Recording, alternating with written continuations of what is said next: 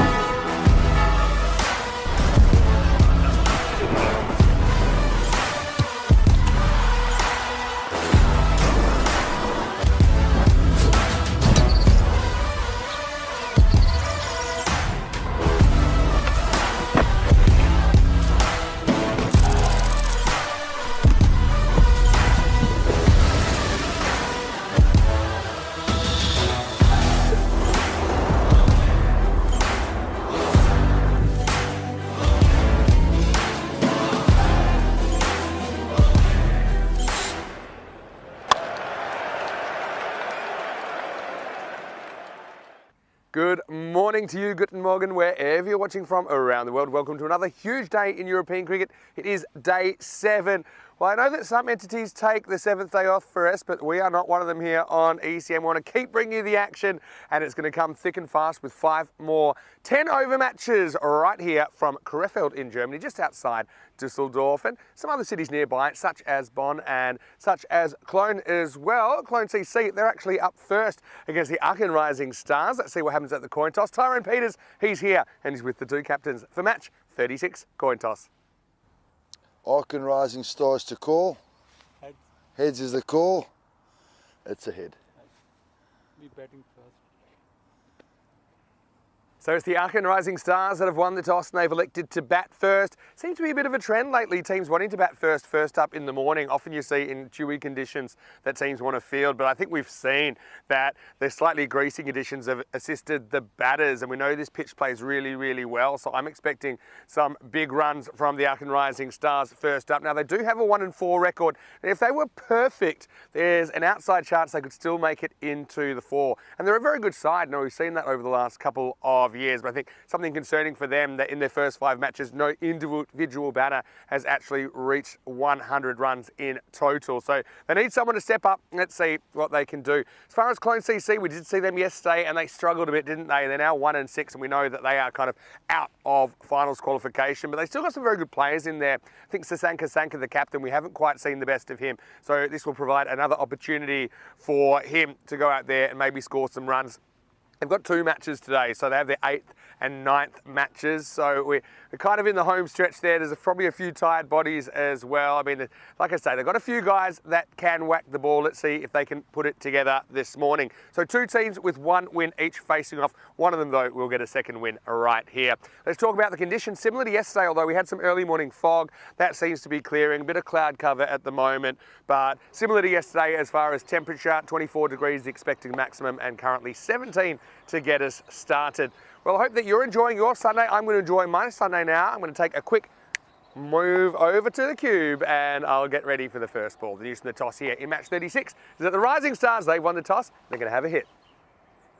Morning again from the central commentary position. It's great to have your company wherever you're watching from around the world. It's Vinny Sounder here, Mr. Maximo for the European Cricket Network, and it is Sunday action. A bit of early morning fog, like I said there, just before the toss, but it seems to be clearing. Still a little bit hazy around the place at the moment. Let's have a look back at yesterday. Now, if you're with us, you knew it was a cracking day of action. PSV Aachen, though, they went into the day 4 and 1, but they would have a little bit of a shock first game of the day, just not getting going with about 82 against the Black Caps wasn't enough. The Black Caps laboured, but they did get there with 4 balls to spare. Rahil was an absolute star for the Black Caps in that game, 4 for 3, and also whacking a 6 in the response at a pretty key time. So the Black Caps had a great start to their day. Then it was over to Bonn Blue Star former champions in 2021, and this was quite a remarkable game because it's only the second time we've ever seen a team win a game without taking a wicket. PSV Arkin, 146 for none. Hassan with 100. Moaz batting really, really well there, but it was countered by Harun Khan, 114 and out of 33. So only the second time we saw a team win a match without taking a wicket, and it was the first time ever we saw 2 centuries in the same ECN match. So that was one for the books. Bowlers having a bit of pain there in match number 27. That's one that we'll remember for a long, long time. Then the Black Caps were back on centre stage against Cologne CC. Cologne CC will see first up this morning, and they conceded 133 to the Black Caps. I mean, that looked chaseable, really. Mehta, 51 not out, provided 35 runs in the last 2 overs, which got them from 98 to 133. In the end, it was too much for Cologne CC, who were out of toes after shooting themselves in the foot several times, particularly early on, as they collapsed to be all out for 66 in the 10th over. Praneet Kumar with 3 for 8 there, but the real start for me was Srinivas with the gloves, 3 stumpings.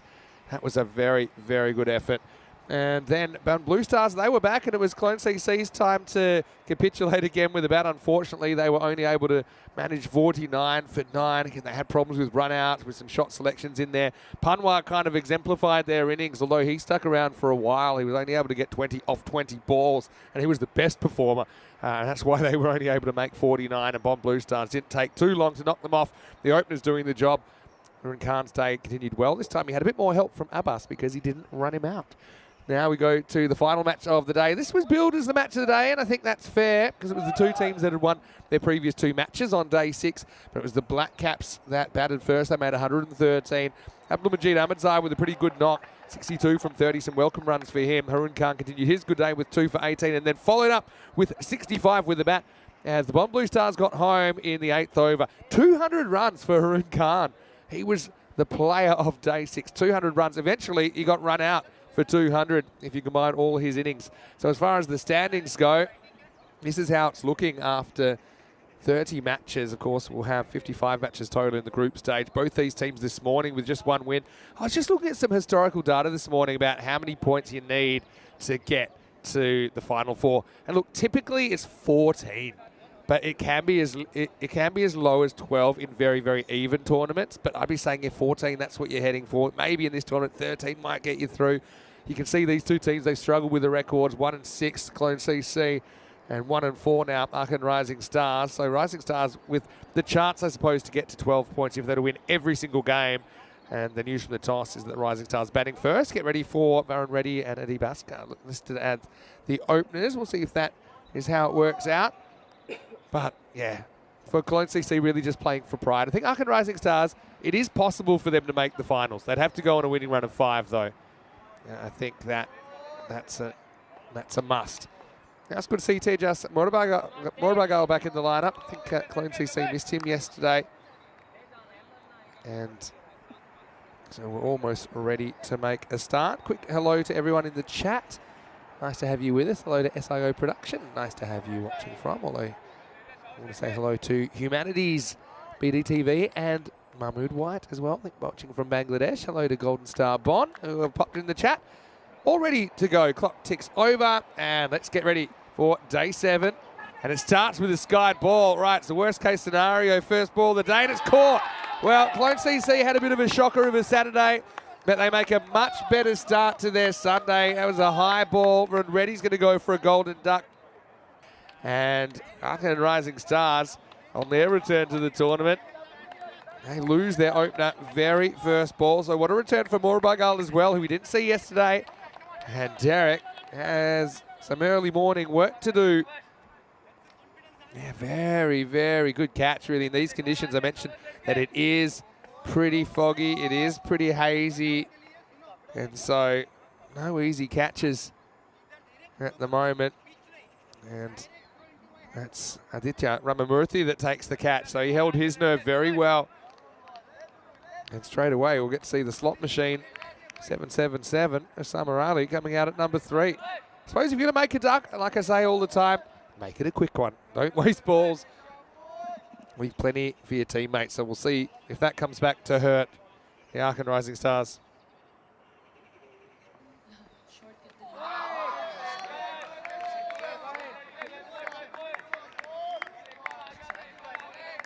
This one gets past the back. Good line being bowled at the moment by Morabagal. Is hitting his spots. And right on cue, he gets 2 straight on the leg stump and disappears. Maximo! Well, if you want to know why ECN cricket is the most exciting cricket to watch in the world, just watch the first 3 balls. There you go, wicket.6, and we're only just getting started here. There is some early morning dew. You can kind of see that with the footsteps on the pitch area and around the pitch area. I expect that to burn away pretty quickly. Not expecting any rain today, which is welcome. Of course, a couple of days ago we had some issues with rainfall, but this ground does suck it up very, very well. Average score here about 120 or so.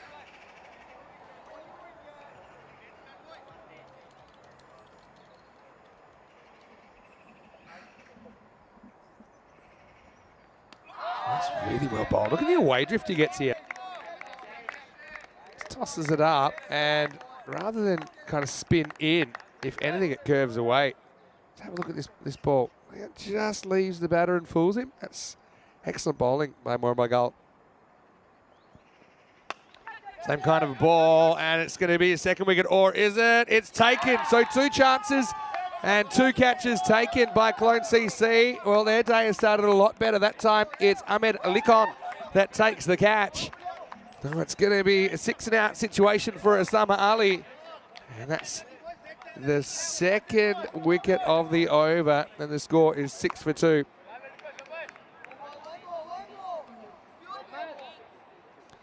So he whacked that 1 ball out of the ground, but that's all he's going to do. The next one, straight up in the air. Got to say, well caught as well.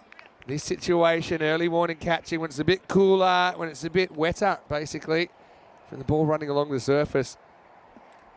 That's nicely done, and Rising Stars with a bit of a horror start. We're not actually at the end of the first over yet. So we've gone wicket.6.wicket. That's your day so far. Yeah, good morning to everyone. Hello to Rob Thompson from New Zealand. Hello to Helix. Hello to Di Maria as well. Why don't you throw us a message in? Let us know how your Sunday's going so far. I know 2 batters. Their Sunday's not going great so far. They're sitting back, taking their pads off, wondering what happened. Sugathan to face the last ball, the over from Morabagal. He's bowled a really good over here. And now this is another ball that's high, and it is travelling over the rope. Maximo. I thought for a second that Dhani might have had a play on that, but he had to run out of bounds. End of the first over, and the score is 12 for 2. Well, I suppose if that was a football match, it'd be a 2-all draw. 2 sixes and 2 wickets in the first over. And speaking of the 2s, there's a couple of 2s there. 22 days to go until the European Cricket Championship. And that's 3 weeks tomorrow. So I'll be in Malaga 3 weeks from today.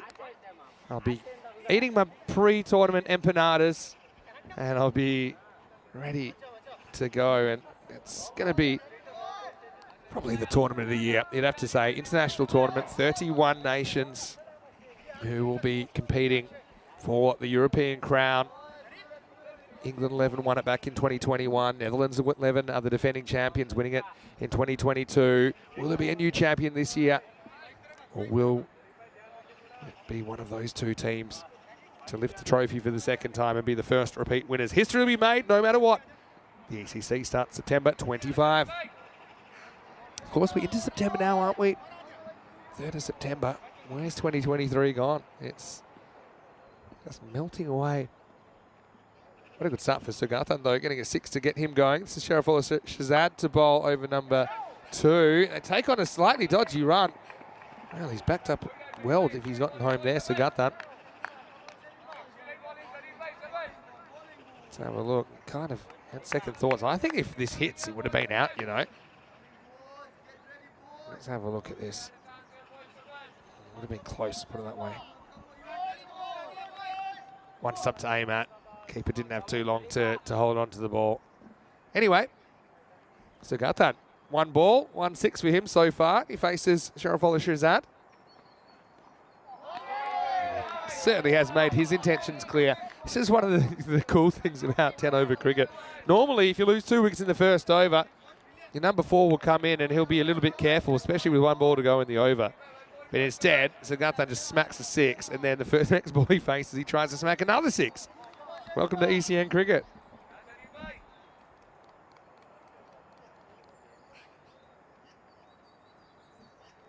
He'll probably try again, Akil. He does, and he gets it. He gets it really good. A little bit short there from Shazad. And there's the scoreboard pressure. Let's watch it tick over. Tuk, tuk, tuk, tuk, tuk, tuk. Maximo. 6 runs. Beautiful work. Who we got up there in the tower so far? That's probably Valentine's up there, or it might be Martha up there. Martha's up there. Well, she loves numbers. And you can see they went from 13 to 19. 13 not too unlucky for the Aachen Rising Stars, who despite losing those 2 wickets, they are going at a decent run rate so far. 19 off the first over and a half. Good to have Martha back with us after she did have one day off, not feeling too well a few days ago. But she's right on top of her game. Right now, Sagathan backs away. Not happy with something here. Maybe just something in the helmet. Maybe his helmet's broken, actually. Put a lot in. Yeah, it looks like the strap's gone. Well, it is good to see batters wearing helmets. Yeah, I think he's just put so much into that pull shot that he snapped his cord. So they're going to have a quick delay. Yeah, so while he does that, I might just say a quick hello from the cube.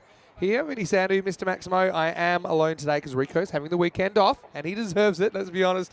He's put in a big effort over the first week, and so he's having a couple of days R&R, but Rico will be with me tomorrow. And like I said a little bit earlier, I actually said this yesterday, I'll be having to take off a little bit early due to our first ever ECN wedding, which I'll be attending next weekend. But Ujwal Gadaraju will fill in for me. He always does a great job here in Krefeld.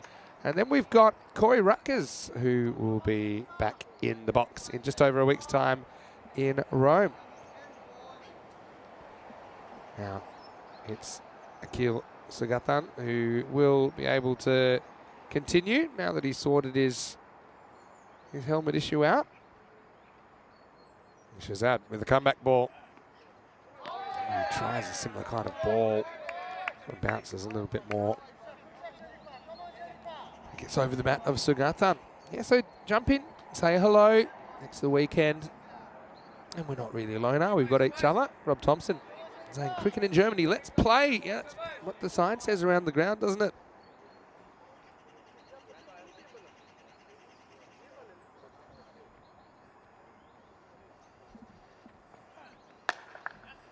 Drags this to mid-wicket, and then we'll get a run again. It's not easy conditions to field. It's pretty impressive. We've seen 2 high balls held so far, but getting a run out, you need a clean pick up and throw, hit one stump here. It's unlikely.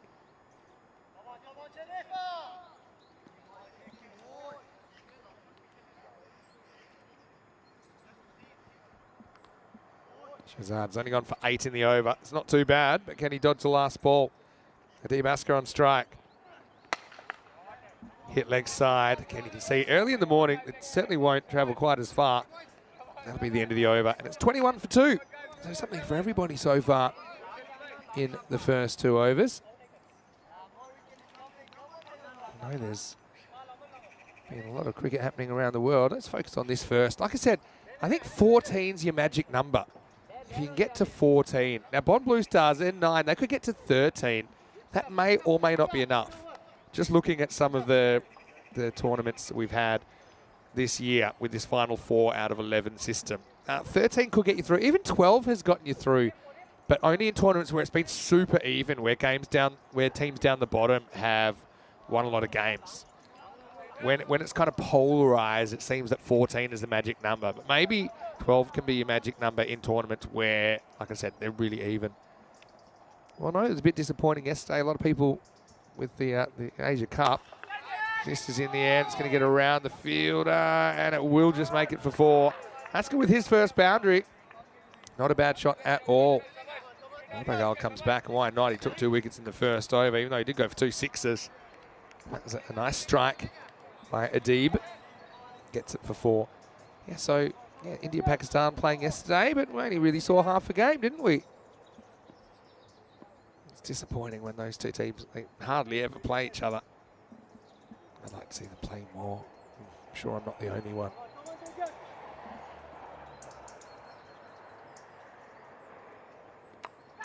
Another high ball. This time the keeper's called it. He really wants it, and he'll take it. That's good wicket keeping from Dhruv Patel. It's another ball that just drifts away from the right-hander, and Asker goes 4 and out here. Again, I love Morbagal's little drift here. Have a look, a little bit of right to left, just enough to take it from the middle of the bat to the outside edge. And that's an excellent call from the keeper. Never easy when you're under the lid. You have to track that one from the bat, and it's impossible to do that. You often only see it when it's at its apex, but Dhruv Patel did very, very well there to hold on to the catch. So 3 high balls taken, and the Aachen Rising Stars lose the 3rd wicket, 25 for 3. Well, Cologne CC, whatever they had for dinner last night, it's worked. Because we know that they just struggled on day 6, but today is another day. I suppose they do have the benefit of recent matches, which is something the Aachen Rising Stars haven't had as many of. We last saw the Aachen Rising Stars on Thursday, and they had to play a couple of, it was Wednesday, pardon me, they had to play a couple of 8-over matches. So they've had a bit of a gap. This next one is another one of those little out-duckers to Zainul Hassan.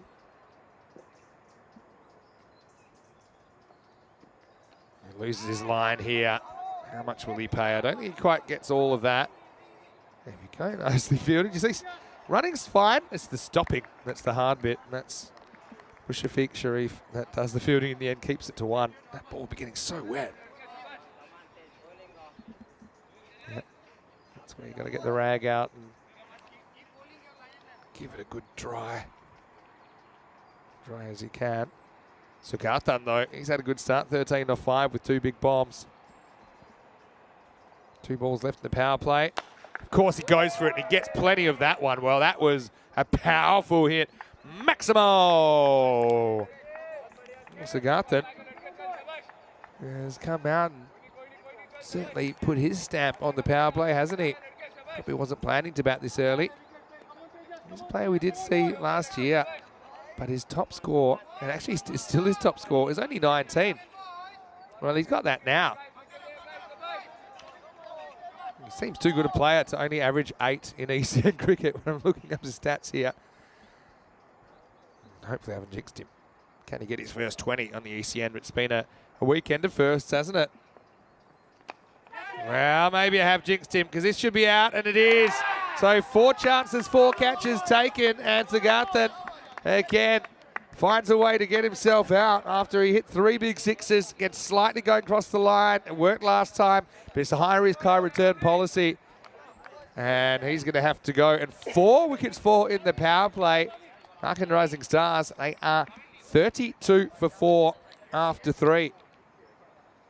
And what about Tejas Morbagal? He ends up with a 4-for. He won't get the chance for a 5-for because that is the end of his spell. But 4 for 17, brilliant figures, and they really missed him yesterday, didn't they?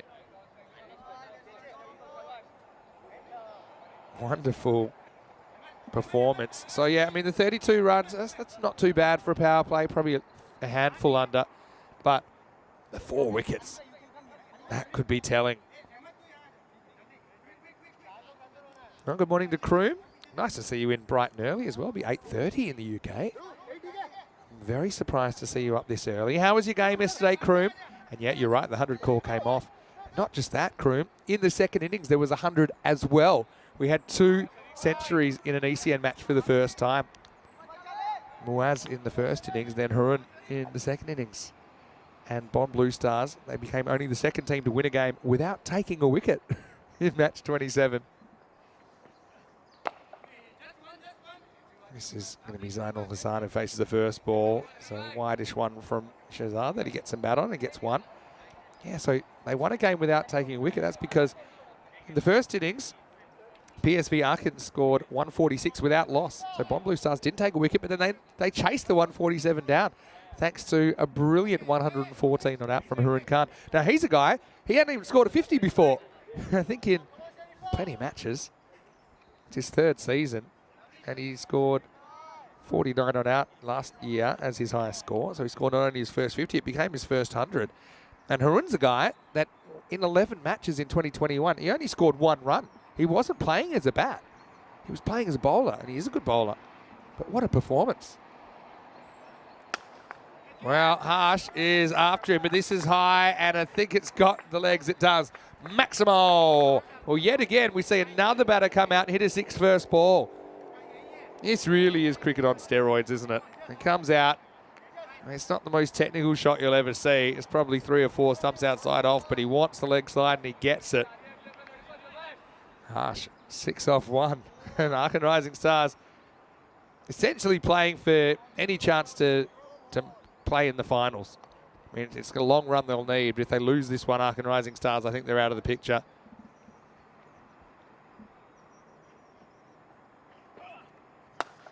Again, you can see his technique. He really does want that leg side, steps across.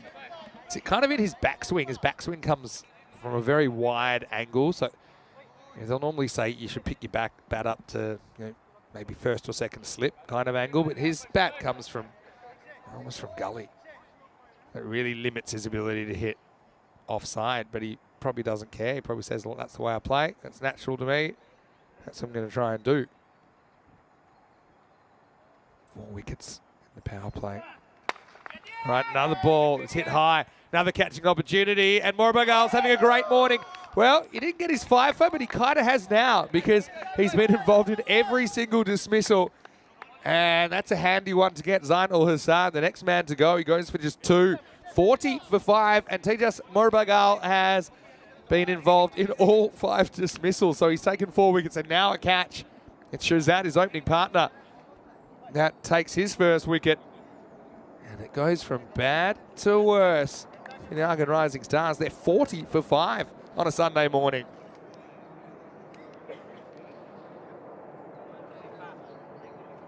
Yeah, so Kroom waiting for the update on your match yesterday for Upminster. And was that the last game of the season, or was it just your end of season celebration? Tell us, Kevin.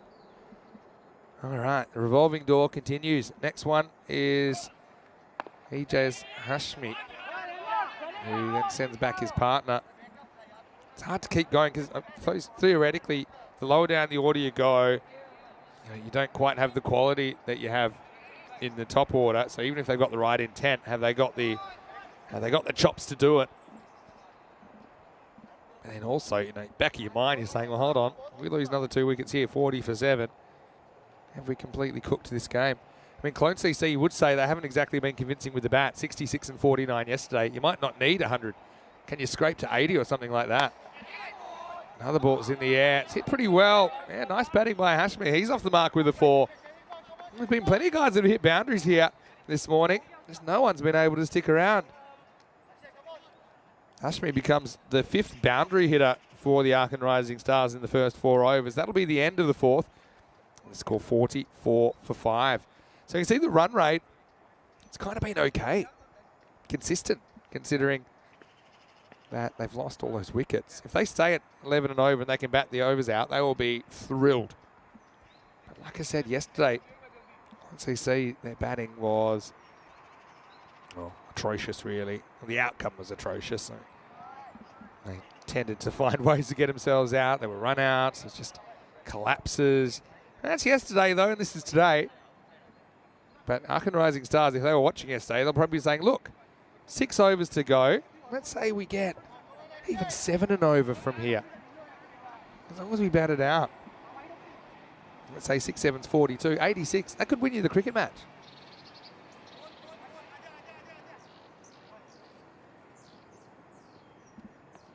All right, so we're forced into a double bowling change here. It's going to be Akshay Dani to bowl over number 5. It's flicked off the hip. It's really high. It's going to come down just in a plug. Going to go for 2.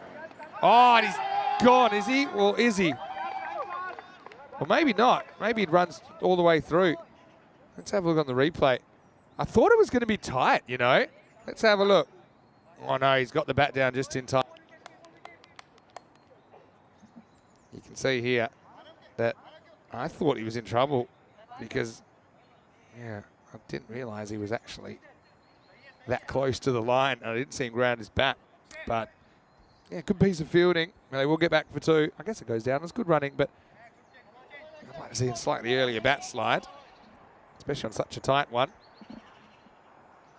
Yeah, so Kroom, thanks for the update. Come back to that in a second. Yeah, Harsh is an interesting guy to watch because he has an unusual technique, and we've literally seen thousands upon thousands of cricketers in the European Cricket Series, and you get different techniques. His technique is very much, he ignores the offside. He's saying, look, I don't really care where you're going to put it. I'm going to try and get across. I'm going to try and hit on the leg side. I mean, the guys on the offside might as well read a book unless it's like a leading edge. But yeah, he does struggle. He will struggle if you can get the ball outside off stump to him. And Darnie, he's reading the room. He's bowling well here. Yeah, Kroom saying that they won. The opposition got 221. They chased in 21 overs. Definitely shorter boundaries than these. Yeah, well, because England's got a few quirky grounds. Well done to you. And I want to know how the off-field was. And Kroom took 2 for 44. Well done. Yeah, we see again here. Ends up in a right mess. Okay, he knows his game. He's so deep, he's almost behind the stumps. Ends up on the seat of his pants. Pradeep Harsh. Kroom saying his head hurts this morning. Probably all the thinking you did yesterday when you were bowling, taking a 2 for 44. Or bowled again. It's also good bowling by Darnie because he's thawed out his opponent here. He's not a disaster for Ark and Rising Stars run rate wise, like I said. Just need to build a partnership from somewhere. Hashmi's only faced 2 balls at the other end. Yeah, and so he gets the one he wants, doesn't he? So Darnie misses and Harsh hits. Maximo brings up the 50 as well for the Ark and Rising Stars. And a very interesting start to this Sunday morning. It's 52 for 5 after 5. So I suppose the thing there, maybe it was an error from Darnie in strategy. He's gone for the stumps or gone straighter. Or maybe, yeah, so maybe it's an error in thinking, or maybe it was just a mis-execution. So he's trying to bowl outside the off stump, but he just missed his spot. And so 52 for 5 as we look forward to the ECC, of course, starting in 3 weeks tomorrow. Let's pick a group out here. I mean, I know that today's actually a big day for a couple of clubs in Switzerland and also in Scotland because they're playing for ECL qualification. It's Alton versus Power in Switzerland, and it's Carlton versus Forfshire in Scotland. I think there's some others as well. But if you look at those groups, Group E and Group F, you've got England and Scotland there who are the quote-unquote the big dogs. Germany have underperformed in the ECC before. I hope that they can lift a little bit. But yeah, England and Scotland, they would be favourites to go through. But, you know, you've got teams in there like Switzerland, for example, where they've improved a lot. They've had a good summer. And then you've got Germany who have got a lot of recent experience. And there's not too many weak teams at all. Even I saw the Luxembourg squad come out, and they're looking pretty good. Just Mays is listed to captain them. And he made a very good half-century in the Malta T20Is that I covered back in July. Okay, over to Punwa now. Hashmi watches the first one. He hits the second one. He'll just get a single. Kroom said he was peacocking last night. He asked me, is it okay if they do peacock Saturday? I think you can peacock any day you like.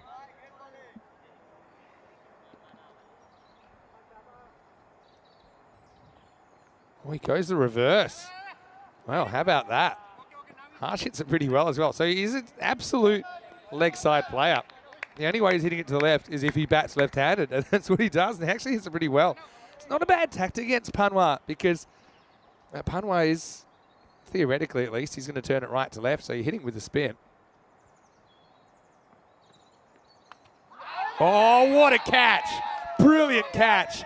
I mean, it's part instinct, And part skill from Dhruv Patel, who's kept really well this morning. This one pretty much hits him in the chest or maybe up towards the throat, but it bounces down into his glove. Yeah, have a look at that. It's a deflection. It goes up. And he just had the presence of mind to keep his gloves in a place it might land. You see here, actually doesn't even hit his gloves. It just kind of lodges. That's excellent instincts. And look, yeah, there is a bit of luck that goes into that. It's a huge edge. Where's it hit him initially? I mean, right up in the chest or even a little bit higher. Let's have a look at it one more time.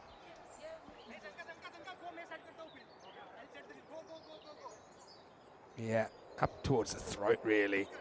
That's an excellent catch. Great instincts from Dhruv. And the good day continues, doesn't it, for Clones EC. 54 for 6 now, Arkan Rising Stars. Panwa, the recipient of that wicket. And yeah, so there's a little bit, I mean, we did used to train for those scenarios. So the way I used to train for these is I would pretty much get someone to throw it at me from like half a metre or a point blank range, just hit me in the body. And the idea was that I'm trying to keep my gloves low in a position where I can keep my hands under the ball so I might be able to react, just kind of might be able to react to a rebound. That's exactly what Dhruv Patel did there. It's also good keeping as Harsh continues his leg side attack. It's the end of the 6th over and it's 55 for 6. And another credit to Panwar as well. I mean, he induces the edge in the first place.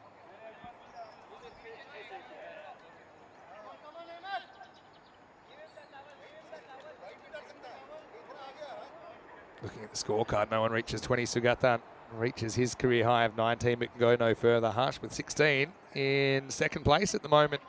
Nobody else threatening double figures. A couple of sixes in there, but no one sticking around for the Arkan Rising Stars.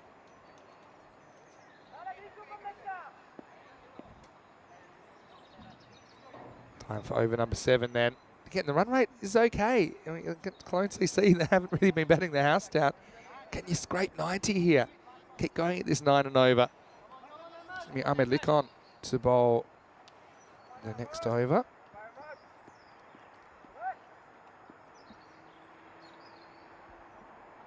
Oh, he bowls a no ball first up.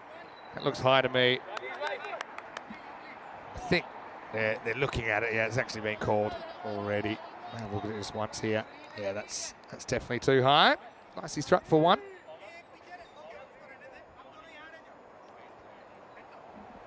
Yeah, but Clones CC, they really did miss Morbagal yesterday. They missed Dhruv Patel as well. It's been excellent. Saker does a pretty good job with gloves for them as well, but Dhruv's had a very good morning. Well, there's the free hit. And now we almost have a run out, but we won't. There's been some excellent keeping in this tournament, full stop. And Prateek, he's got that unusual technique. Let's see if this would have been out. Oh, he would have been okay. But yeah, I think as a batter, you want tools. You know, his tools are pretty much one-sided, Harsh. So bowlers can bowl one side of the wicket. Another no ball. This one must be for the foot. Slip on the first run, so they won't try a second. They still won't try a second. Harsh is a free hit specialist. Let's have a look at the foot here. What's the ball here? It's so weird, because if you want to be technical, I think he lets go of the ball before that foot lands. But I suppose it still is his front foot. I mean, that's getting really pedantic. Another free hit. I think he's going to go leg side. Yep. And can't be caught. Yeah, that's one for you. Don't want to open a can of worms. But if you've let go of the ball before a foot lands, is that still your front foot? Think about that one tonight.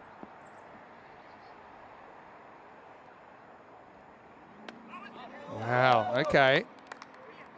Well, I mean, I guess this is bold, but they're going to have a look at for height, and we know occasionally it can be over the waist height. And I think there you can see there's no way it's above the waist.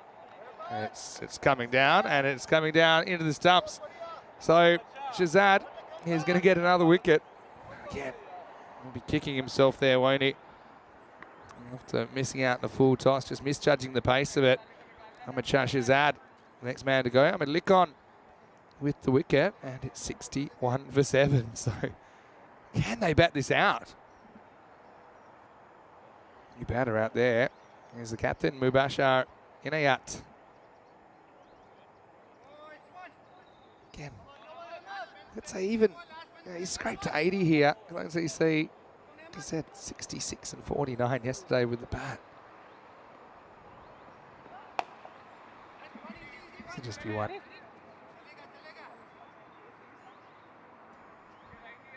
Look at this again. When does he let go of the ball? Yeah, about the same time as Footlands, I guess. But he's got like an early release.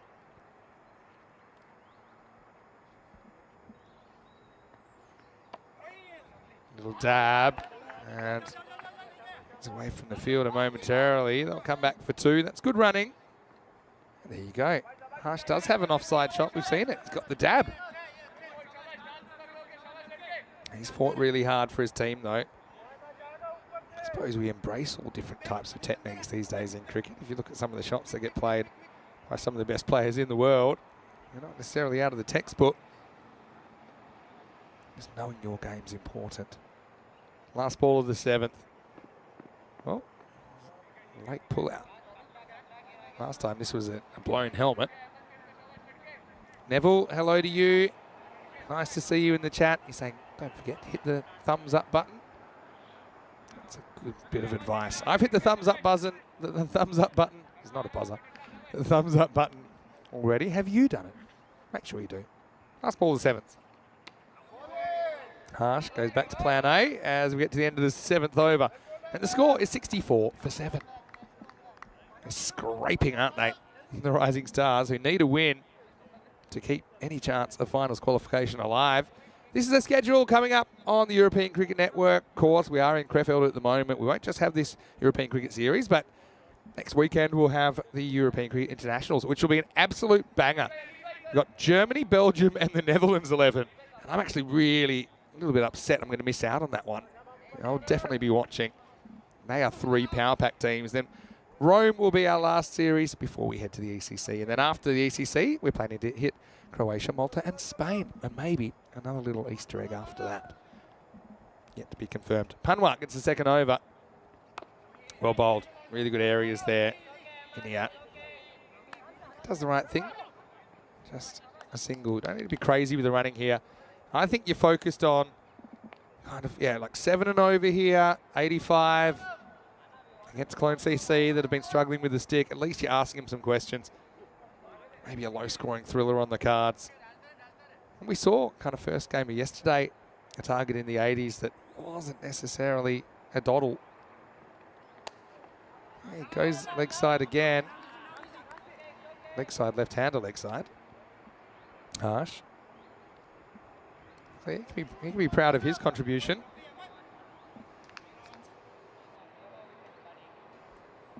Moves to 20.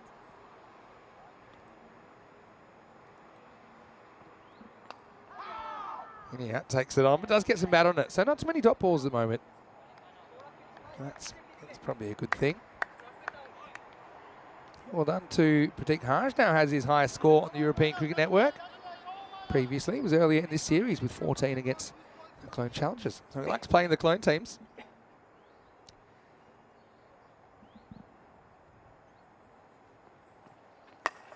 He literally runs at this one, doesn't he?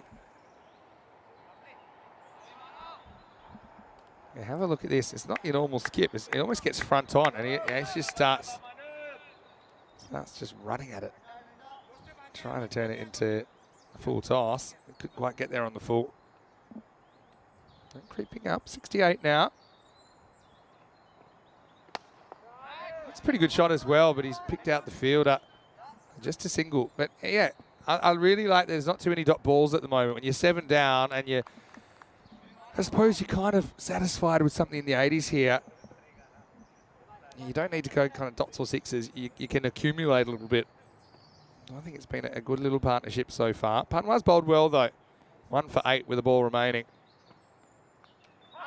Oh, I think this might be out. Yeah, he's gone. That's another really good catch. And I think he just strangled himself in the end, Harsh. We'll see it on the replay. And yeah, you could hear a big noise there. And it's hard to believe it could have been anything else but off the bat of the glove. Let's have a look here. Yeah, there's definitely something. Again, it's excellent keeping. I mean, you got to have your wits about you to stand there, because this ball it could get blasted through you, basically. But, yeah, Slaker holds his ground, and he's kind of protecting the line of the ball, but also playing slightly for a little edge. And so, again, it's one of those instinct catches. It's a really good example of not being put off by what the batter's doing. He stood his ground. He played the line of the ball. Excellent bit of keeping. Good innings, though, from Harsh. But he becomes the 8th wicket, and at 69 for 8. 8 overs down. Likon is going to get his second over here in the 9th.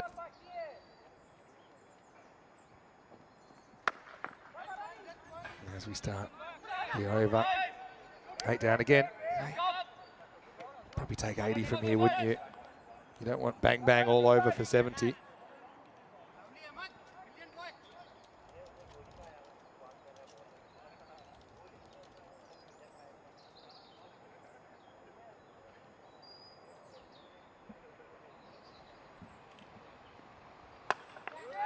He basically has a big swing at this, but won't quite carry. It's Farouk. Now they're going to take it 2. And I think he's messed this up. Must have dropped the ball here. Patel's had an excellent time, but let's just watch this.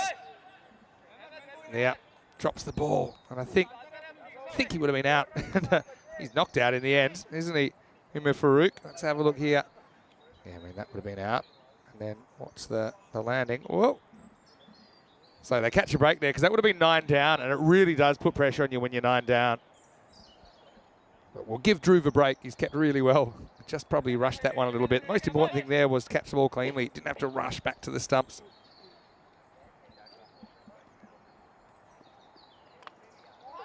Oh, that one's knocked his cap off. I think he's edged that into his cap, and it's been caught. Well, that's happened here. Let's have a look. That's how I read it. Top edge knocks the cap off and gets caught. Yeah, you know that's what's happened. So in a way, the batter's unlucky. In another way, he's really lucky, because that could have hit him in the head. But instead, it hits him in the peak of the cap.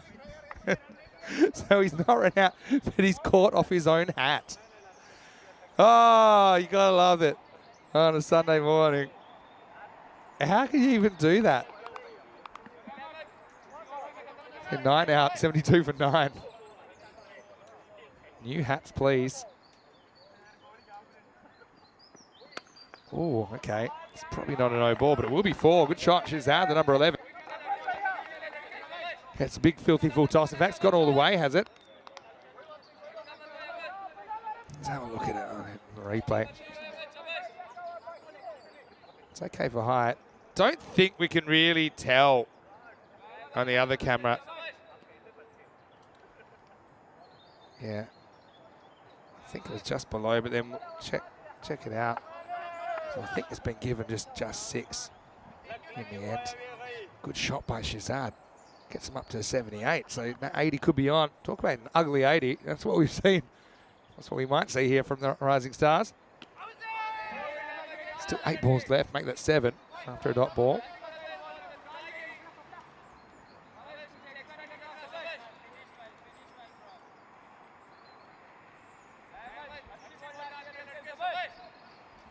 Yeah, I say that Farouk was pretty lucky not to wear that cricket ball in the face. So now that ball slides past the outside edge. Good spell from Likon. He does his bit. 2 for 17 for him, and it's 78. 8 for 9 after 9.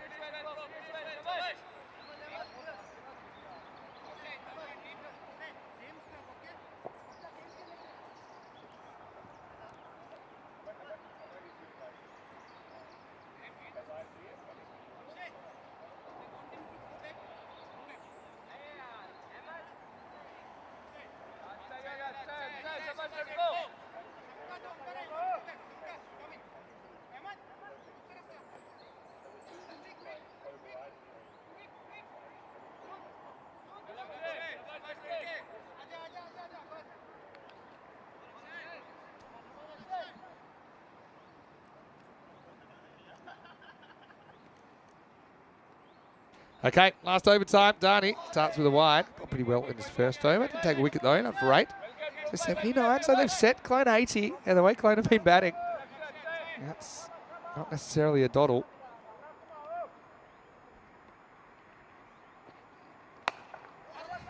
This is going to be a potential run out. Oh, they go wrong end, I think. They will ask for it. Drew asking how's that. We'll have a look at it. Should that make it home or not? Oh, bat. I think he's just down, isn't he? Just down in time. Here's a plonk.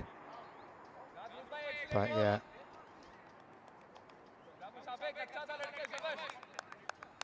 Yeah. I think not out's the right decision in the end.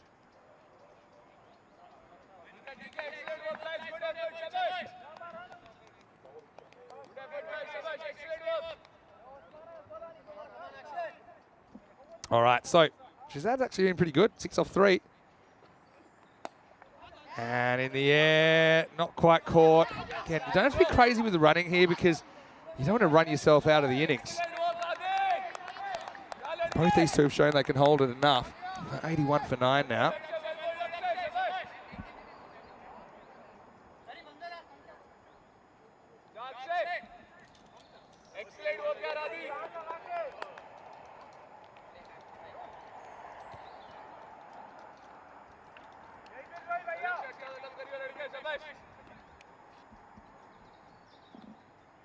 Darnie trying to finish things off. Caught a wide.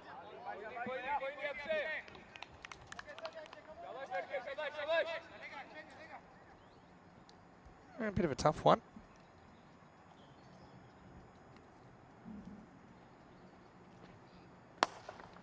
Driven. And, oh, I think if that hits, it would have been gone. Get home, so. Pretty good job here.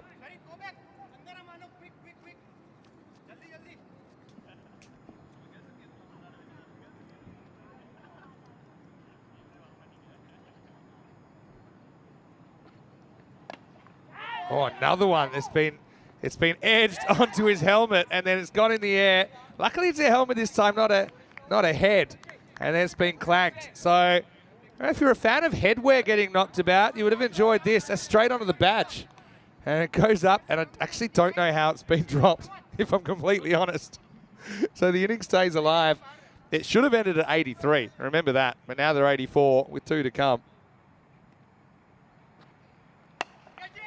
Another high ball. Well, surely this will be it. It is. So it'll be all out 84. Doesn't cost him anything in the end. I suppose just the one run. And Arkan Rising Stars all out for 84. And there's one ball left on the table. Now, a moment ago, I just put in the link.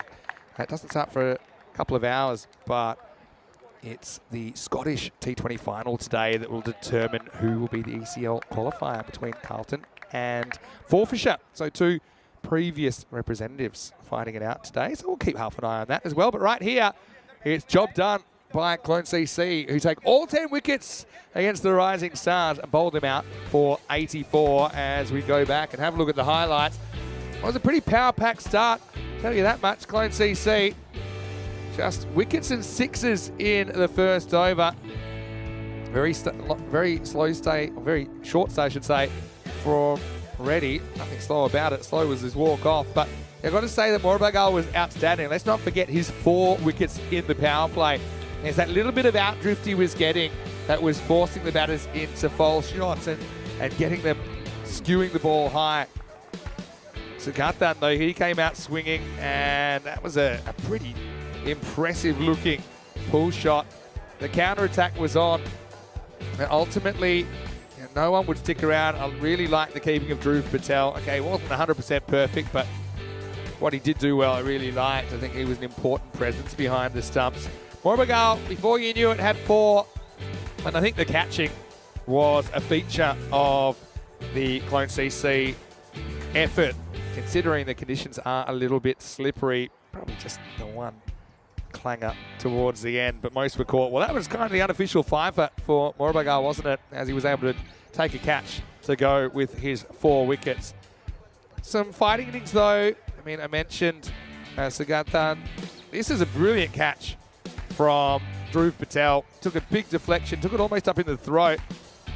Then we saw Amachar Shahzad swinging all around that one as he had to go.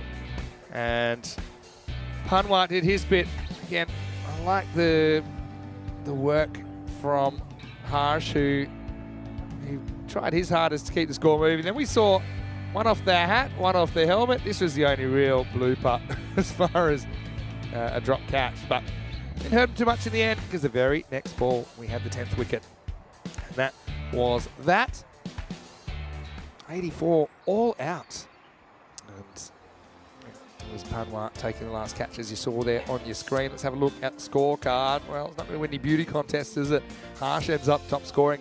His highest score ever on ECN. Again, he's slightly unusual in his technique, but I mean, you couldn't doubt his commitment. Ended up getting caught behind off a little strangle for 21. Apart from that, Sugatan with 19, but nobody else endangering double figures. But the remarkable thing about this innings is how many people actually hit boundaries. You had 6 players out of the 11 hit boundaries, and not often you see that, and only see 84 on the board. 4 for 23, Morabagal got things going, did a very good job. Apart from that, Panwat 2 for 8 off his 2 overs. He was very tight, kept the screws on, didn't he? Illicom with 2 wickets as well, singles for Sharafola Shahzad. And Akshay Dani, who ended up finishing things off with a ball to spare.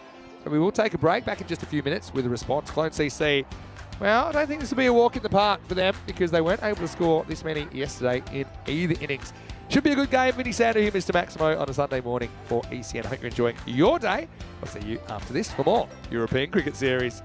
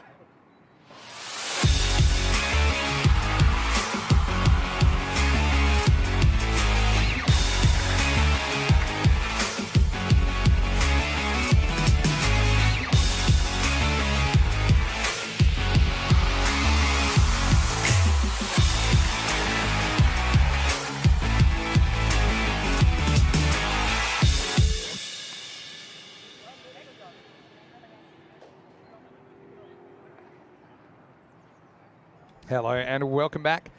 It's great to have your company here on the European Cricket Network on a Sunday morning. It is day 7 of this European Cricket Series. Vinny Sandy with you, Mr. Maximo, for the network this morning as we are getting ready for the second half of match number 31. Sun's out, which is nice. Still a little bit hazy in the air, but watching a match between Clone CC and Arkan Rising Stars. Rising Stars batting first and making 84 all out of their 10 overs. I think a lot to do with the start here. They do have Morabagul back for today, Clone CC, and so he's going to open up.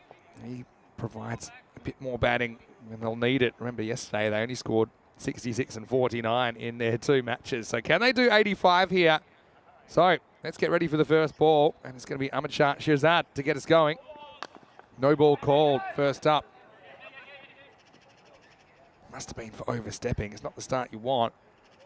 Check the foot here of Shahzad. Oh, that's a huge no ball. He's completely got his run up wrong there.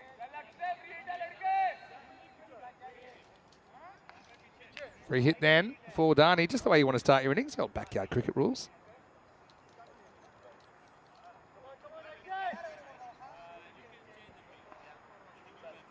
They can change the field because there's a new batter on strike. Yeah, exactly.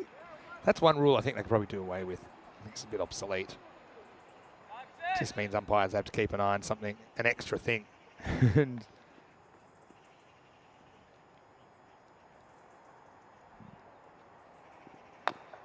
yeah, much better this time as they'll all scramble through for a single.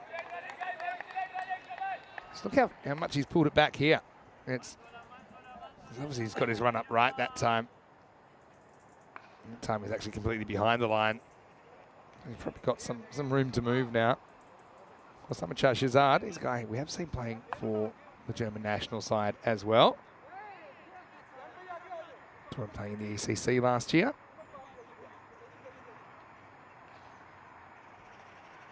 Tall left armour.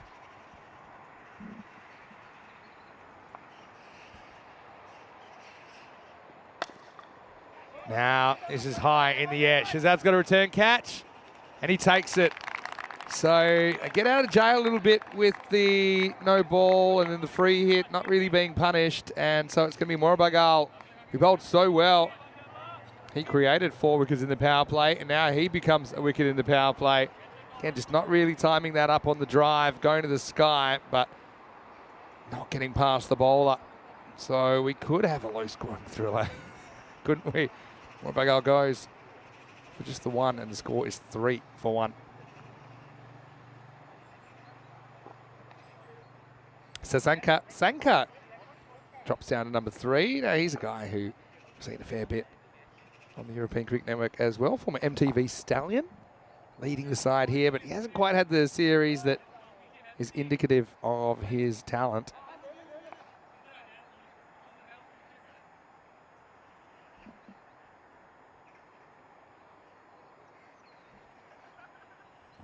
Shahzad has turned this over around pretty quickly, hasn't he? Another no ball. This could be a case that he's losing his run and he's not getting any consistency. Again, yeah, that wasn't as bad as the first one. And some bowlers tend to have problems with no balls. And Terry Alderman was one when I was growing up that had a lot of problems with front foot no balls. Always pushing the line. You don't get that much of an advantage out of an extra 2 or 3 centimetres. That's the thing. That one's fine. Footwise, free hit. Sanka just gets 1. Did learn in the break, actually, via the chat, that former Zimbabwean captain Heath Streak has passed away after a battle with cancer. So, on behalf of ECN, want to pass on the condolences and our thoughts and prayers to the Streak family and all those close to Heath. He was a tremendous cricketer. Huge wide down the leg side now. So Shahzad just struggling with extras here. I remember watching Heath Streak in, I called it the golden era of Zimbabwean cricket, kind of in the 90s. And they really did emerge as a competitive kind of force. I wouldn't say, yeah, not a huge force, but certainly proportionally compared to their other performances.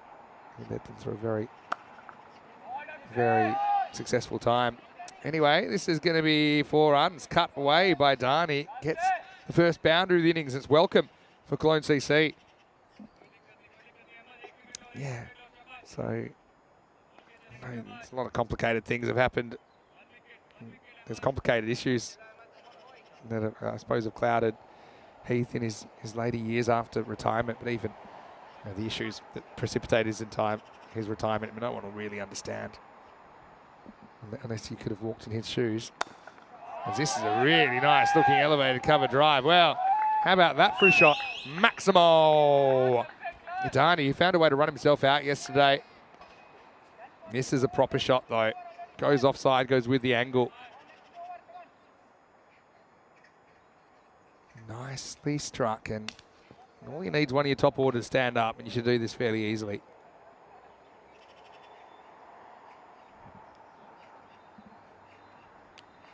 Last ball of the over coming up. It's been an expensive one from Shirzad, hasn't it?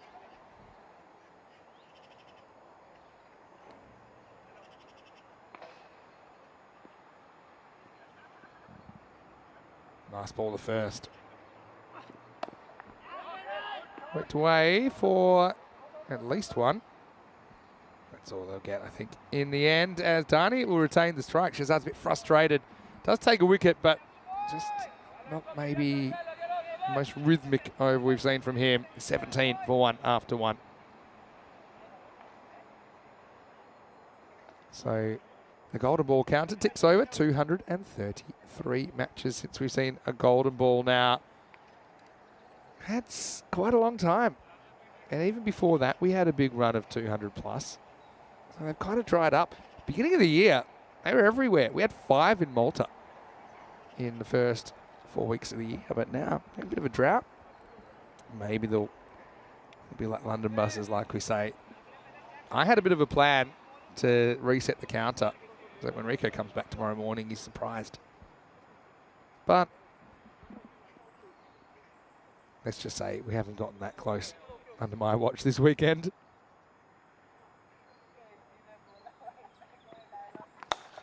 Up in the air and 6, Maximo. Well, Dhani's a threat, isn't he? You can see it right now as it's Ijaz Hashmi that comes in. It's not the worst ball you've ever seen, but it is drivable. And with good shape, he smashes it out of the ground.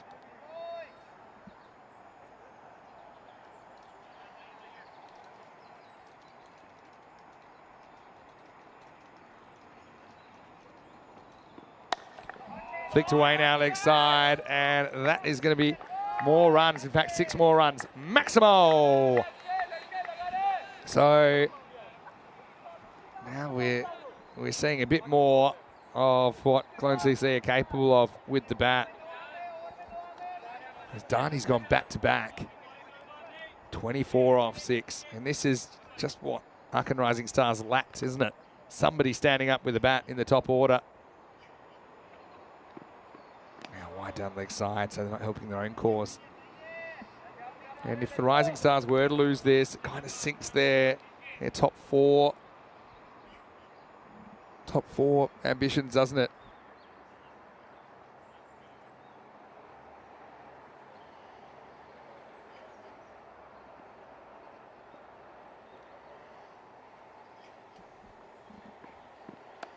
All right, gets this slightly wrong. It's the leading edge, but it's going to fly. And it will not quite go to the boundary. It's good running though from Dhani. You can tell he's on and he wants to strike back. You talk a lot about rotating the strike in longer forms of the game, but I actually think the real advantage here in 10 over cricket, it comes from runs. It comes from one guy just getting hot. 4s and 6s, and so this is a situation where Dhani runs hard because he really does want that strike back. He knows that he's on right now. He's in the power play.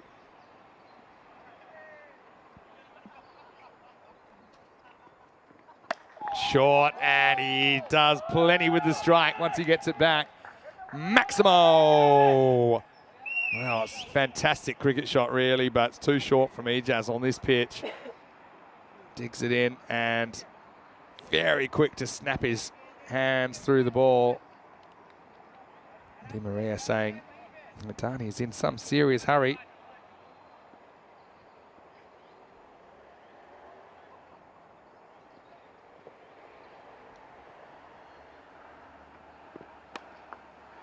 Under edge there. Will that go for 4? It does. Well, this ground's quickening up if that's going for 4. And things not looking too good right now for the Rising Stars. Helix has got a very interesting question. He said, who amongst the commentators is the golden ball king? Any idea? Good question.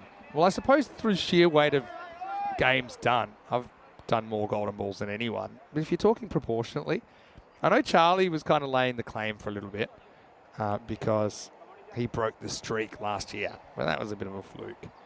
People tend to think that Tyrone Peters actually is the golden ball swami. No, he doesn't commentate too much, Tyrone. Oh, a little leg glance, and that's probably running away for 4 as well. So Darnies have an absolute barnstorm up through the first 2 overs.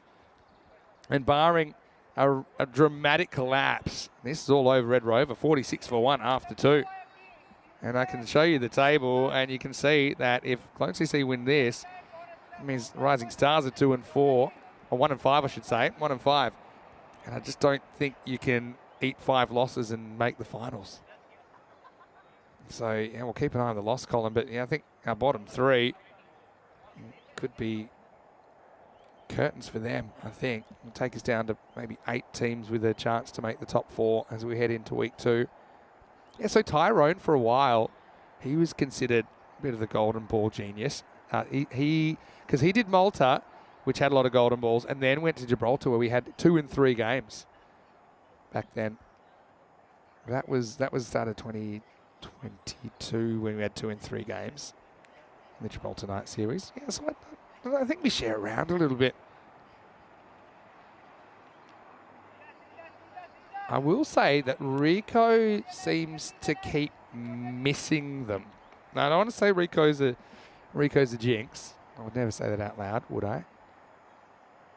But if I went to I might put it the golden ball list in a minute. First, actually, I'm getting a lot of questions about the finals format. I'll bring that up in a second.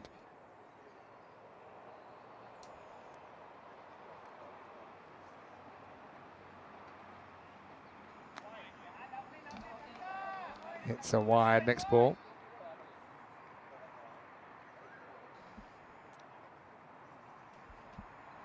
Yeah, so this is the finals format. You see the top 4 make it and the bottom 7 don't. So it's just a straight semi-final shootout. Of course, finals is Friday, the 8th of September. And the losers play for bronze. The winners play for the trophy in match 59.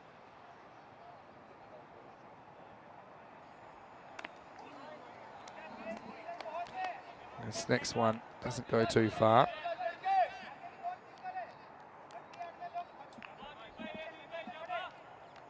Asker on with his leg spin, so trying something different in the 3rd over. Yeah, mate, might be able to get the list up in a second. And I'll tell you why. Rico's got a bit cold with golden balls lately. Just lately. Not always, lately. A little bit short and pounded. Yeah, Sanka gets his opportunity and he makes the ball fly. That could be into the car park. Maximo! And brings up the 50. And yeah, really struggling. Let's have a look. This is this year. Although Rico did get that one in Bulgaria. I forgot that one. See, Milan he missed. There were 2 in Milan and he was off. Had Danny Hudacek with me. And then Bruno he missed. So actually, I'm going to tell you who I think the golden ball swami is. Danny Hudacek. Because he did Milan but had 2. And of course he always does Prague. So maybe Danny's the golden ball king if you want to look at proportionately. 50 partnership as well between these 2, coming up in 14 balls. Really, Ark and Rising Stars lost their pep, haven't they?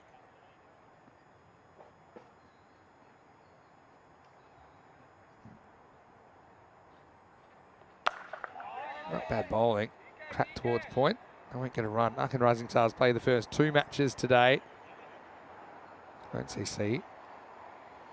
They play matches 1 and 3 here on day 7. Last ball, the power play. It's been a dagger in the heart, really, of the Ark and Rising Stars. Oh, and he smashes this one over the leg side as well. Maximo! Great finish to the over. Nice to see Sanka getting going, because we certainly haven't seen the best of him yet. And in no pressure situation, he's really enjoying his time out there. He gets a couple of big ones in the third, and the score is 59 for 1. 17, 29 and 13. CC would have loved some of this yesterday. Hard to believe they're a team that only scored 66 and 49, but that's what happens when your top order gets dismantled.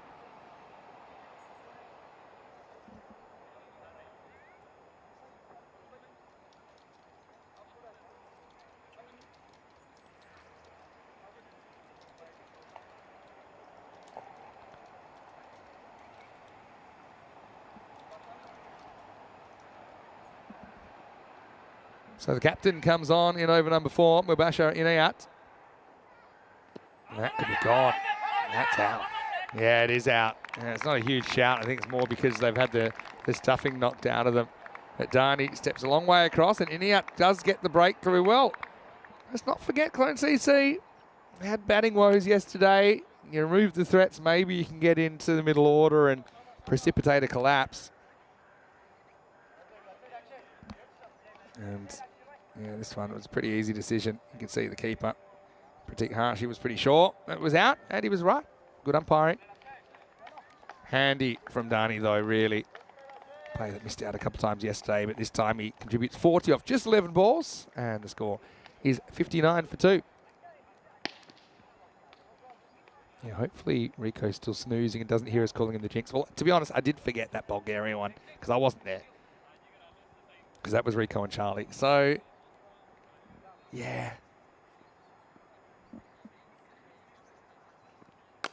Oh, this is a full toss, and it's going to be gone. Well, how about that? And yeah, well, Panwa's going to be out first ball. We'll have a quick look at. And yeah, Panwa. Well, what's happened? Has he run over the line here?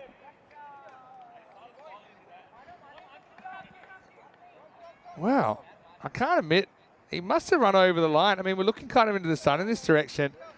Wow, I thought this is all over Red Rover. Let's try and watch the fielder here. Yeah, there we go. Oh, no, he hasn't even caught it. Oh, well, might be time for me to pack it in because I thought he caught that. I thought that's Mandela effect right there. I saw it disappear into his hands. And I was wondering, where's Panwa sticking around waiting for a no ball call? All right, well, maybe I should concentrate more on where the ball's going. To be fair, if you look at the shadows, and you know where I'm at the kind of long off angle. I thought he swallowed that. Kind of sums it up, though, for Ark and Rising Stars this morning. Well, that's where you need Rico here to say that's not out because he's never caught it.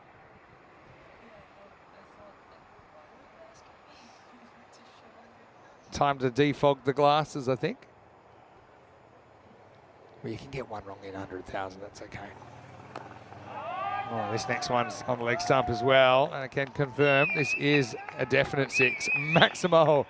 So Panwa, instead of being out first ball, hits a 6 first ball. And this game's on borrowed time now. Panwa showing no signs of nerves out there.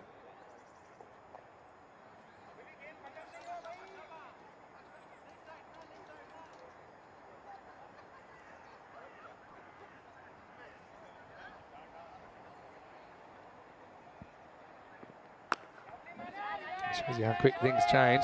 Team Maria saw it as well. That's a 6. Now, they think of an overthrow, they think against it. Well, let's put the focus back on Rico. Let's not focus on what was caught and what wasn't caught and what was a 6. I'm going to go down. Why don't we do We probably don't have time to finish this the way this game's going, but I wanted to do like a scoreboard of this year. This is punched away. And I'm going to try and do a scoreboard of commentators and golden balls this year. And we'll see if we have a winner. Hello to John Gray, nice to see you. We've got to the end of the over here and the score 72 for 2 after 4. All right, so the first golden ball of the year goes OC Cedar Warriors. That was me and Corey. All right.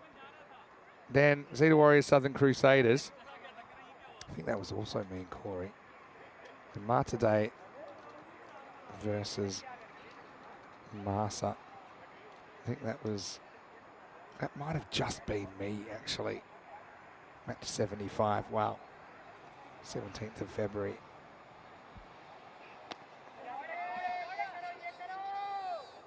As we see a ball cut away.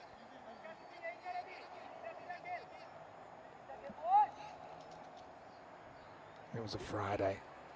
That one, I'm trying to remember. I know I was on that. I was trying to think who I was with.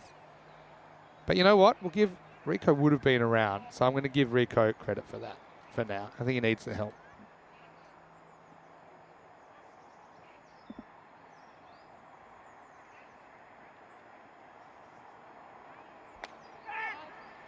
This is going to be a thick edge. It's going to go over the top. And we won't quite make it to the boundary. They're going to hustle for 2, and they'll get there. Then Rico had a couple of good runs. Golden balls 4 and 5 in Malta. Hornchurch Beverin was me and Corey. Limassol Zalmi was I think it was, well, Rico and Ish were there. And I think Rico might have been off that day. But I'll give him credit because he was at that tournament. And this is quite more golden balls than you think. Then me and Danny had the 2 golden balls in Italy. And Rico and Charlie did the Bulgarian golden ball. And then me and Danny did the Czech one. All right.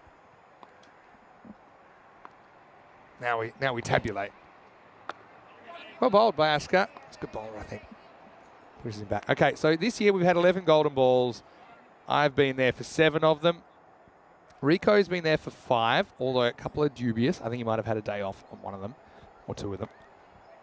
Corey has done 3. Danny's done 3. I think Danny, because Danny's only done 2 tournaments, and he's always delivered. So if you're going to say who's the golden ball king, I'd say Danny Hudacek. There you go. That's science. There's, we'll have 1 ball left in this over.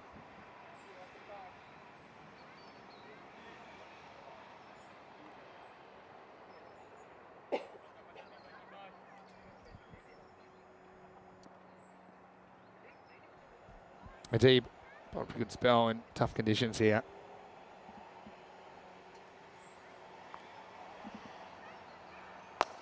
Oh, it's a cracking shot. Really good shot by Panwa. Up and over extra cover. Maximo! Well, somebody put the kettle on because I think we're having an early morning tea here. End of the 5th over and the score 82 for 2. Fantastic bit of ball striking. This is what's coming up next. Aachen Rising Stars need to dust themselves off. They've got VfB Gelsenkirchen in match number 32. And we've hardly seen VfB, haven't we? But, well, we'll get to see a bit of them today. Looking forward to seeing them. In fact, they'll play twice, VfB Gelsenkirchen as well. News from the toss is that the Rising Stars have won the toss, selected to bowl. Not surprising, really, seeing the batting. Went to water batting first, so that game's coming up in around about 40 minutes right here on the European Cricket Network. Here's Ainul Hassan. And every shot could be the last. This one will just be a single, though. So 2 runs to win now.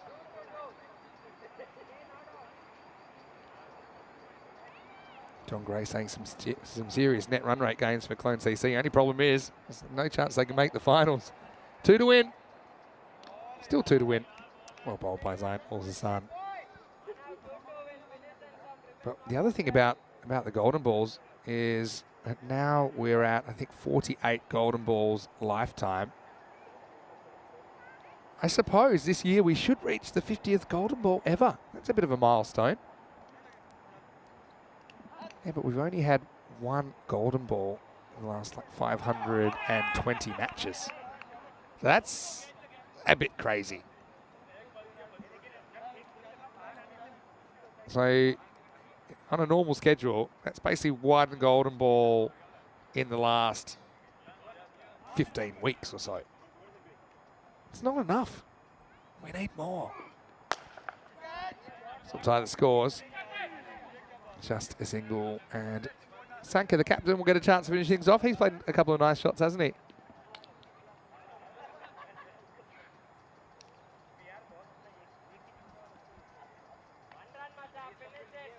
So no real dramas with the bat here for Clone TC today. This could be it, and it will be it. In fact, over he goes. It'll be a single, I think, in the end. It'll be the 1 or 4, I'm not sure exactly when that passes the boundary, but I can tell you that will be it. It's given 4, but they might have finished the run before the ball crosses the rope. Anyway, it's all academic, and it will be Clone CC that get over the line. They do it fairly easily in the end with 25 balls to spare, and a good return to form for them, but disappointment for the Arkan Rising Stars, a team we have seen make some deep runs in the past here in the ECS Krefeld. I don't think this will be one of those years, as I think that their remaining games will be for pride only. This is what's coming up next. Arkan Rising Stars, they finished their matches on day 7 with a match against VFB Gelsenkirchen. Looking forward to seeing Ace Pruss top of the order. He was very, very impressive last time we saw him. Excellent pair of hands. They will be batting first as well. They've been sent in.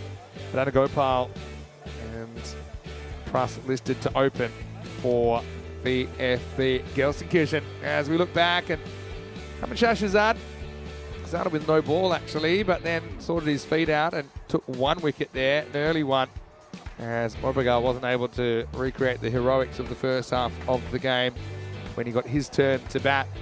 But we had some nice shots played from the Clone TC top order. I think Dani, he was a real game breaker, wasn't he? 40 off 11. So of the 11 balls he faced, take out the one he got out, take those 10 balls. Out of those 10, 7 went to the boundary or above. This was a plum LBW. That was the other wicket, as Dani eventually went for 40, but then it was up to Sanka. And then Panwar to finish things off. Makes some nice shots, man. It's excellent footwork there, isn't it? It's a very good cricket shot. Really, it was all academic after that start that they were going to cruise to victory. So, that will do it. It's given 1 run at the end for the single. I think they completed it before the ball went over the boundary. So, final scores there. 40 for Dani, 18 not out Sanka, and 21 not out for Panwar, who hit the ball really nicely, especially after I gave him out caught for a ball that ended up being 6. The first ball he faced. Sorry about that, Manav. I'm sure that he can live with it. Looking at the scorecard as far as the bowling went, well, Shahzad didn't quite give him what they wanted, even though he did take a wicket early. He also went for 17 in that over. The other wicket went to the captain, Mubashir, in and out. We'll take a break, a decent length break as well. We're back in about 35 minutes, take you into the second game of the day, and we'll see if the Arkan Rising Stars can turn it around. VFB Gelsenkirchen, they've got some catching up to do, and they'll be hoping to start that catching up in match 32. Vinny Sandy here, Mr. Maximo, for the European Cricket Network. Hope you're enjoying your Sunday morning. We'll see you the other side of this break for more European Cricket Series.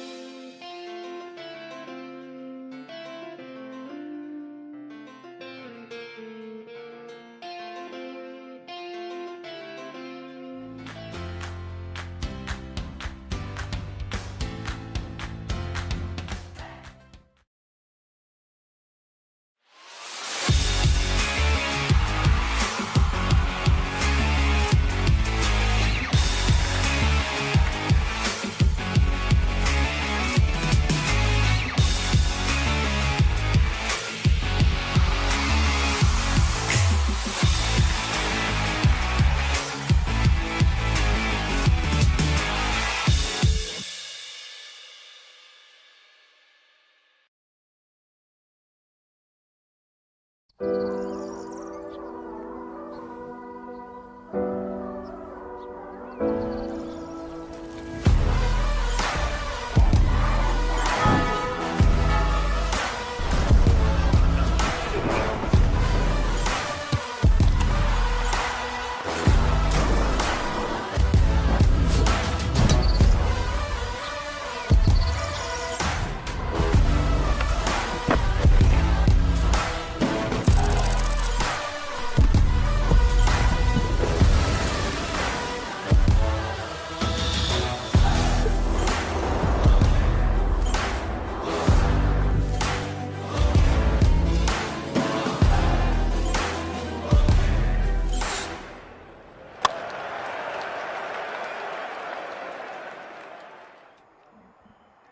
cricket lovers and welcome back to the European Cricket Network and our coverage of the European Cricket Series Germany Krefeld edition. And now it's time for the second match of the day. Aachen Rising Stars had a tough start to the day. They're back on the rack against VfB Gelsenkirchen. Let's see what happened at the coin toss. A few moments ago, Tyrone Peters had the two captains. Rubesh to call. Heads. Heads is the call. Stills. They're going to bowl. Thank you, Tyrone Peters, doing a great job on a sunny Sunday here in Krefeld, just outside of Dusseldorf. So Rising Stars win the toss. They elect to bowl. No surprises there because they did struggle with the stick, didn't they, this morning when they were batting first up. That was against Cologne CC, who regained their form just at the right time. So looking at the Rising Stars, got Reddy, who missed out this morning. He'll get another opportunity. I think that's get bowled pretty well, but again, they need some runs from somewhere. Summerali listed at 3. Gelsenkirchen, we haven't seen too much of them. We've only seen them in one match day. They are 1 and none with no result. Looking at their side, it is Ace Prost that I'm looking forward to seeing is likely to open the batting. That's listed that way. We'll have to see if that's how it works out. 4 run favourites here, the Aachen Rising Stars, according to that, although we haven't seen too much of Gelsenkirchen so far.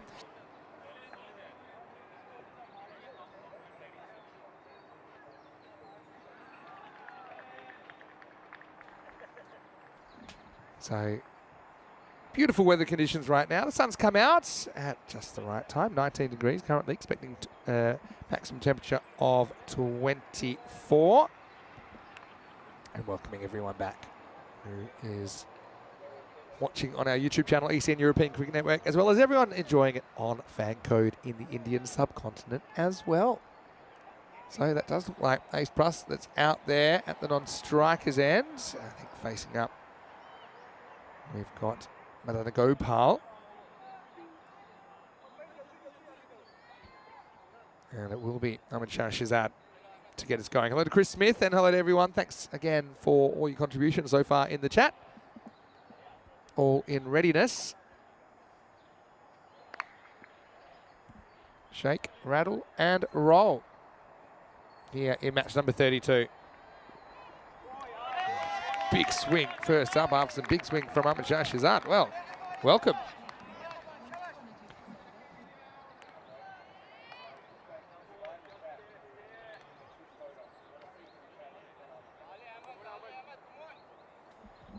Shahzad did struggle with some extras in his first match of the day, but gets another opportunity.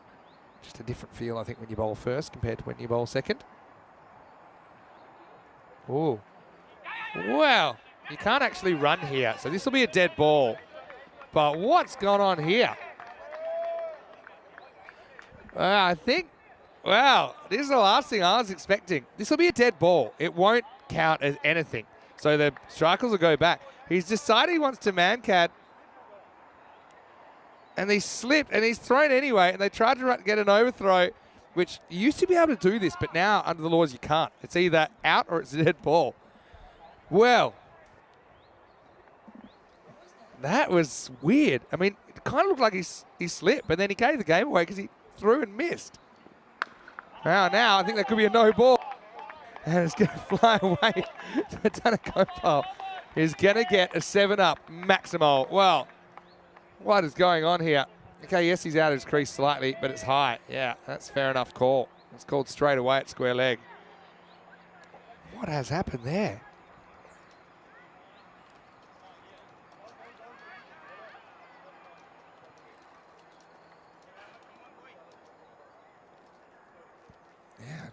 say I was expecting that. Yeah, so let me talk you through the laws on that after this ball.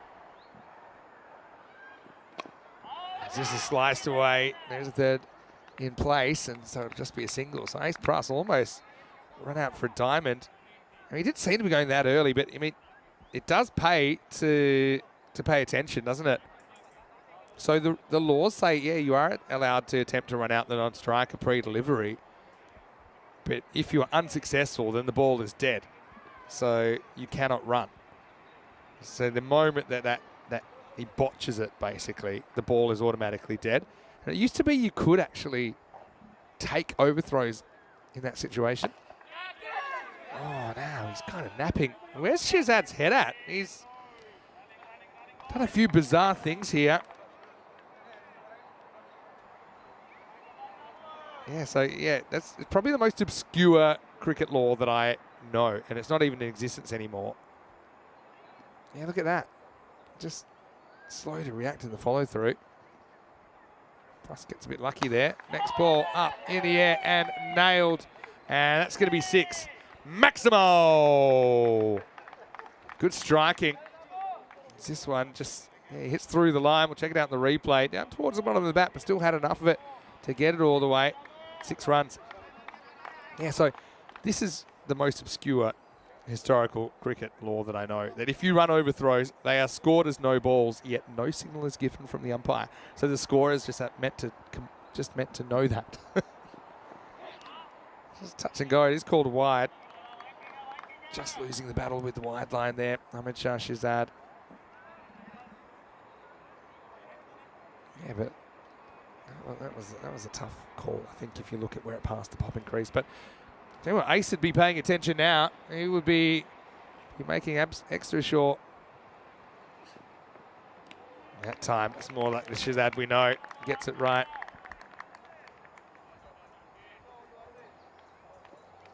Yeah, so non-striker, you do have an obligation to stay in your crease until the moment of delivery or when you would expect the ball to be delivered.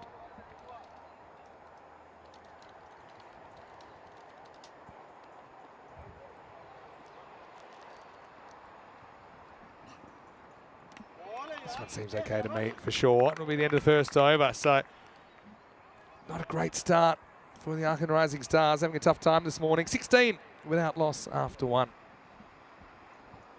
Yeah, Kroom saying it's all going on and only 1 ball in. But how about the old rule? As we see, 22 days until the ECC, which starts 3 weeks tomorrow. Can't wait. 31 nations, the biggest and best we've ever seen, I'm sure, with 21 teams playing last year. So 21 returning and 10 new nations. Well, Kroom, I'm glad you're in the chat because you did send this to me on social media. You said you were peacocking yesterday. And that is the Upminster lads last night on their Peacock Saturday. And that is Kroom on the left. So, Kroom, you've been outed now. I like the matching hat as well. Is it matching? Looks like it is. Is that hat inside out? But, yeah, the lads going full peacock there in Upminster. So, I'm glad that you had a good time. And we always love people that get into the peacock spirit. Here's Hashmi over number 2. Now, this is miles in the air. Can anyone track it down? Don't think so. Everyone's after it. Keeper runs off the field of play. And eventually it's going to be 2.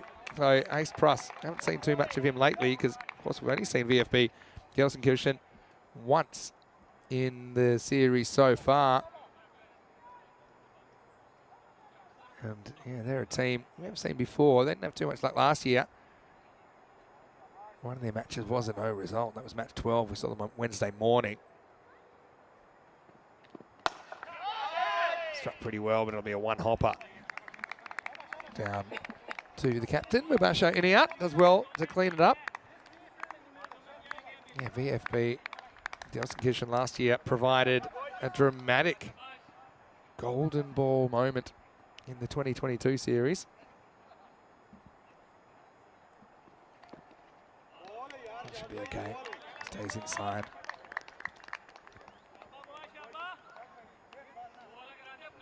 Yeah, for that golden ball last year here in Krefeld.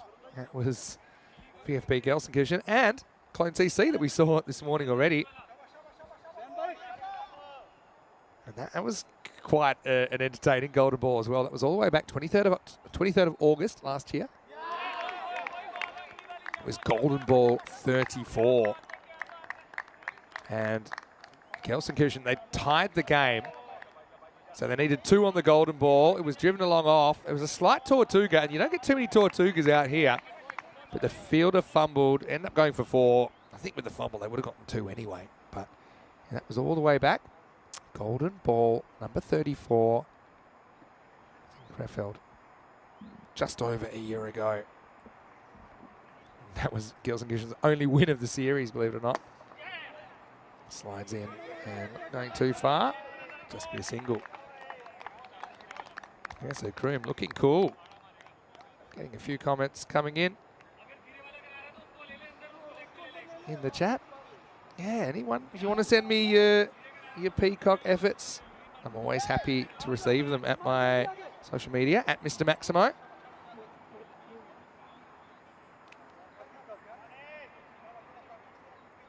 Much tighter over this one from Hashmi.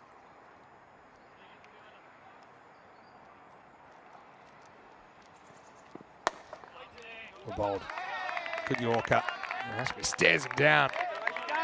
And welcome back, Ace. Ace actually South African, and he's just spending a bit of time here in Germany. Does have some German roots, I believe.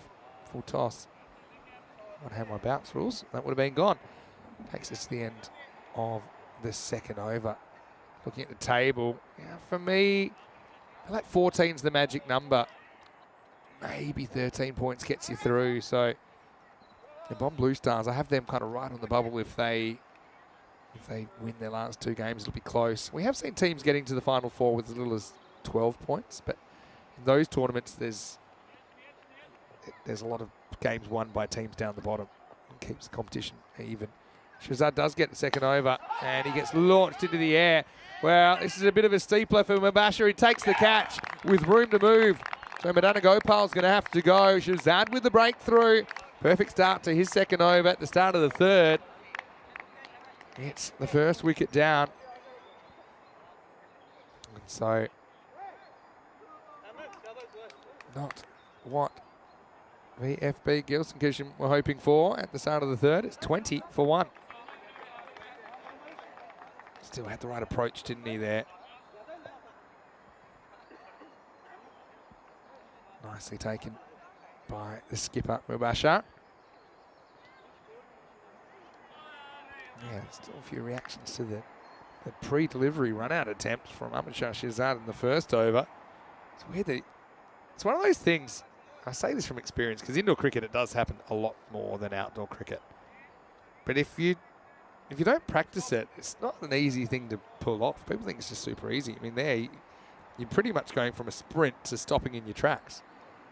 So he didn't do it in his natural run like his trailing hand. Jabakil comes into the side for the first time. And he immediately is after the bowling. He lifts this one up and over. It's going to be 4 runs, I think, in the end. We'll check it on the replay. That was the signal from Usker. And decent start. Jabakil right off the end of the bat, though. Where does this bounce?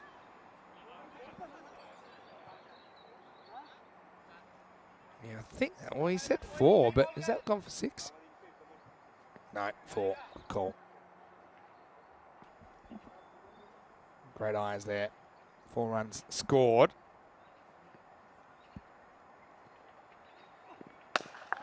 Now pull shot. Well, he's made a very good start, hasn't he? And this will go all the way. Maximo! Brilliant hitting from Mirari Jabakil. Again, not an easy line to pull. But he was all over that. And it's a pretty consistent bounce on this field. His top score is just 24 on the network. And now he's going to go as Amachar Shazad. He strikes third time lucky. And I think Jabakil will be kicking himself with this dismissal. It's right down the bottom of the bat. Check it out here. Clunks it. And we saw Shazad miss one that was just to his right. This time, didn't have to move. So it'll be 4, 6 and gone. Right down on the toe. And he just has to keep on walking. Shazad's fired up, isn't he? It's the Second wicket to fall, and it's 30 for 2. So the drama just keeps on coming. It's going back to that run-out attempt pre-delivery. Yeah, to sprint and then basically to stop. It's not an easy thing to do. But again, the key is you got to watch the bowler as the non-striker. Watch the bowler. And it's almost impossible to get run out that way. So there's an easy fix. So everyone that says it's not in the spirit of the game, like, there's some valid arguments there. Don't get me wrong. But I'm just saying, there's an easy fix. It's just to watch. Ace, he does kind of walk. But yeah, at least he's watching now. And I couldn't see because we were distracted with the ball missing the stumps, etc., that if he was out or not. But yeah, interesting. And I wonder if that was just an impulse from Shizad at the beginning of the game or whether he had planned it. Hard to tell. Last ball of the power play. Wow, what a shot. That is an ace in the hole right there. In fact, that's car park territory. Maximo. Well, revenge served up from Pruss, who Shizad tried to sneak out at the non-striker's end. Well, 22 yards from the scene of the crime. Pruss goes large. And what a finish to the power play for VFB Gelsenkirchen. They're 37 for 2 after 3. 16, 4 and 17. So, yeah, both Shizad's overs pretty expensive, although he does take a wicket. Well, takes 2 wickets, in fact, in that over.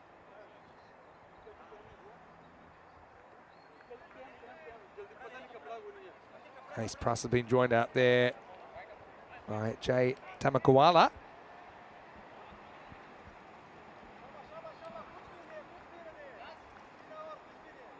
And I do believe this is Jay's first game on the network. So best of luck to him. He's already off the mark. We'll be facing up now. We're going to have some spin with Adib Asker bowling over number 4.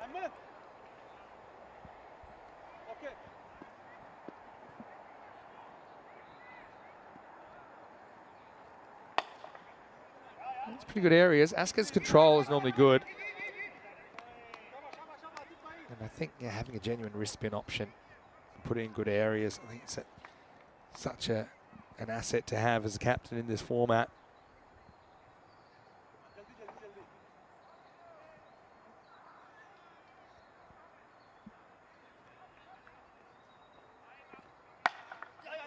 A little bit short, just punched out to the deep points by Ace Pruss.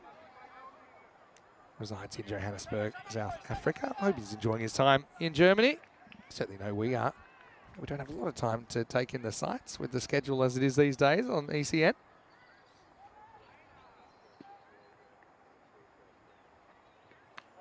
Throws this out a bit wider, but it's too wide. Well watched by Tamakawala.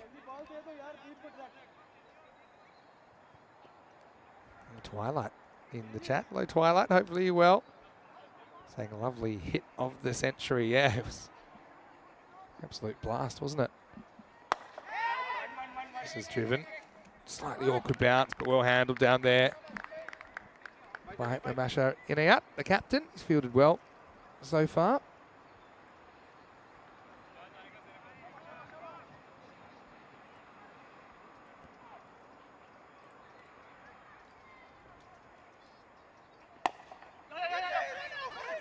Hit and run. We'll just get one here. So Asker has done well, has put the brakes on here.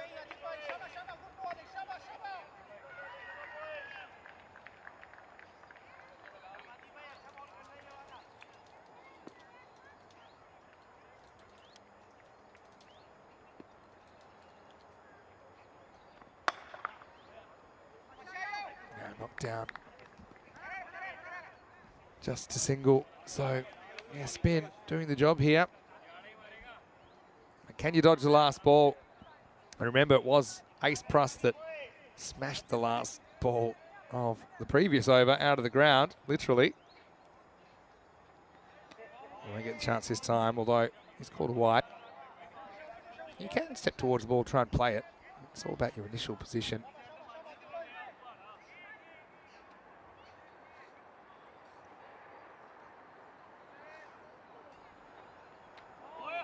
Yeah, nice one. Slides it through. Good over from Asker, really. Evades getting hit to the boundary, which is a rarity in this format. It is 44 for 2 after 4. Asker just going for 7 in the 4th. Nice to see John Gray in the chat as well. If you do have anything to say, let's hear it. ECN European Cricket Network. And don't forget, if you haven't already, to smash that like button. We're also about half an hour away from the Scottish T20 final, and the reason we're keeping an eye on that is whoever wins that will be going to the ECL in 2024. And the 2 previous ECL clubs from Scotland, Carlton CC and Forfarshire CC, are doing battle. Of course, Force were knocked out in dramatic circumstances by Truro this year, but the year before it was Carlton that was shocked by Brescia CC from Italy in the group final. Time for the 5th over then, and it's going to be Mubasher Inia with the ball for the first time in this game. Good player, isn't he? Leads his team well. Tamakuala can't find the boundary just yet. And push for 2 on the fumble there, and they're going to get it. So, smart fielding. So what are we thinking? That'll be a really close game, Carlton Forfarshire. Such a big prize on the line. Now, both those teams will know what it means as well.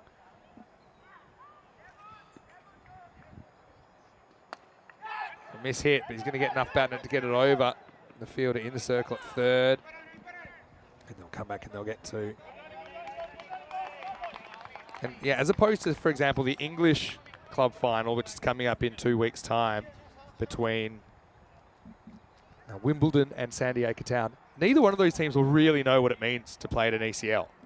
And so I'm sure they want to get there, but they won't really understand what it means. Whereas the 2 Scottish clubs, they'll know exactly what it means because they've both been there and experienced it. There's the quicker one from Inyat. Gets past Tamakuala. So I'm sure that the fact that both the Scottish teams know what it means to be an ECL, that will add a bit of spice to today's match, 20 over match there in Scotland. Drag leg side. Tamakuala. It looks like he's a pretty decent player, but hasn't quite found his timing yet.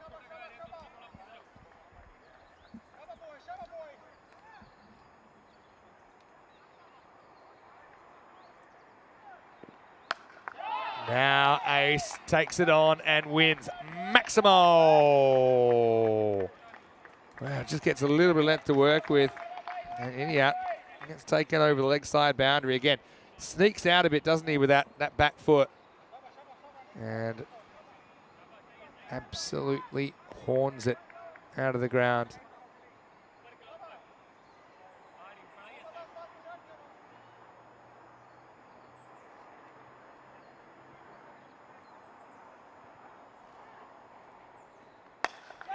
Now goes large. Does he have the legs? It's going to be right back to the wall. It's going to be 6. Maximo. And a brilliant finish to the 5th over as Pruss goes back-to-back Maximos. And the score at the end of 5 is 61 for 2. Having a look at the ECC groups, of course. These are international teams that we'll see at the ECC. The only clubs that don't have their full international teams are England, Ireland, Scotland and Netherlands. That's because they're playing, well, a lot of their first team players are required for international cricket commitments. Whereas, we'll see the best of Europe out there, including the German side, who are going to have to fight past Scotland in Group F if they're going to make it to Championship Week, which starts on the 16th of October. Just 22 days until we'll be there.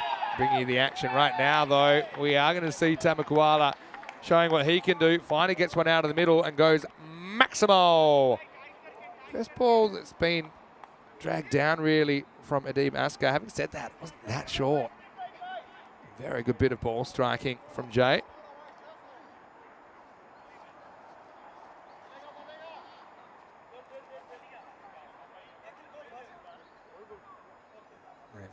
Found the ball, which is always good. Full toss this time. He's picked out the fielder and he's gone. Good strong hands there from Akil Sugatan. at long on, and Tamakwala, he'll be kicking himself because this is there to hit, just needs to baseball it out of the ground. So 6 and out situation. It's a knee-high full toss, but not quite out of the middle, and the full toss can bring the wicket, can also disappear, but it's the batter that's disappearing. Tamakwala has liked what he brought to the table, but he was just getting going, wasn't he? And he will have to depart for 15. The score is 67 for 3. At least he did get a 6. You always feel better if you can get a 6 away. This will bring Said Waka to the crease.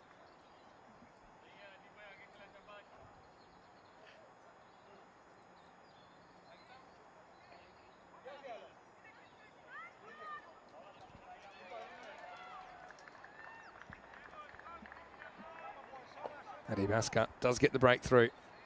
Now, gets a crack at Said Waka. This is lifted up over the offside, but it will just be a single. Waka's off the mark. Ace Pruss becomes really important, doesn't he? Especially, as we know, VFB, Gelsenkirchen, they haven't had a lot of success over the last couple of years in the ECS. So, if you get a chance, if you get a player going well, you want him to stick around. Now he walks at this, but mistimes this full toss. We'll get a single, though.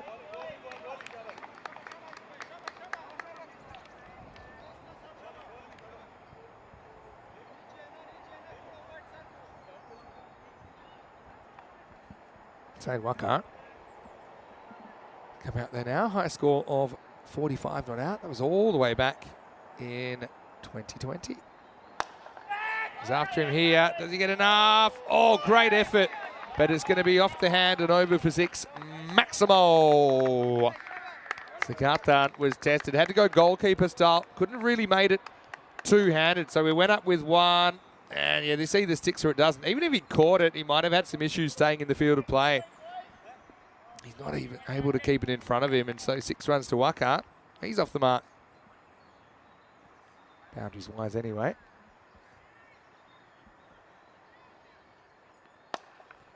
Now miss hit, bit of an overspinner there from Ascot. He'll walk away with 1 for 22. Not a bad effort from Adib. I'm sure we'll see him opening the batting in the second half of this match right now.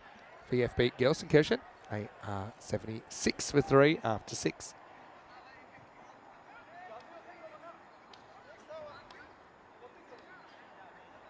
Contributions from all the top 4.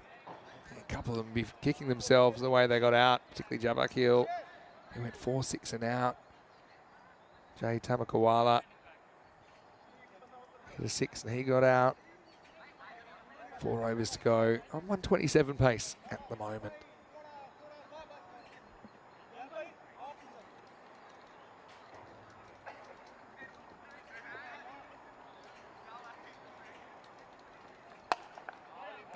Start of the 7th then. Think about Ace Pruss here. He's only faced 11 out of the first 11 balls out of the first 6 overs. So yeah, it's actually less than 2 balls an over that he's been facing. So he's really been starved to the strike out there.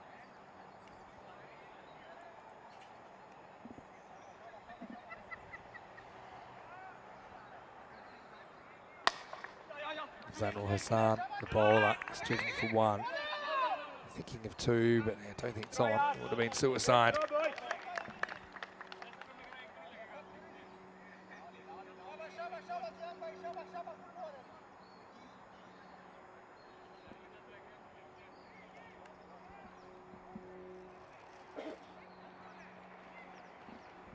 A big swing and a miss from Waka. Yeah, Pruss.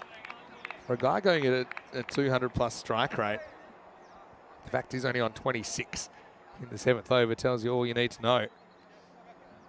But how much he's actually been down the striker's end. Not much.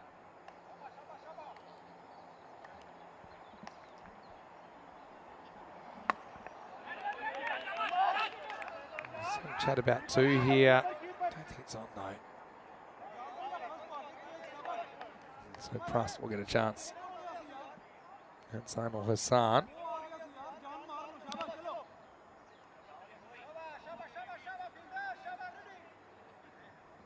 About an average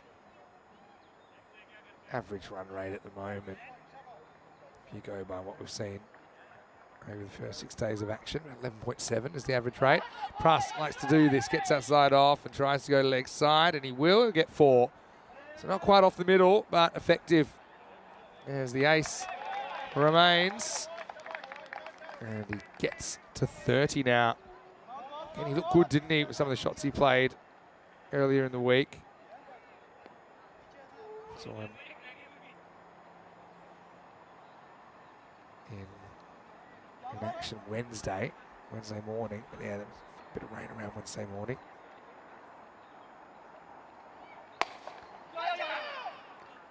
Hit and run. They will get the single, so Ace will get the strike back at the end of 7. The score is 84 for 3. And of course, we've had a very exciting time here on the European Cricket Network, and it will continue through to the European Cricket Championship. Of course, next stop's Rome, and that means it's carbonara country. I've already got my restaurant schedule lined up, just tweaking it at the moment. That's the ECC, of course, the Euros of Cricket, but more cricket to come. We've got Croatia straight after. We'll be there with Rico Full. And then we've got Malta and Spain. 3 weeks each, so a slightly longer series there to finish the year, which should be nice to settle in and enjoy the ECN season, which goes deep into December this year. Well, that's probably a no ball. And the bad thing about this for Pruss is he doesn't get to actually face the free hit. It's a proper headhunter. Normally you'd want to try and pull that, but to do that you have to stay alive. That one actually illustrates why high full deliveries are considered unfair and therefore illegal deliveries.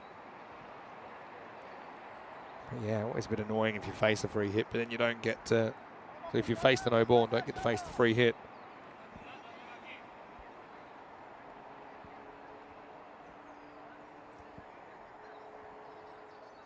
Hashmi is back, and this is a free hit. Gets through the fielder. And then think about 2, but doesn't get that far away from the infielder, so it'll just be a single. So I'd say this inning so far for VFB, it's been okay to good.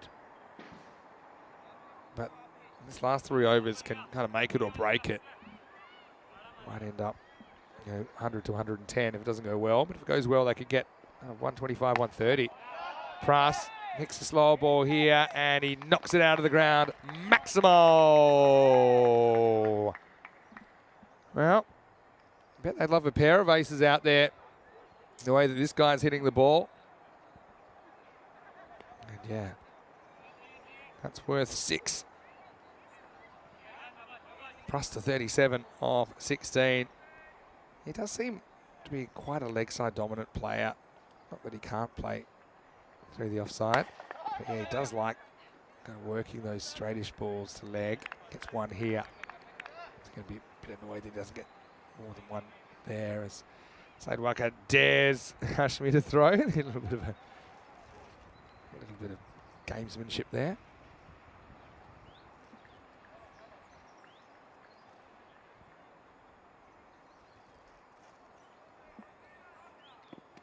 Oh, it's gone. Really well bowled. Oh, unless he's hit it. He must have hit this. Oh, now he could be run out. In fact, he's going to walk. The umpires reckon there's an inside edge there. Did he? Let's have a look. Yeah, hard for us to see. And, yep, he's gone. So, look, the umpire's closer than I am, so there may have been an inside edge on that. If there wasn't, he was dead. But then maybe this is a little bit of natural justice. If there wasn't inside edge, he should have been LBW. He gets out anyway. What a throw that is, by the way, from downtown. And so Waka ends up getting run out for 10. And the score is 86 for 4. But I suppose what that does is it does change the strike. And that's pretty significant at this stage of the game because Ace Pruss will be back on strike. 94 for 4, I should say. The score, 94 for 4.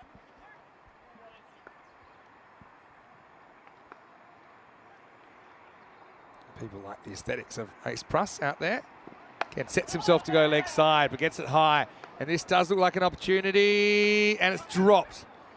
And in fact, Ace runs that really hard. Good fundamentals there as he legs it back for 2 and keeps the strike. But that was a definite opportunity to get rid of Ace. He gets dropped on 38, so it could have been 2 in 2.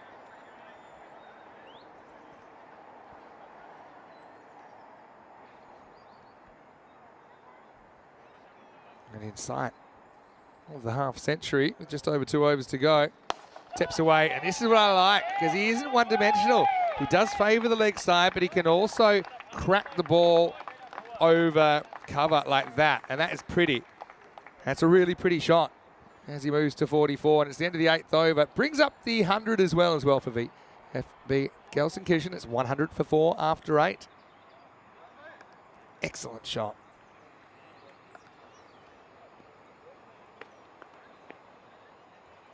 What a way to finish the over.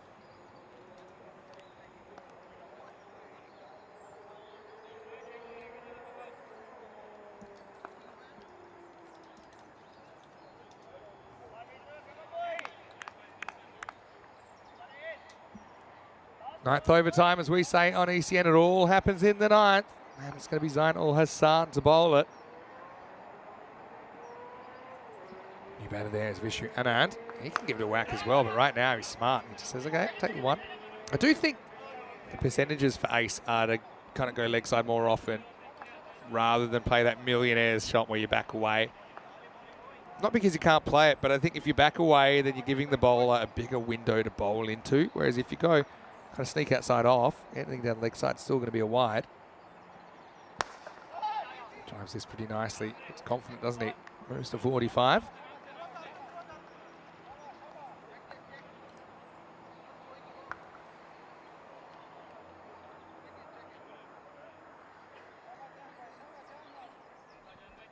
Over to Anand.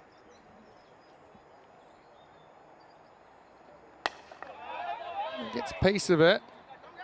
Not quite carry out there. In fact, it's gone into the gap. That'll be 4. So that's right into the sealed section, as we call it. A bit of the ground that we cannot see on the camera, thanks to the trees growing in the last year since we've been here. But Vishu Anand is a player we did see for the first time actually on ECN on Wednesday. He impressed me with some of his shots. Now he's going to get lucky. Kind of plays for this a bit. I don't think he's trying to get this fired, but it will be 4. Nice result. We said that they might get stuck in the 100, 110, but they could kind of go 125, 130 if they batted well towards the end of the innings, and that's what they're on track for right now. A really good shot of where that ball just deflected away.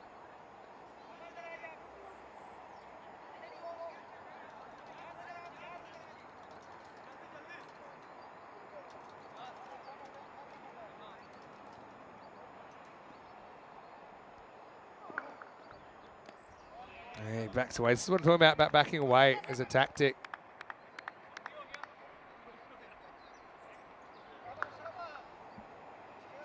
Yeah, it looked perfect, didn't it, there? And then kind of, was he dozing?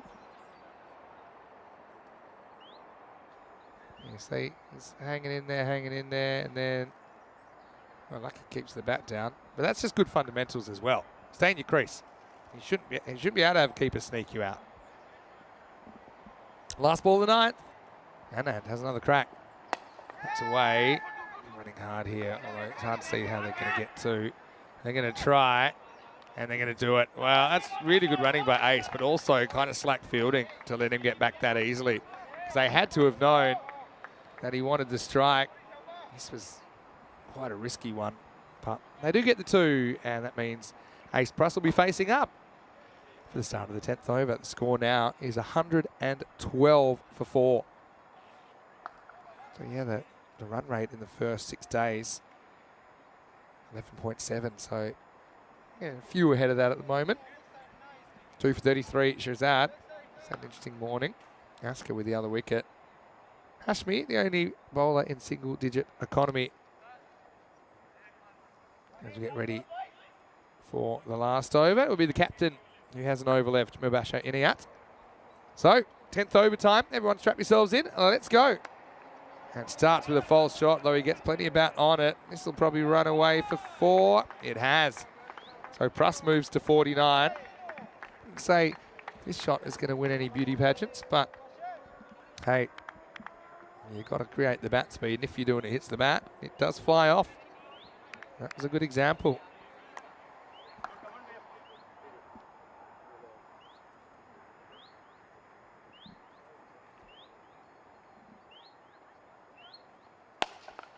Lifted up and out of here. What a shot as Ace Pruss brings up his 50. And he does it in style. Low full toss, just pumps it up and over the leg side. Maximo. Well batted, Ace. He thoroughly deserves that.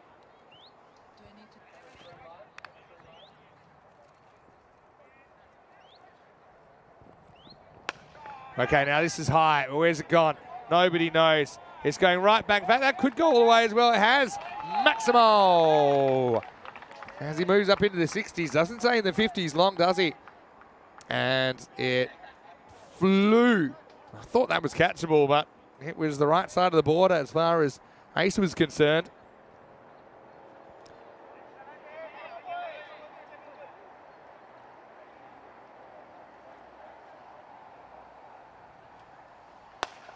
Now this is whacked as well. So what a finish this is as Gelsenkirchen move into the 130s. Pruss is having a day out here. He said he was starved of the strike, but he's not starved of runs as he walked at the bowler that time and out and he smacked him over long on. So this over's gone 4-6-6-6. It's gone magical now. And can he keep the runner boundaries going? 4 balls, 4 boundaries. And he tries. Has he got it this time? You bet he has. Maximo. Well, we'll have to check it on the replay. I've called it early. But let's see what the replay shows us.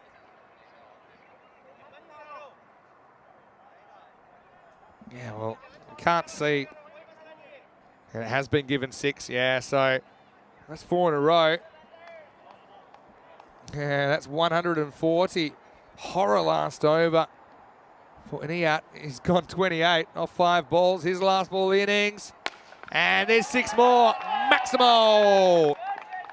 Supersonic stuff from Ace Pruss as he finishes with 34 runs off the 10th over. What a finish. Just remember that. They go from 112 to 146 in the last over. And who knows, that could be the difference. Ace Pruss, what a fantastic effort that is from the youngster. He's still only a teenager, 19 years of age. He's going to finish 79 off 26 balls. Now, if he had an 11th over, who knows? Might have even brought up his century. Let's have a look. And well, Ace could have gone before a ball was bowled as Shazad tried to run him out, but then missed the stumps and looked a bit like a baby giraffe being born there, didn't he, the opening bowler? But would have some success as well, despite going for 17 and 16 in his 2 overs. You can see there, Aachen Rising Stars, they've had a bit of a rough morning so far, seeing their finals aspirations evaporate before their very eyes. They did fight back with 1 wicket in the 3rd, and despite some nice ball striking from Jabakil, he wouldn't last too long as he presented a return catch. Ahmed Shah Shazad had 2 in the over. Then was over to Ace Pruss and Jay Tamakwala to try and move the score forward. Tamakwala played some nice shots while he was out there, didn't really get going. But yeah, remember, Ace Pruss did give a life when he was on 38. Tamakwala would be kicking himself. He whacked a big 6 and then hit a full toss. The next ball straight down the throat of Sugathan, who put a really good effort on that one as well, but wasn't able to pull in the catch and went for 6. But this is a weird one. There's obviously a little inside edge there for Anand, who then runs himself out, and I think they went upstairs. Anand gave himself up. But then Pruss finally did get some of the strike, and he was brilliant in what he did with it. He had a couple of different partners, say Waka and Vishu Anand towards the end, but he really went to town that last over. 34 runs off the 10th. And VFB Gelsenkirchen end up 1-4-6 for 4 all 6 of the top 6 reaching double figures. So it's a bit of a team effort, but really, you got to hand it to Pruss, who almost doubled his score in the last stages of the innings. Ended up on 79 off 26. His first 50 in ECN cricket. As far as the bowling figures are concerned, I mean, Hashmi might have been the best of the bowlers.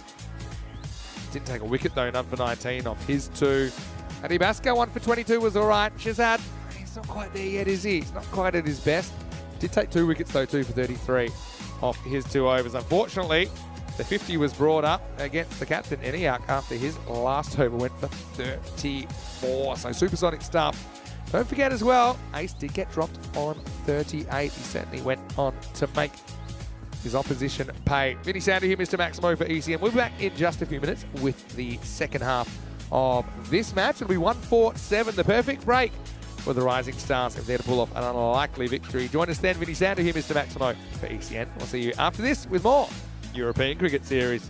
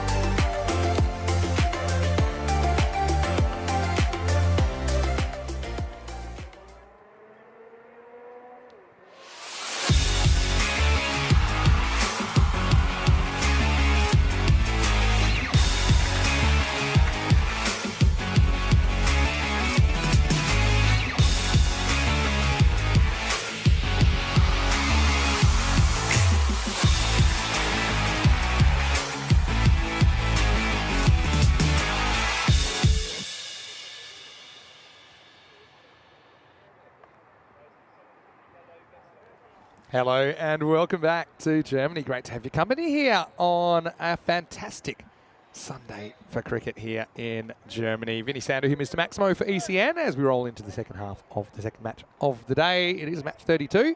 147 is the victory target for the Arkin Rising Stars, who struggled with the bat this morning, ending up all out in match 31 for 84.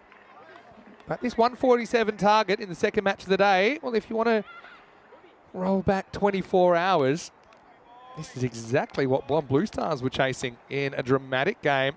And in the end, they pulled it off. So who's to say they can't? Rubesh Palaniappan, the skipper for VFB, gets us going. This is just going down leg side. This is Varun Reddy, who missed out with the bat in the first game of the day. Yeah, so 147 was chased down in match 27. Just 24 hours ago, second match of yesterday. That was pretty remarkable for a couple of reasons, that game. It's the first ECN match to ever have 2 centuries in the one match, 1 in each innings. Good in-swinger. And off the mark. Ready. We'll be happy to get off the duck's egg. Just this morning, we went out for a first ball duck. Off the very first ball of the day. Yeah, so that match yesterday, a century in each innings. Also, Blonde Blue Stars won without taking a wicket. Again, it's a good swing from Rubesh. It's really bending that new ball. It's only the second time we've seen a team win a match without taking a wicket. The other time was the Indian Tuskers, who batted first in the Bulgarian bronze final in 2020. Tuskers making 83 without loss. And then MU Sofia, they beat them. Big swing and a miss this time. Yeah, MU Sofia chased down the victory target of 84. So, yeah, Bulgaria, the only other time we've seen it. We've never seen a team chasing lose without losing a wicket. That's one thing that I'm still looking at to see one day. This is hit leg side and it'll be a single. Yeah, John Gray saying this is the missed man cat or the run out pre-delivery attempt cost them dearly in the end. Yeah, true. That's if it was out. I mean, it's very hard to tell. There's a lot going on with that.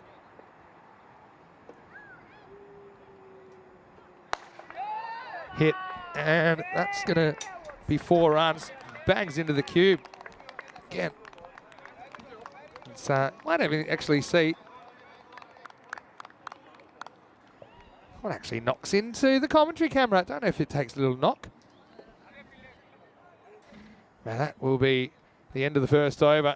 So a pretty good finish. Goes Maximo from Sugatan, who's been promoted to open. I don't mind that move at all. At the end of the first, it's 9 without loss. As we tick over the golden ball counter again, 234 matches now without a golden ball. It's certainly gotten a bit out of hand, hasn't it? As we get ready for over number 2. It's going to start with the possible wickets in the air, and it's taken. Nice bit of fielding there from Kamran Khan. As Madana Gopal has some immediate success. Yeah, Madana Gopal opened the batting, opens the bowling as well. This one's nowhere near the middle, and so that'll be the first wicket to go. Ready with a double failure here. He's not enjoying his Sunday as he departs for just 2. And the score is 9 for 1.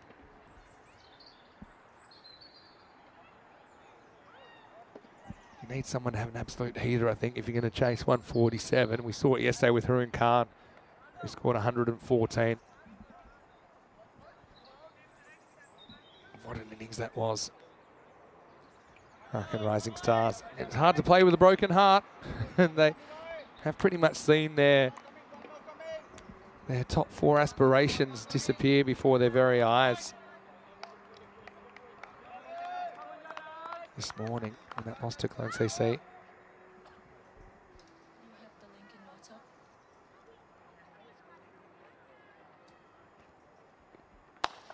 Now that's the shot. That's not a bad shot at all from the slot machine. Maximo! And oh dear, And I know that Martha's up there just trying to keep out of trouble. That one might have almost taken her out. Well, Martha, give us a thumbs up if you're okay. It's just gone very, very close. Oh, there we go. That's nice. She's okay, everybody. Didn't break a nail. Good looking hands. Down leg side. Oh, wasted behind the camera. No, we have super lucky to have a wonderful crew from Spring Productions that allow us to bring you such a high quality broadcast. We've got Elza here pushing the buttons, and we've got Valentines, and we've got Martha. And now I'm in trouble because I've just called Helena Elza. I know that it's Helena there. I was just testing to see if you're awake. Yeah, Helena's here. We had Elza earlier in the week though. Now we've got Helena here. And Elvira isn't too far away. She's in the airport. Elvira, she's very good as well. Oh no, trouble at the keeper's end. And I think he's just gone here. We'll have to have a look at the replay. Oh, he just didn't get any response, did he, Samarali? He's down the creek without a paddle.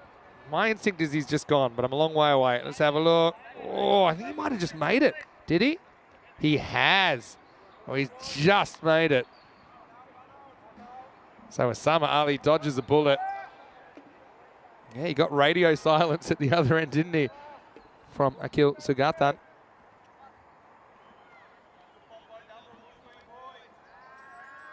It's well done by the fielder to sum it up. He's about to throw one and said, no, hold on.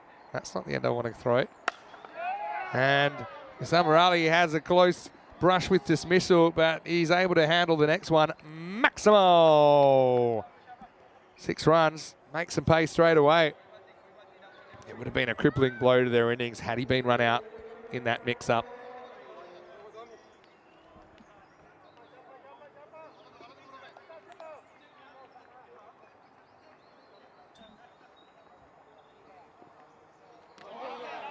Oh, well bowled by Madana Gopal. It'll be the end of the over, and it's 22 for 1 after 2.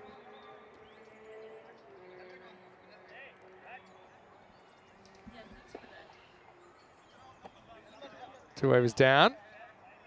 11 and over at the moment. Obviously need to lift that a touch. Yeah, both these teams at the wrong end. Having said that, Gelsenkirchen, for a team that's ninth, they are undefeated. I'll give them that. So, yeah, I'll be looking at their loss counter. I think they can probably afford to lose 3 matches, maybe. At the moment, they haven't lost any. So that's kind of what I watch. Because, yeah, I think kind of you can lose 3 matches, maybe 3.5, and get into the finals. When I say a half, I mean lose a point through a no result. Here's Ace Pruss after his sparkling innings. And it's a low full toss, which is French cut away for 1.5. Not a good throw, though. Pulls the keeper wide. Now, oh, we had no response again. Well, these two need to sort their running out quickly. So have a look here again. I think he wasn't believing him. I mean, it's almost like he looked at him, Samarali, and he saw him running, and he said, are you sure about this? Maybe trying to hold that end safe, but almost ran himself into trouble. This is in the air, and this is going to go all the way. Maximo. Well, I saw it 6 signalled. Yep, and the umpire now is changing his signal to 6 to reflect what the fielders are communicating. So never got that far off the ground from Sugatan, who's hit some good strikes today, hasn't he? Goes for it again, but he hasn't controlled this one. But the fielder, can he get there? He can't. Again, that's the power play for you with only the 2 outfielders. So normally that's straight down the throat of long off. But yeah, it's on this occasion it's not a boundary. It's not out either. Now this will be a boundary. It's going, and it's gone. Maximo. Oh, Sugatan hands Ace a little bit of his own medicine here as he walks at him, and he drills it through the line for 6. It's a very, very good cricket shot, Sagathan. Yeah, he seems like a very good player to have never made 20, but now he has made 20, and he's done it in 6 balls. 23 off 6. Pruss. I'd keep tossing it up there. I'll try and buy a wicket. Maybe he can kill this game. Doesn't quite carry again. More run-out issues. It's a very good hand. But he just turns around in time. See, because he's watching that time, he actually gets the message pretty quickly. Just gets back.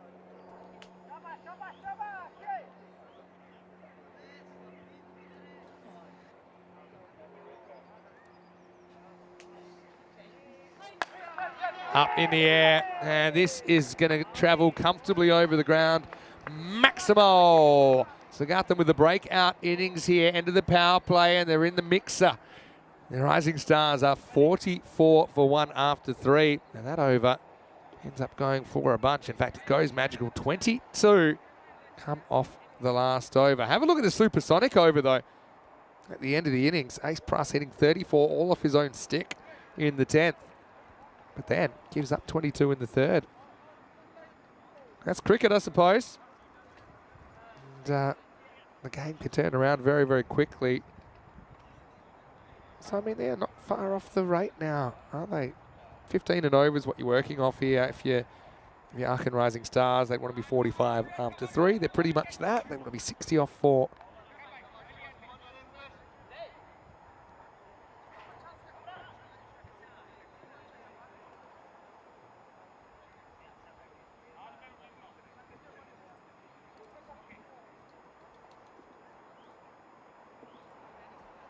Paliniappan to bowl over 4. Gets that good in swing, doesn't he? Now the field's gone back because we're at the end of the 3-over power play.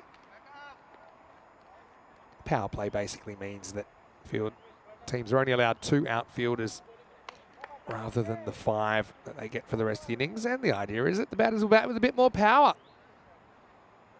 because they're incentivized to do that with the lack of outfielders guarding the boundaries. I think that's okay. It's well bowled by Rubesh. Paliniappan is still dining out off that 4-wicket over that he took back in 2021. That's certainly one of the highlights of EFB Gelsenkirchen on ECN to this day. Goes after this, might have found trouble. Fielder goes back, can't quite do it. Tried the Statue of Liberty play. That's Damod Madanagopal. And in the end, it will just be 2 runs. They get away with it. The boxer saying he really wants to cut off that tree. Yes, I know that tree has had a lot of airtime, hasn't it? I suppose next time we'll have to account for the trees growing in the year that we're not here. He goes a bit slower here. It's probably clever. Not really timed, and Sagathan will get a single. There's a lot of cricket happening in the Asia Cup, of course, at the moment as well. India, Pakistan getting washed out. Still a bit of a downer, wasn't it?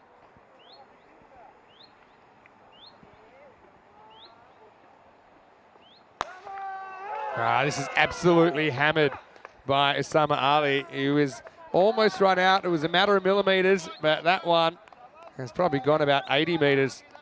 Bang, that's gone all the way into the bushes. Maximo. And I think they've actually found this ball. Done well to find that. That was absolutely hammered. 50's up as well for the Aachen Rising Stars here. They've got moving at just the right time. Remember, they'd want to be 60 after 4. Could they be 60 after 4? They won't. The low full toss is just clunked into the leg side. That will take us to the end of the 4th over. The score, 55 for 1.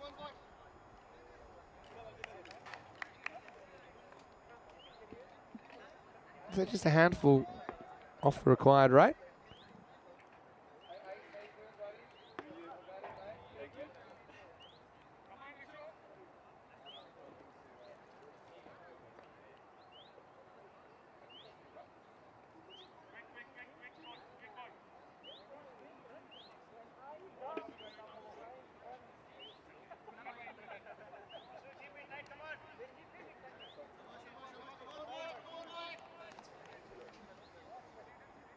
This one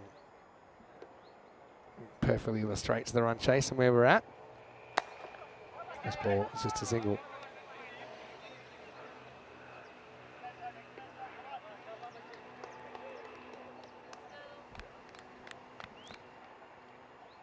Sigatan gets the strike back.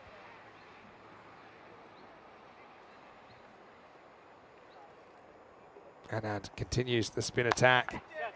This is hit, not quite carrying, down to long on. Good fielding, that's why you got to jog it out. We've seen one else like that, haven't we, before?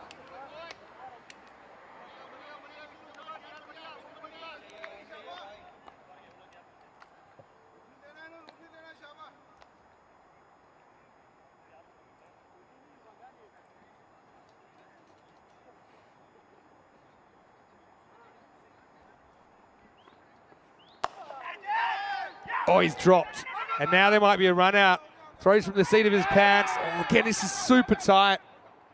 Just going off the batter's reaction, Sigatan is nervous about this.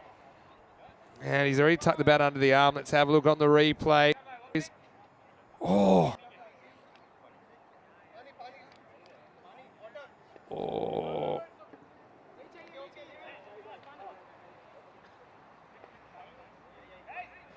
I'm going to say you got to give the benefit of the doubt on this one because he's in, and that's the first frame where the stumps are broken. So he thinks he's out, but I'm not so sure. I think he's just in. I think it's a good decision. So that's twice. And we're literally talking millimeters there. But yeah, I don't think on that evidence you can give it out. Sensational work by Helena. And it is Helena in there. Beware of imposters. That's a great replay that shows that it's inconclusive because there's one frame the stumps aren't broken and he's just out, but then the next frame the stumps are broken, he's just in. Sigatan, he probably knows when it's close, it's normally out, and that's 9 times out of 10 that's true, and so he felt he was a dead man walking, but he gets another chance to advance his score. I mean, it's dropped in the first place, don't forget. It was a good recovery, a good kind of throw from the knees from Said Waka. This is absolutely drilled, but straight at the field. A deep extra cover out there, perfectly placed. Just a single. 50 partnerships come up between these two. But they're just falling off the rate a little bit after catching up. Good game.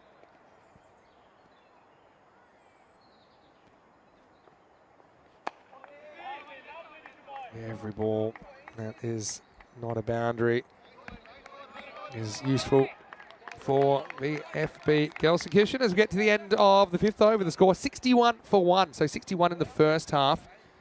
That means they need 86 in the second half. If I want to look at the first innings as far as the halves go, the VfB Gelsenkirchen in the first half of their innings, they scored exactly 61. I'm not making this up. They're tied after 5 overs, but don't forget, remember that last over for VfB in the first innings. This is where we are. We're in Krefeld, which is just outside Dusseldorf. We just have one more ECS in Rome before we head to the ECC break, and then more cricket to come. But look at all those places we've been. Seems like ages ago we started in Malta, of course. I've done a fair few of those during the year. I want to say a big thank you to everyone that helps the European Cricket Series tick, including all the fantastic local organisers. Here's over number 6, a little bit short. Back to the wall, it's caught. And, yeah, well, it's going to be 6. And it's good honesty there from Kamran Khan, who takes a very good catch. I mean, he was hopping like a cat in a hat on a hot tin roof here, wasn't he? Trying to keep his toe from touching the rope. He's got a bit of company down there. I mean, it's one of those places in the ground you can't see the rope very well. Kamran gives himself up, and yeah, that's what you like to see as well. You need to keep that integrity in the game. Oh, I don't know if he actually nicked this or it just comes off the glove. But it comes up and actually ends up hitting the keeper in the helmet. It's some parlay. Yeah, just surprised him for bounce, and he eats it. Luckily, he's got that helmet on. Now the next ball is hit out to the leg side. Diving stop. They might think about 2. Oh, they will. They get 2, but they don't get 4 in the end. Yeah. Almost lose it across the line. 2 scored. Sugathan makes an early movement, but then skews it up in the air. Big moment in the game, and it's dropped. Oh, maybe the sun was an issue there. He's got the dark glasses on there, but he barely lays a fingernail on it, does he? Sugathan gets super lucky here. He's dropped on 43. But yeah, never look confident. I mean, the sun is a factor for sure. Now has another go, but it's over his head this time. Has to chase it. Saras Ranaman is in the action now. Half a chance for a run out as well. I think he just gets home. Well, lucky we've got the high definition cameras here because we've been tested a few times. How about this one? Oh, I think he's home. Just. Yeah. You kind of felt that one was home, but yeah, living dangerously. That run rate required's gone up to 18 and over, which, well, historically I call that the point of no return. We have seen it pulled back from beyond that occasionally, but not often.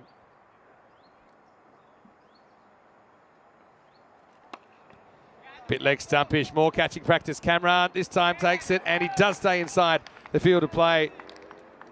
So Summers' luck runs out on 25. He'll be the second wicket to fall, and it does break the partnership. That was worth 63 in the end. But Cameron, this time, he has got room to move. Awais, he's a bit of a wicket-taking machine. He takes his first here in match 32 with the score 72 for 2. Yeah, following up the good work from Vishu Anand, who only conceded 6 in the 5th over.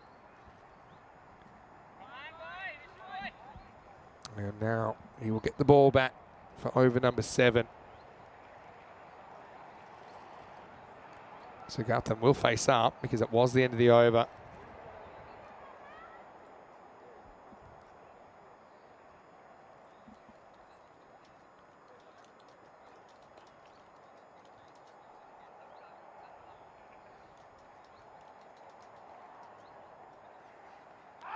Oh, is that hit the stumps? No, it's bounced over.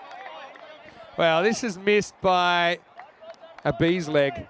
Tell you that much. It's gone, just climbed over. Look at this. Oh, well, maybe 2 or 3 large bees, but still, it shows you the bounce in this pitch. So Garton within 1 hit of a half century here. Now he's going to be gone. It's really good bowling, and Anand deserves it, really. He tosses it up, draws him out of his crease, and that's smart keeping from Midun Sampale, because he knew just has to catch this. If he catches this, he can stump him. Sugathan barely had turned around. And end of a good innings, but you wonder whether it'll be enough to keep them competitive in this contest. 2 wickets fall in quick succession and 2 new batters out there. It's 72 for 3. Yeah, you've got a feel for Sugathan. He's hit the ball pretty well today. But you feel like Aachen Rising Stars with that wicket. Goes to highly improbable now that they could pull off this 147. Twilight's got a good observation. Something I was talking about yesterday. You're not really seeing scores under 100 winning matches anymore for the most part.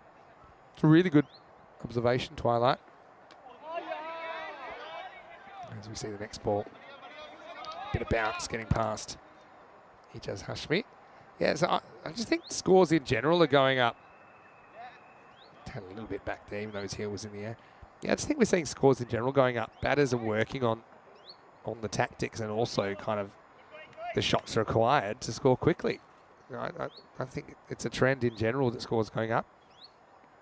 And so with average scores going up, just makes it less likely you're defending lower scores. I think that's the simple science of it. You do see some places like in Milan, for example, when the outfield was super slow, you could still win games with double digits. But yeah, here it's pretty tough. I think our best defence is 104 we've seen. There's another wicket. And Anand's going to get 2. So now he's receiving the fruits of his labour, isn't he? And Arkin Rising Stars, you feel like could be on the downslope now. It swings all around that, and over goes the castle. So 2 in the over for Anand, and the score is 72 for 4.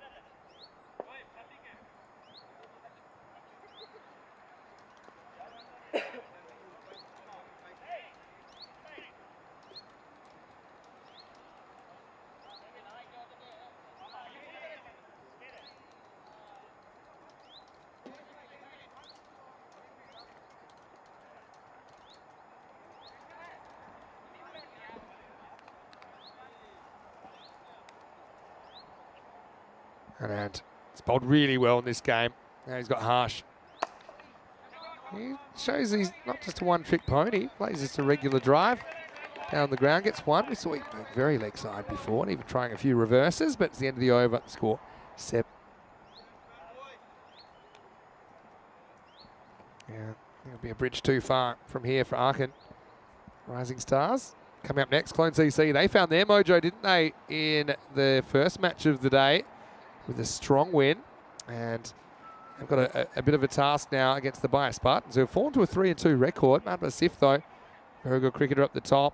Shazib Khan's been in some incredible form. He'll have the gloves today for the Spartans. And Raj Bishan, left arm spinner in there. For Clone CC, though, 2 and 6. We'll be pushing it uphill, I think, although they will be batting first after being sent in match 33. As we see the start of a new over, and this is his favourite shot. It is going to go, I think it's got all the way. It has. Maximo. Yeah, this is a very Pratik Harsh shot, isn't it? He gets across, likes to flick everything away, or almost everything. That time he gets the length to work with.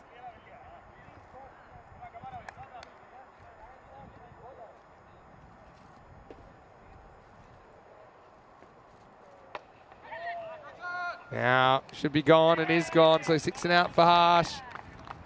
And that's the way the cookie's crumbling at the moment.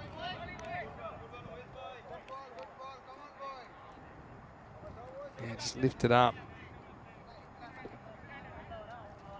And simple catch taken, so that's another wicket. It'll be 79 for 5. And the spin working. Oase gets another wicket. What a series he's having with the ball.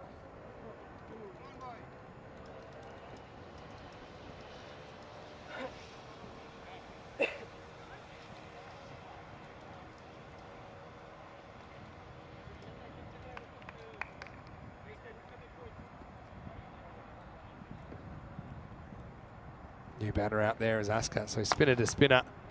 Not a bad shot at all. He's only going to get 1. So VFB, remember that they were cost the opportunity for a win the other day, although they were probably slightly behind in that match to the Black Caps. But they are undefeated. 5 points out of 6. They're tracking nicely. They've got a lot of games to make up, though. It reminds me of Kristianstad, actually, in Sweden. It's probably up and eventually fields that one. They had to play a lot of games in week 2 and just got on a good run that got them into the finals. And so I suppose that's what VFB are hoping to do here. Like I said, I think they could probably afford to lose 2, maybe 3 games and still make the 4. But of course, they won't want to lose any. And there's Oase. It's driven for 1. Helix is saying Derek is having Sunday off. Well, he was up early, I can tell you. There was a wicket first ball of the day. It was actually ready from Arkin Rising Stars. So we had a golden Derek first ball of the day, but yeah, we haven't seen Derek too much so far on Sunday. Swing and a miss this time. Oase will finish with 2 for 20. Pretty good figures for him. 8 overs in. The Rising Stars have fallen off the pace in this chase now. It's 82 for 5.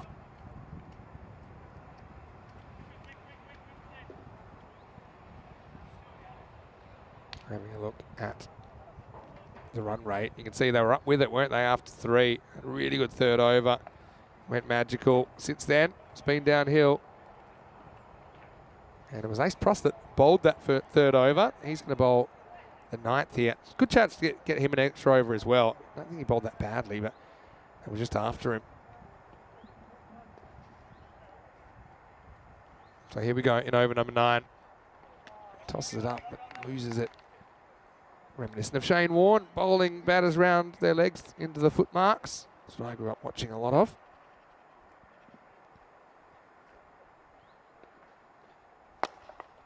Yeah, nicely bowled. drops into the block hole, just a single. Aachen Rising Stars will be super disappointed that they haven't been able to do more in this tournament. Last year, they were topped their group actually in 2022. The 5-3 record. There were some good teams in their group as well, with Golden Star Bond, for example. By Spartans in their group as well. But Blue Stars didn't make the finals in that group. Scissors hit out to the leg side. Just a single. So Pruss, this is all good for his figures. I still think he's going to get the player of the match for that lightning innings.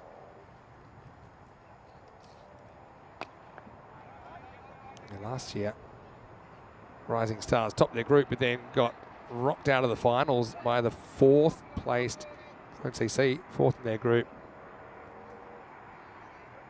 And that was after they bowed out in the initial stages of the finals back in 2021 as well. So yeah, they'll be disappointed with this ECS campaign. Still some time to save some pride though. Couple to go in the 9th.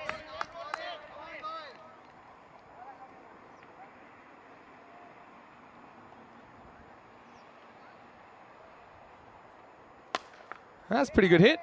Swing for the fences, and Zainal Hassan gets 6 here. Maximo. As Pruss gets knocked around one more time before the end of his spell, he'll go for 34. But really, if anyone can afford to be expensive, it's him, because he got 34 of 1 over. Even though he concedes 34 in 2 when he's bowling, got 34 of 1 over when he was batting. And the score is 94 for 5 after 9. A few people saying that Harsh's scoop, they call it the butter scoop. Is that because Butler likes to play it? Yeah, I'm a big fan of Josh Butler. I think he's a very good cricketer.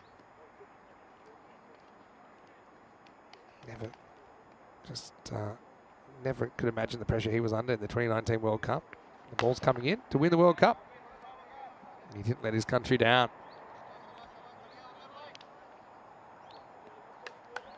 So, last over, Said Waka gets the ball, blows away the cobwebs.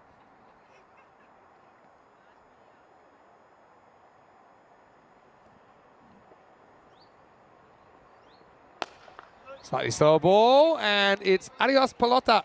Maximo. Zard's come out, he's hit the ball as well as anyone really.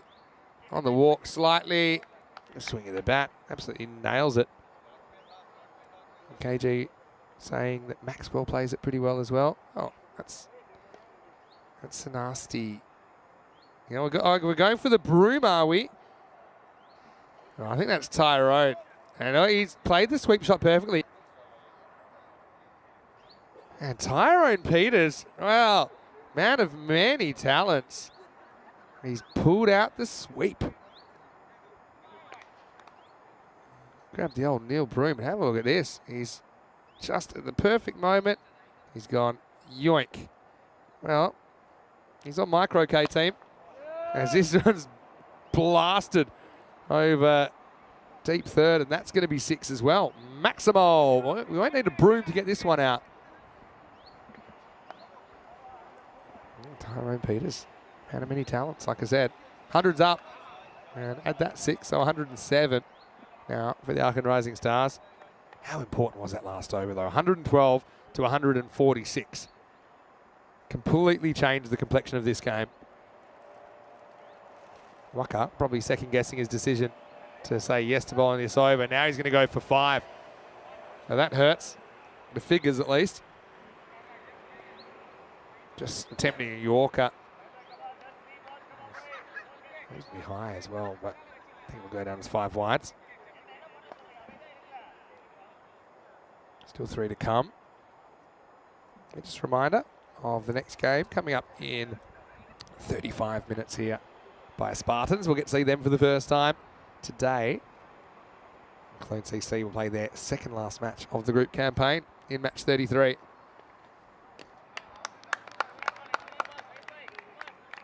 I think the umpire's just saying, look, your back foot's super close. See, look.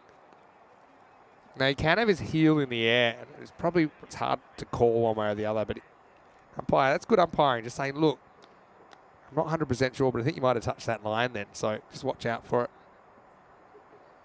He does bring it back a little bit. A couple to come. This will be 4 runs. Nice shot. Zainul Hassan's played an absolute heater here.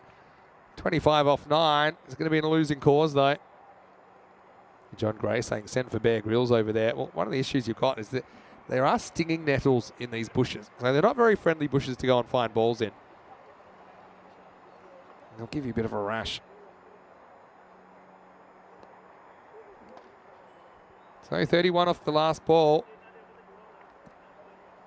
Don't think any player in the world is going to do this. But Zainul Hassan, maybe an audition to bat a little bit higher in the order. We have seen him batting higher before. He's batting 4. Just been left on the shelf a little bit here, as this will be the end of it, mercifully. They'll get a single. So Waka's over goes magical, but not quite supersonic like the 10th did in the first innings. If you combine the 10th overs in this game, you get 2 overs for 57. But look, credit to VFB Gelsenkirchen. They thoroughly deserve the victory. They remain undefeated, though we've only seen them 3 times. 5 points out of a possible 6 so far for them.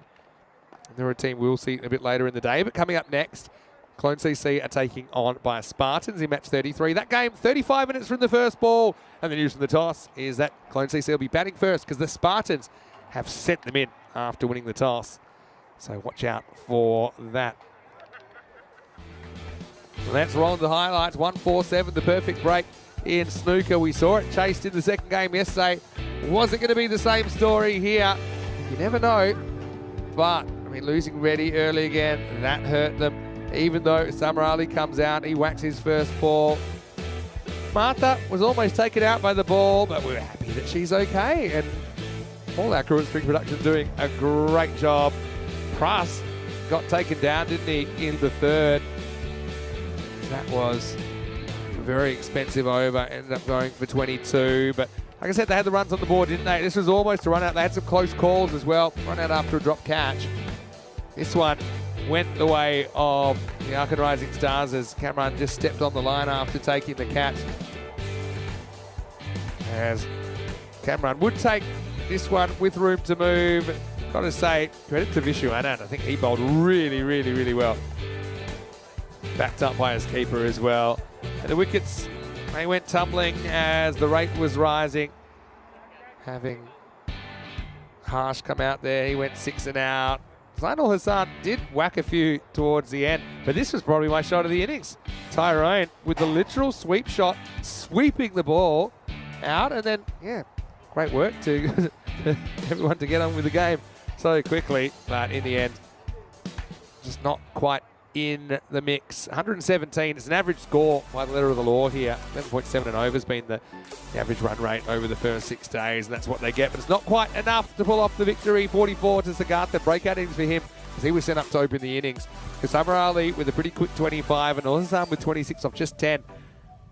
Faced most of those balls at the back end of the innings, but it wasn't to be. 7 wides in there, well 5 of them came off 1 ball, so for the most part it was quite disciplined stuff from VFB Gelsenkirchen. Even though a couple of bowlers get the treatment, including the first innings hero, Ace Pruss, who went for 34 off his 2 overs. But like I said, I think he'll be player of the match for his batting in this game. 2 for 7. Anand was the best of the bowlers for me. 2 wickets also for Owais. He continues his good form. Manana Gopal chipped in with the important wicket of Reddy first up. We'll be back in 30 minutes. We're going to have a spot of lunch. Hopefully you can do the same, or maybe a little snack, no matter where you're watching from around the world. But we'll be back with a big one between Clone CC and the Bias Spartans when we return for more European Cricket Series.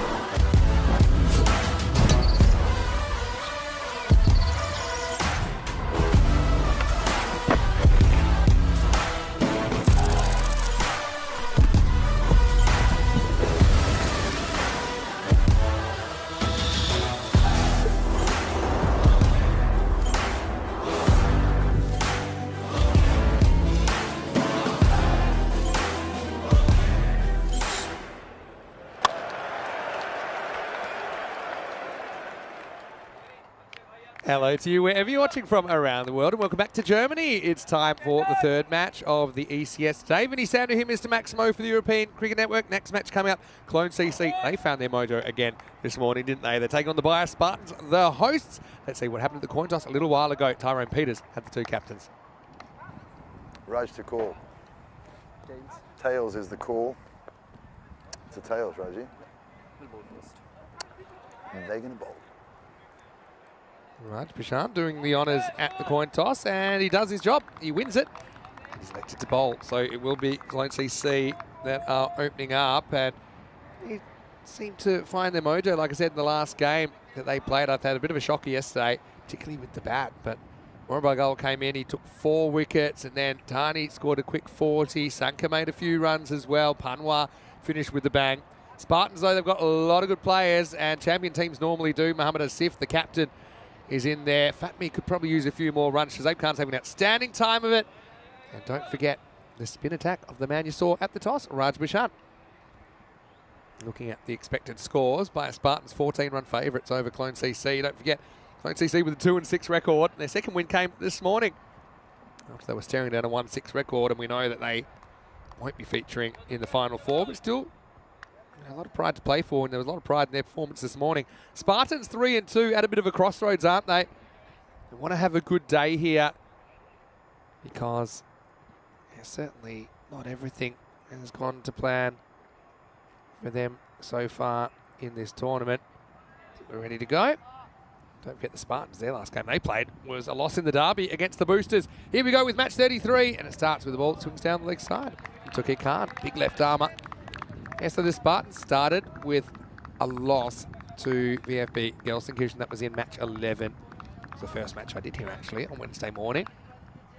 And since then, we saw the Spartans beat the Rising Stars in an 8-over match. We saw them beat the Black Caps in a real high-scoring one. This is short, and it's whacked away, and that one's going to part the Red Sea. VFB Gelsenkirchen, I think they're just having a rest. Well, no rest for the wicket. In fact, we've even got some of both teams there that we've seen in the last game. The result is going to be 6 runs, Maximo. Yeah, so by Spartans, they lost their first game, won the next 3, then lost their last game against the Bayer Boosters, of course, in the intra-club contest. Both these teams from Bayer Uerdingen. We see Shazab Khan with the gloves today. Typically, we've seen Wakas Fatmi with the gloves. Maybe he got nailed in a bit of a potentially viral moment last week. I've been keeping an eye in the break on the Cricket Scotland T20 final between Carlton and Forfarshire, because I know the winner of that game will be an ECL 24. Yeah, nice little cutter there. No run, no bat. Yeah, so they're almost halfway in that game over there in Scotland. Currently, Carlton 109 for 6 with 2 overs remaining. So I think Forfarshire probably the happier of the two teams over there.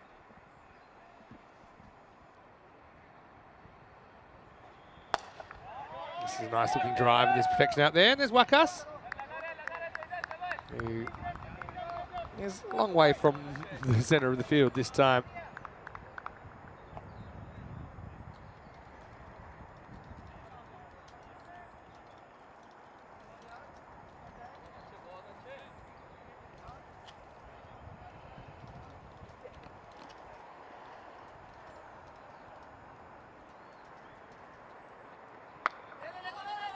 Pretty good over this from Takia for the most part. He's just been inconsistent. That's been his only problem. He's got good natural attributes, doesn't he? Takia Khan.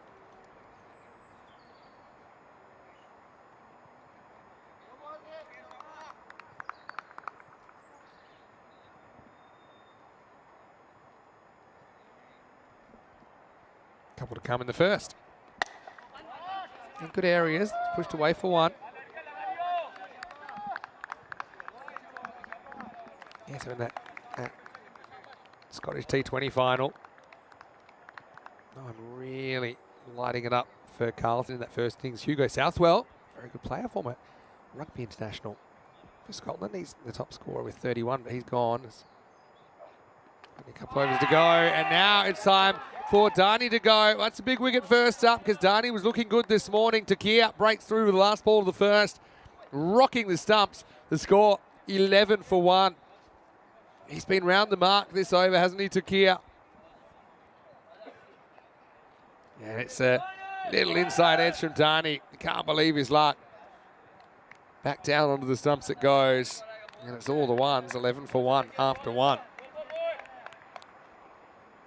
Forfeiture bowling over there. Scott Cameron having a very good time, 1 for 10 off 3 overs. Apart from that, they've shared it around a little bit.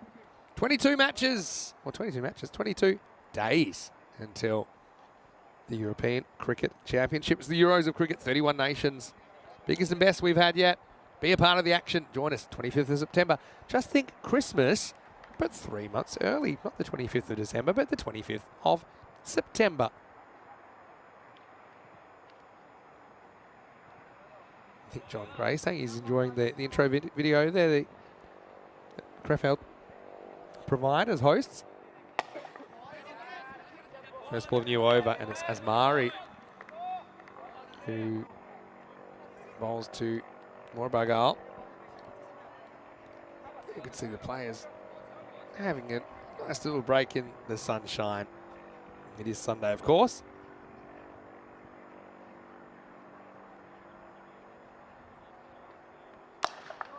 Straight pull. I think we'll just get one here.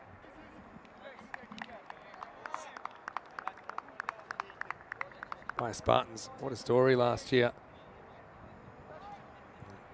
Certainly was a memorable time for them to win as the hosts. Doesn't really control this. Does he get enough bat on it? He does. Not sure it runs away for 4. It's pulled back just in time. Get back for a couple.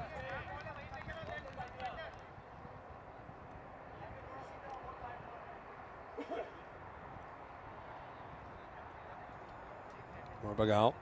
Didn't see him yesterday, so it's good to see him back, and he's certainly made a difference. Missed out with the bat in the first game, but his 4 wickets were crucial, and he took a catch. It's kind of fake 5-for.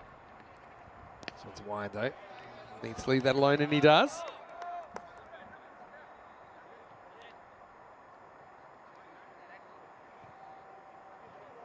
So Scott Cameron has just picked up another wicket there in Scotland. So it's 121 for 7 after a decent 9th over.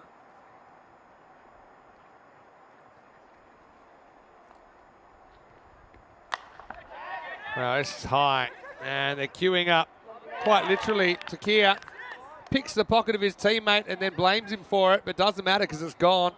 And so Morbagal, the second man to go, and it's 16 for 2. It's high in the air, and yeah, Takia saying, hey, look, I'm here. He said, yeah, well, I'm here too, but I guess all's well that ends well for the Spartans. 16 for 2 after just 10 balls.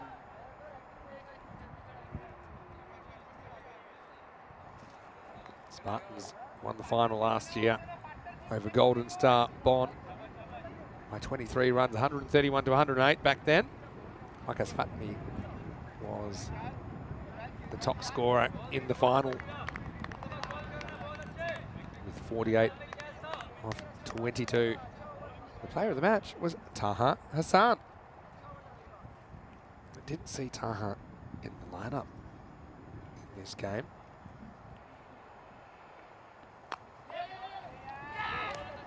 Taha did 1 for 8 in that defence. It was a really good effort. It was after he whacked 34 off 12 in the first innings. And that was the last ball of the innings. So Spartans and GSB doing battle in last year's final. Who'll make the decider this year? Little back cut, nice shot.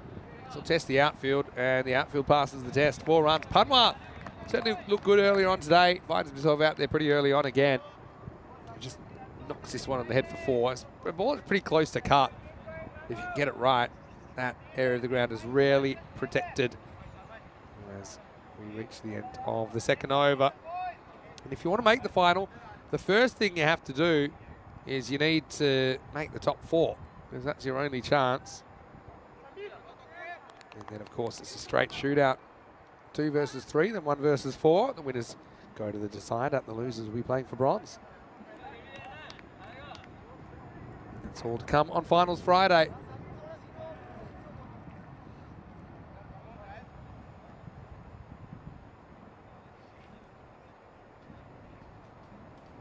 Open you over to Kiers coming back. Again, it's bowled pretty well so far.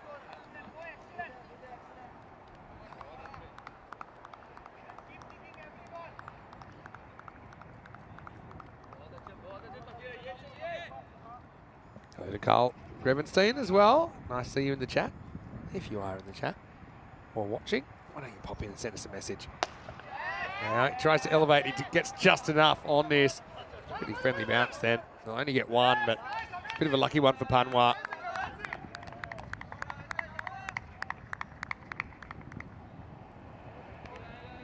Certainly didn't time that very well at all.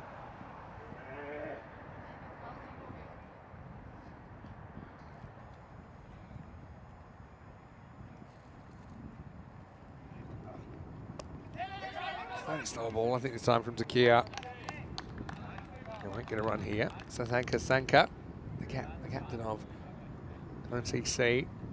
At the crease again, he's been a little bit disappointing during the series, but he's got time to turn it around. Not that much time, having said that. They're into their 9th game. But you want to make some runs before the end of this tournament, that's for sure. He rushes him with a hook, but yeah, that's the risk with that kind of bowling. Is that you don't have the protection in the outfield down there. Even if the shot's mistimed and you kind of beat the bat, or beat the batter morally, you can still find yourself going to the boundary. That's exactly what happens.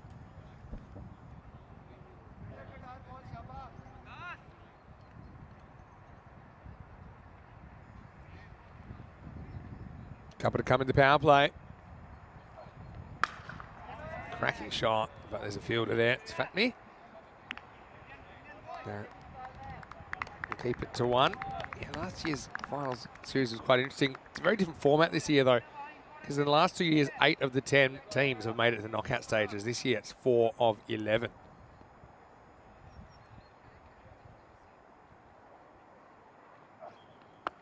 There's a cutter again from Takia. It's dabbed away. They'll just get 1 here, and that's the end of the power play. Clone CC losing a couple. And it's a bit of an underwhelming power play, really. 28 for 2 after 3. Yeah, last year's final series saw the Boosters and the Spartans play off in the quarterfinals. And then the Spartans actually beat Clone CC in the semis. So these two teams will know each other very, very well. That was back on the 27th of August, so just over a year ago, for a spot in the final. Clone CC ended up coming 4th in the tournament after they lost that semi to the Spartans. You're seeing that matchup right now. Clone CC made 103, and the Spartans chased it down with 8 balls to spare. Clone CC would lose the bronze playoff to the Black Caps, who took the medal. And in the final, the Spartans would knock over Golden Star Bond. That was 2022.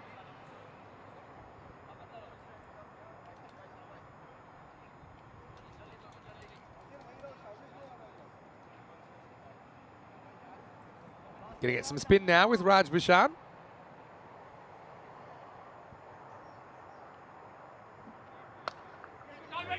Cut away first, and Sanka is sent back by Panwa, who saw exactly where he hit it. Kyle saying that we've got lovely weather here today. Yeah, we do. It's currently 22. Quite nice weather, in fact. And I'm expecting a maximum temperature of 24, so it could still go up a bit. No sign of rain. Hopefully, I think the rain stays away for the rest of this tournament. He's going to be stumped here by a country mile. Panwa premeditated. He wanted to take Bishan down back over his head, but Bishan doesn't really toss this up at all. He pushes it through. Maybe he senses that he's coming, but it's an easy stumping for Shazib Khan behind the stumps. Yeah, Bishan knew he had plenty of time. Check it here in the replay. And yeah, he never even gets back to Panwa. So Clone CC trying to move things along, and they lose a good hitter in Manav Panwa. And the score is 28 for 3. If you want to go back to 2021, I guess we talked about 2022, but 2021, remember MSC Frankfurt came in huge favourites. They were 7-1 through their group stage. Black Cap 7-1 in the other group, so they were the kind of leaders on that occasion. Clone CC, they came second in their group by Spartans. Back then they were called the Wolves. They came fourth in their group. They lost to MSC Frankfurt in the quarterfinal, but ultimately, Bond Blue Stars finished third in their group, found a way through to the final and then won it. That was a really memorable tournament. Bouchard leaves this one hanging.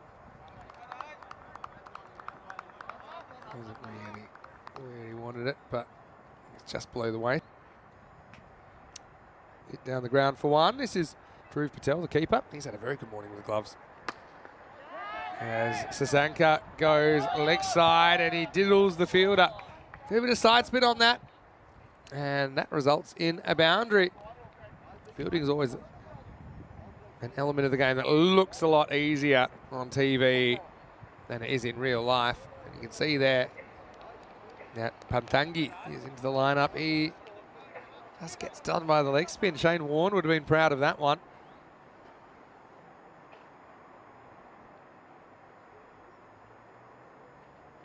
That's well pitched from Bouchard. Just be a single. This is where if there was a big crowd, maybe 20,000 people behind Manoj Pantangi, he'd be getting a big Bronx cheer right now. A big round of applause for actually fielding one. Carl's just talking about the Australia versus South Africa T20 series, yeah. South Africa have been struggling a bit, that's true. Been catching bits and pieces of that. Australia unearthing a lot of new players, basically, giving them an opportunity. Tim David, although he's not new, he's been called up to the ODI squad now. As we get to the end of the 4 overs here in Germany, the score is 35 for 3.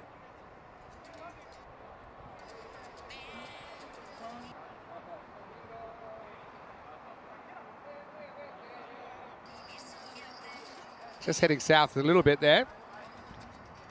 But so 3 wickets, I think, will be the main concern.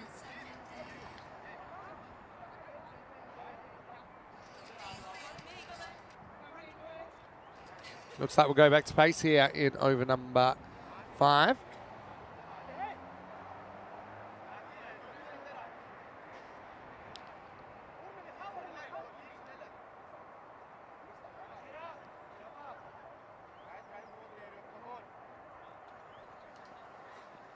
Zakarullah Asmari is going to continue. This one sneaks past everyone.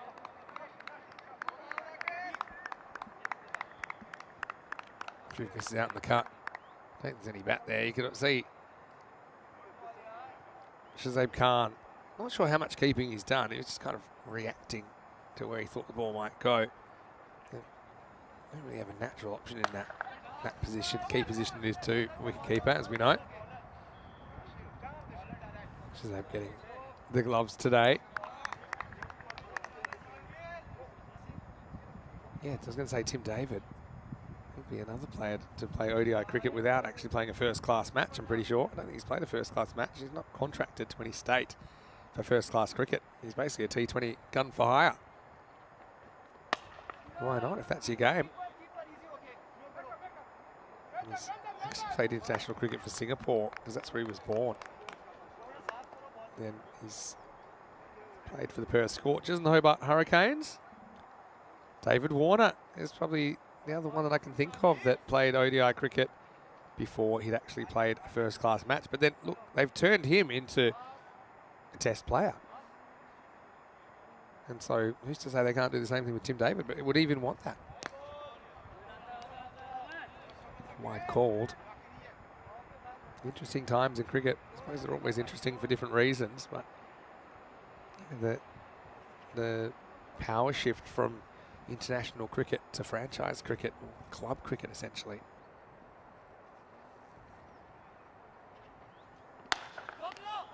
If you think about football, that's a game that's basically, for the most part, it's club games that keep it going. With international games having a prominent place in the calendar, sure, but in cricket's always been about the international games taking precedence, being the real draw card. Full toss, Patel just knocks it out for one. A half-time in the Scottish final at New William Field. And Forfeiture need 130 of 20 overs for a place in the ECL 24. Otherwise, Carlton return. Nice shot. Picked out the fielder, so no run.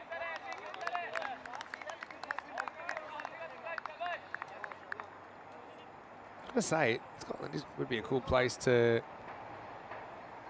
do an ECS as well. A lot of good cricket there. Into the fifth over right here, right now, though. 39 for 3. Let me pick out a group I haven't talked about in a while. How about Group D? Now, Ireland 11, I think they'll go pretty young with their selections again. And I think Austria, they're probably the biggest threat. They were disappointing, Austria, in the recent World Cup qualifiers. Again, different conditions on a turf pitch that they had limited experience on. Then you've got Hungary, who were smashing records during their ECI. Finland, I think that they'll be a lot better as well. I think Jordan O'Brien's now qualified for them. And Turkey, well, who's to count them out? They seem to create magic at Cardamom, don't they? As this next one's going to go all the way. Maximo Patel finally gets one out of the screws. He just hits this flat, and even though the field is not too far away, he doesn't have a play on it. You can see that the placement was perfect from the batter there.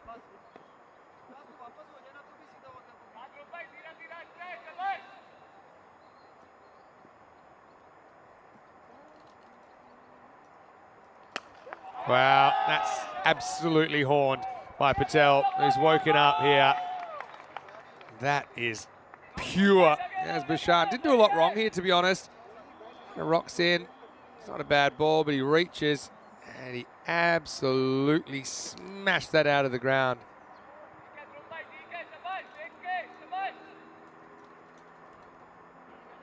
What a shot.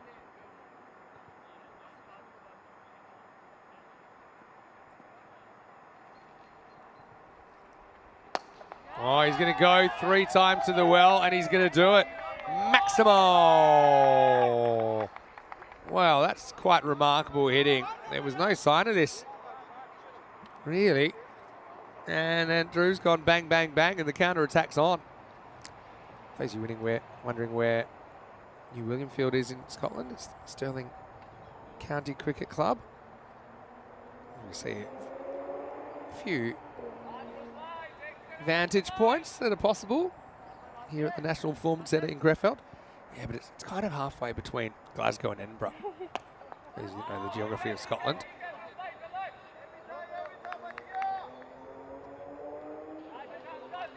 I think we're just about to start the second innings. Could be a really good game, actually. Like I said, both Carlton and Forfeiture, they both know what it is to play at an ECL. Sanka punches a 1, but it's been a very productive over. It's magical now. 6-6-6-1-1. And that means that Patel will get one more crack at Bouchan.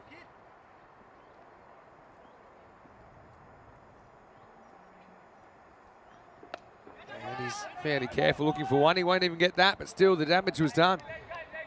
As Bouchan's overs go for 7, then 20 in the 6th. The score is 59 for 3. Drew would come out. Well, if you take out his 3 6s, and he's 5 off 8. But if you add in his 3 6s, he's 23 off 11. So certainly a strange innings. He's hot or he's not so far, but he's still there. As we'll have a change of bowling. It'll be Subramanian, Ramsurath Kumar to bowl for the Spartans.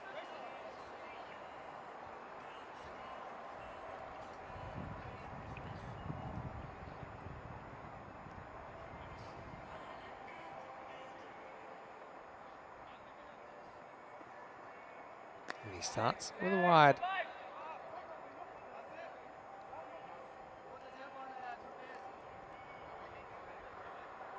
Don't think we've seen from Surath Kumar bowling before.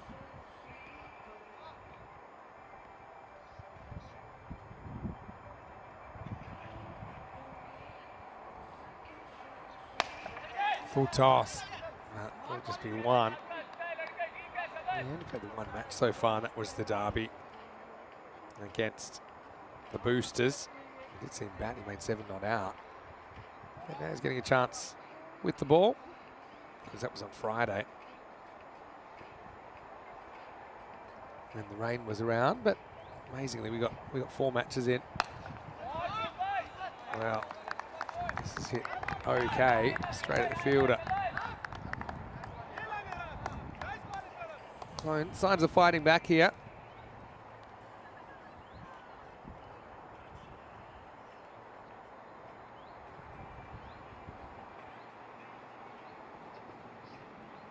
Wow, it's wild and woolly. That'll be a wide.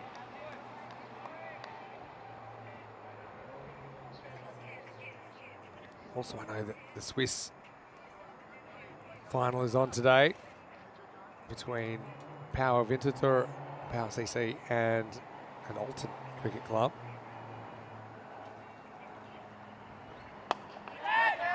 Drives this, but straight to Fatmi. He's not going to miss it. So Patel had 3 large blows, but apart from that, not able to do too much. Still, they'll take it from him. 23 off 13. Just drives this on the up.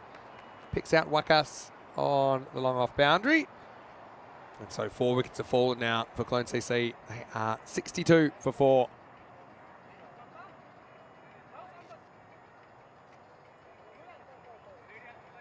It's really good that we've got the ability to see some of the matches that essentially determine who will make it to the ECL in 24, the Champions League of European Cricket.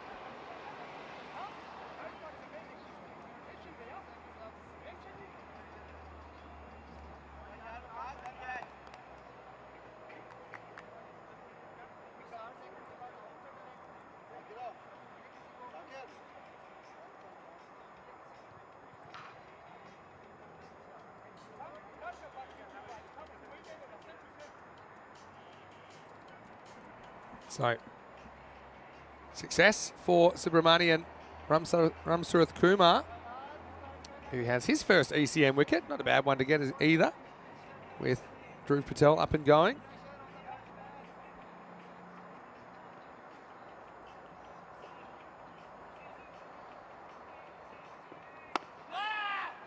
New batter coming out there is Anish Nair, who's into the lineup.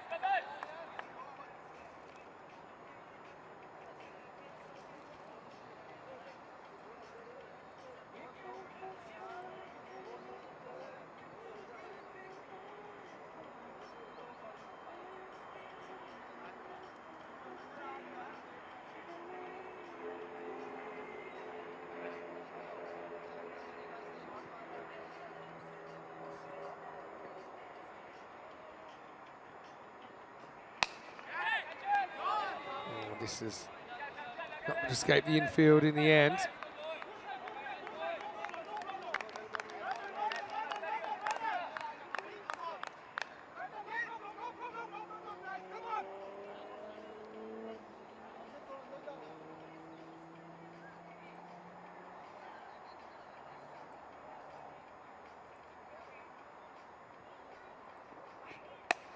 Another full toss. At least he's getting full. I think you're better off being full than short on this pitch. I'll definitely take that. What a great over from Ramsurath Kumar in his first bowl in ECN cricket. He takes 1 for 5, and Clone CC, they're 64 for 4 after 7. Let's have a look at what's still to come on the European Cricket Network, of course.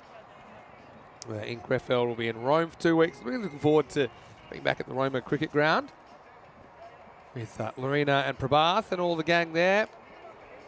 And at the end of that, we'll be ready for the European Cricket Championship. We're going to have 4 weeks there in Khartoum.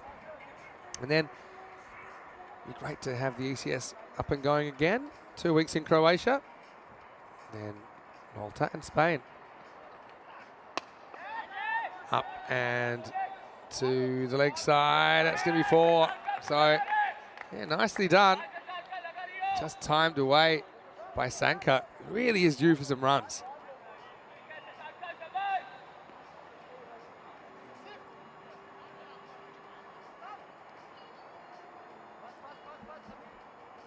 And we're going to keep an eye on those results around Europe as today goes on as well. Lifted up over the leg side, and this one is out of here. Says Carreras. It's getting a bit too straight then. A disappointment for Mohamed Azif, who's a pretty good bowler. Likes to bowl at the end. He's pretty slippery. I think he's got to get up in the block hole though.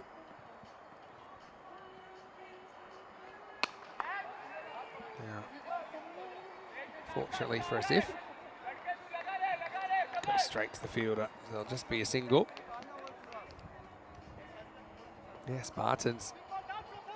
Pretty good time of it in the last couple of years in ECS cricket. So they don't fancy themselves to chase something par or below, but they'll be hoping at this stage they can keep it down to maybe that double digits. We haven't seen defended yet. 104 is the best defence so far in this series.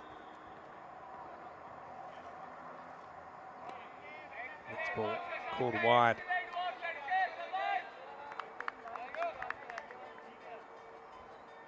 Just still directed there, probably going for wide, but not that wide.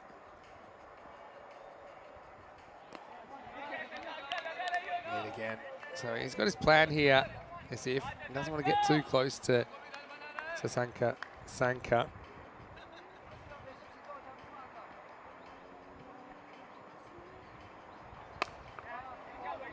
Turns on this again.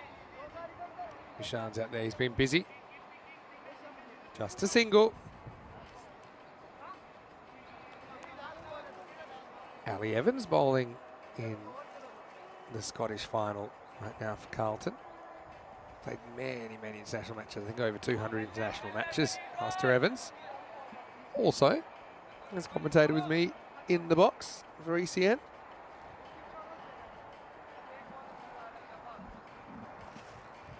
Last ball the over. Angled away. They'll only get one.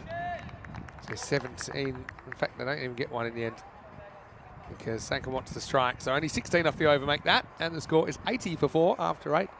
They're still on for that 100.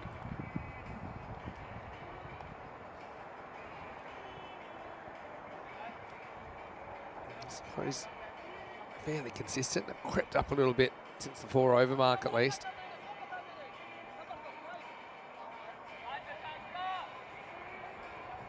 What a big finish here. Don't CC. This we love one of those overs like the 34 we saw from Ace Pruss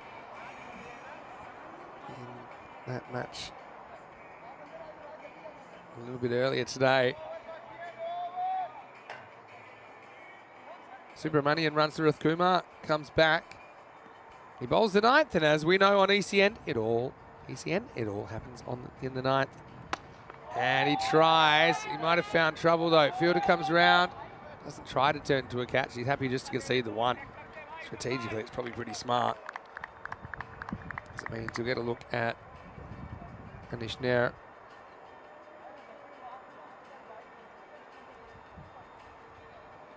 Yeah, Anish is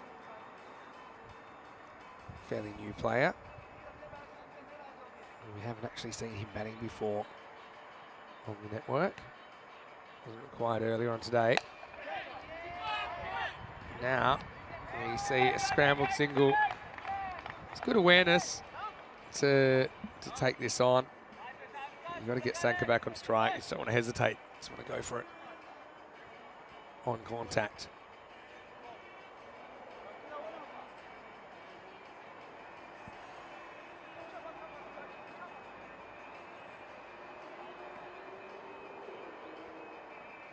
So it's been a good spell, hasn't it, from Ramsurath Kumar. Now he's driven, and there's no outfielder back here, so this will be 4. So, nice shot by Sanka, who's just trying to hold it together. He's kind of bailing the water out of a leaky boat at the moment, isn't he, Mr. Sanka? Able to get that one away for 4. Nice shot.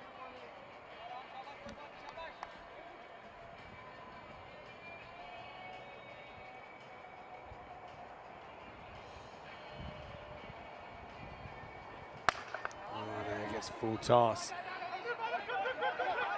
1-2 here. Keeper's end's where I'd be going, and they do, and they gut him down.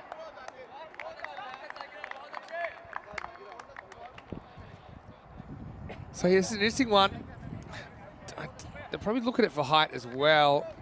I probably had it just below. Let's have a look.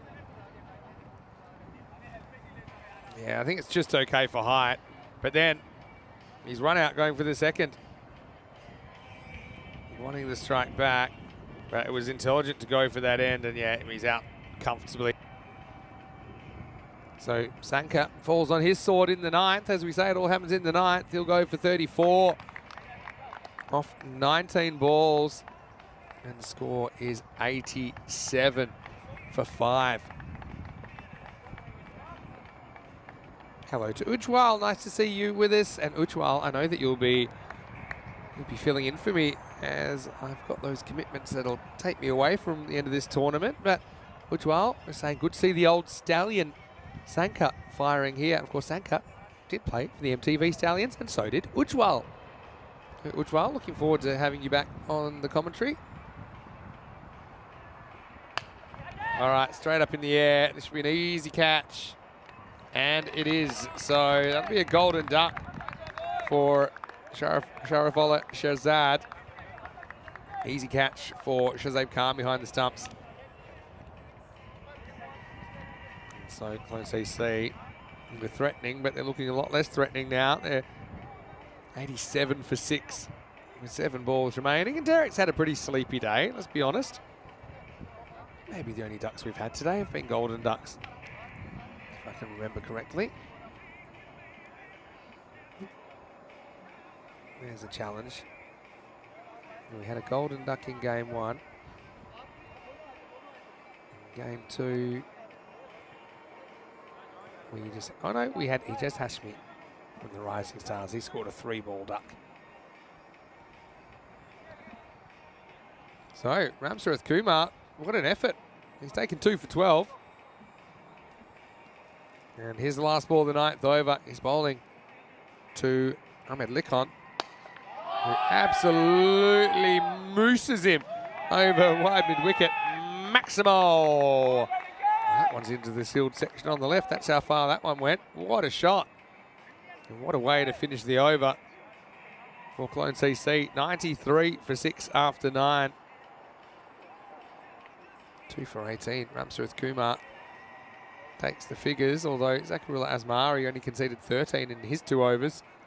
He took a wicket, so took Takir Khan and Raj Bhushan as if 1 over for 16. Won't bring himself back. I thought he would have, but I think he's not too happy with how he was bowling. So then they go for Mustafa Ul Haq in the final over. Scotland score. They're 34 without loss in the 4th over, chasing 130 for victory. All right, over to you, Mustafa. Last overtime. Big swing and a miss. So yeah, like I said earlier, my figures are correct. The best defence so far has been 104 in this series. The 105 was also defended. No ball called. Now, let's see what this is for, shall we? Yeah, this must have been front foot. Just crept over the line, so free hit, and Clone CC catch a break. Can they cash it in?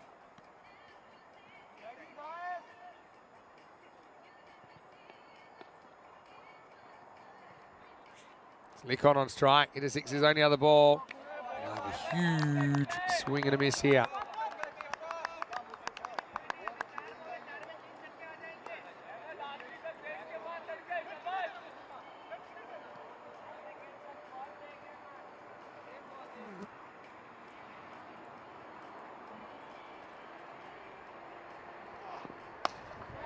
Sliced up in the air, and I might like the idea of two here. Good throw, and he's gone by a mile, and he will be gone. So Nikon just trying to steal the strike back, gets caught with his hand in the cookie jar.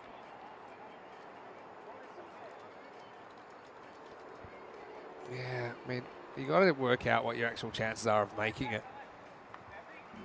You have to have a really bad throw from there. I'm not sure would have taken that on. You can always have another chance to get back and face. It's not the second last ball. There's still 3 balls to go. I suppose though, got the wickets in hand.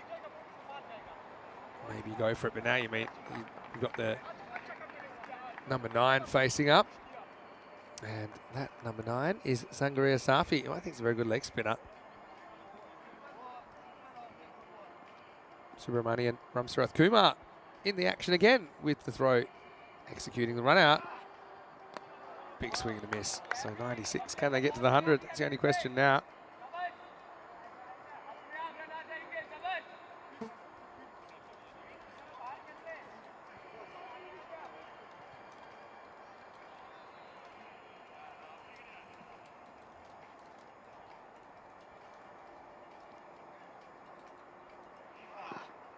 Strike 2.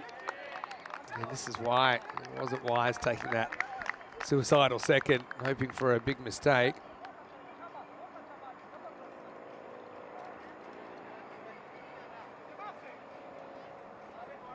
That 100 is looking further and further away, isn't it? Last ball to come.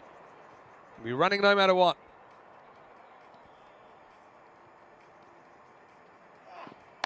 He does get some bat on the third one. In fact, this will run away. That might have actually been 6. Yeah, they want to have a look at it, I think, even for height. But let's have a look at it. He's not a huge guy, Safi. Yeah, it's okay for height. But then where does it bounce? Is it 6? I thought it was 6. Let's have a look. It is... Nope, not quite. It's 4 runs. And so... That's how I saw it anyway. 4 runs, yep, and given. So it's exactly 100. Third time lucky for Sangaria Safi as Clone CC beg, borrow, and steal their way to 100 runs in this game.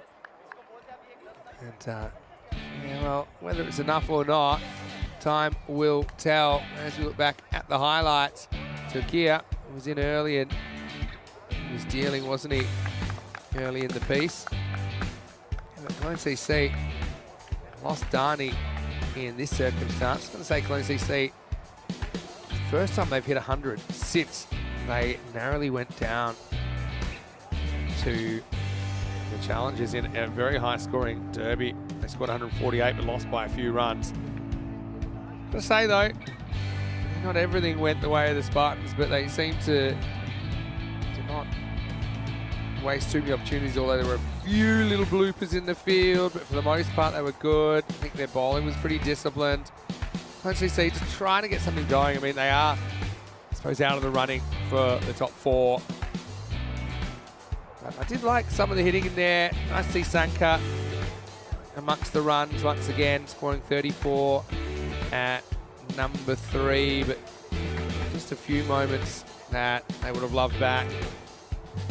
Of run-outs costing them as well. Drew Patel hit 3 of the best 6s you'll ever see, but he only made 23, by the way. Late in the piece, we saw first ball bomb from Likon. He would also fall to a run-out. Just trying to... Turns out, actually, getting one out towards the end, but he wasn't the only one. And yeah, Likon was also a run-out victim, as we see Clone CC manage to bring up the 3 figures, but only just 100 for 7 off the 10 overs. If they defend this, it will be the best defence so far in this European Cricket Series, with the first game of the tournament being the best so far, 104 defended by VFB Gelsenkirchen. Looking at the scorecard, Sanka with 34. He was the top scorer Apart from that 23, Drew Patel, bits and pieces apart from that.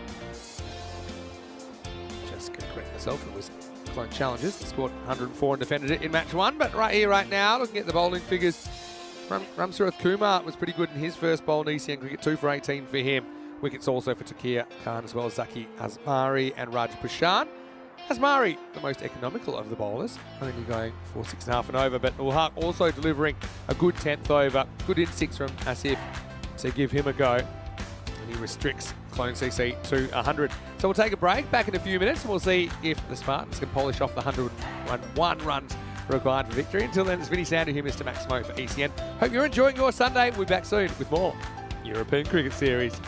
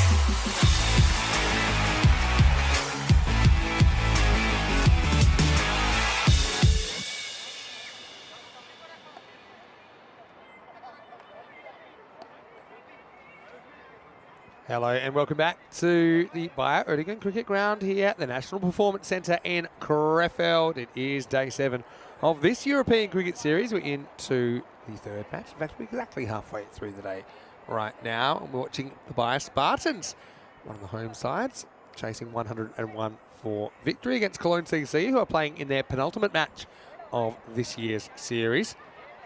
Hasn't really gone to plan, but they would love to take a big scalp here. They do have 100 on the board. Exactly 100 after batting first, thanks to Sasanka Sanka, 34 off 19 from him. And Dhruv Patel, 23 off 30, including 3 big bombs. So 101 for victory. It's Mohammad Asif, who's out there to open the batting with Waqas Fatmi. And it will be the destroyer from this morning, Tejas Morbagal, to open the bowling. Tejas took 4 wickets in the first match of today. Right now, though, he's going to go for 4 runs, as that's a little bit short, and Asif is quickly into his work. And the Spartans are off the mark. Bit of news from the Scottish final. I know a few people are watching that and keeping track of it. Forfeiture needing 130 for victory in 20 overs. They are 70 for 1 after 7, so made a very good start.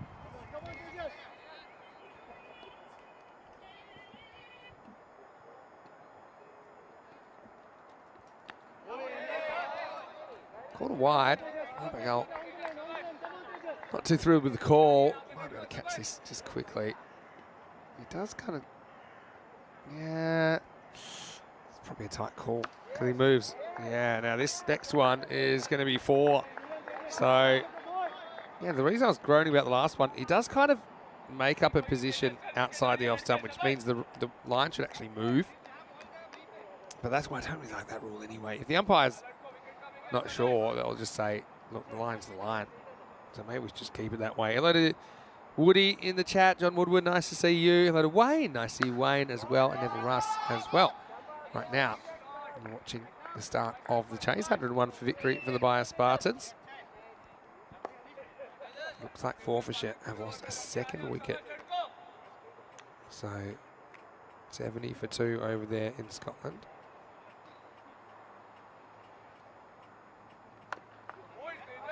Drags this from outside off, only get a single.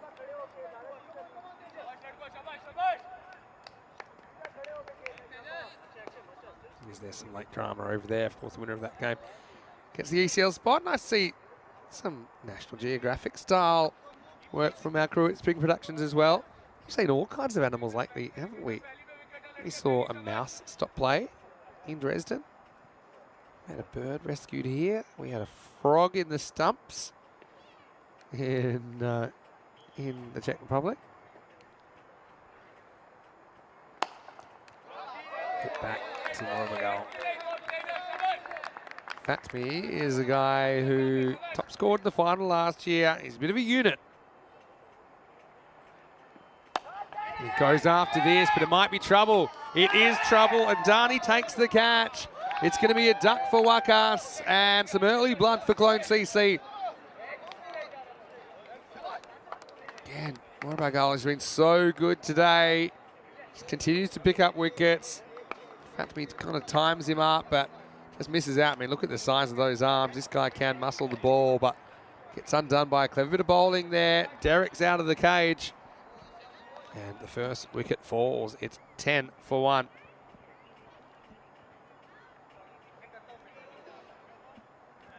Disappointment for Waqas. One door closes, another opens.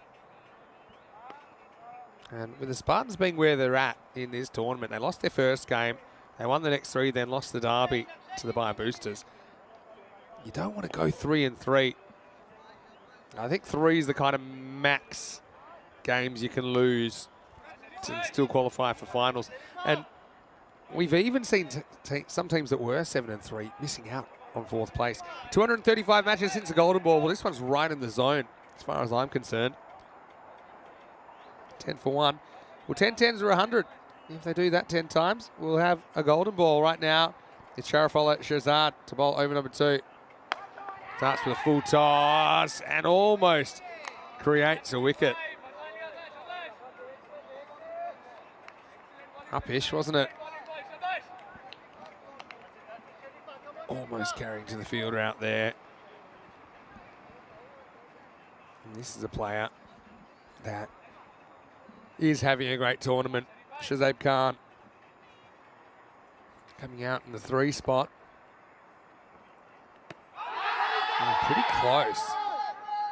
Maybe just go down the leg side. Check it out on the replay. Just felt this might have been sneaking down. It's very wide of the crease.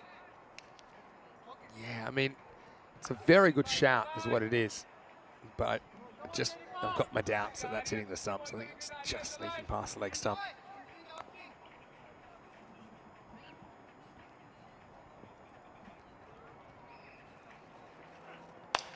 Wow, that's a blast from Shazam, who gets off the mark in style. Maximo. This guy does love hitting big sixes. To give you an idea of how well he's been hitting them. Last year in 11 matches, he hit 15 sixes. This year, in only 5 matches, he's hit 13. So almost the same. In fact, now that's 14. He's really gone up a gear. His strike rate has gone up about 80 points compared to last year as well.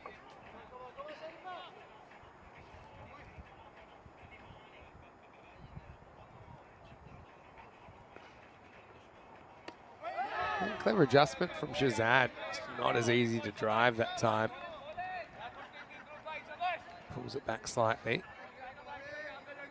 Woody asking, has it been raining? It's looking very dark. Well, it's been kind of a hazy day is how I'd describe it. So we've got a bit of cloud cover. It's still pretty bright at the ground at least. No rain in the forecast, in fact, for the rest of our time here in Crefeld. Hopefully that holds.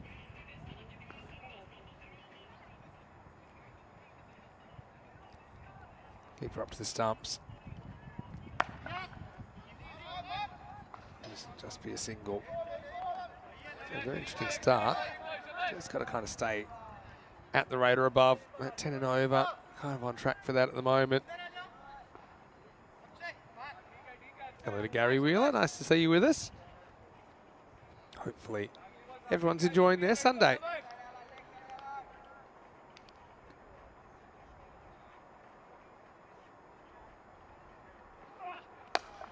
Takes this off the stumps and deposits it over the leg side boundary. Maximo!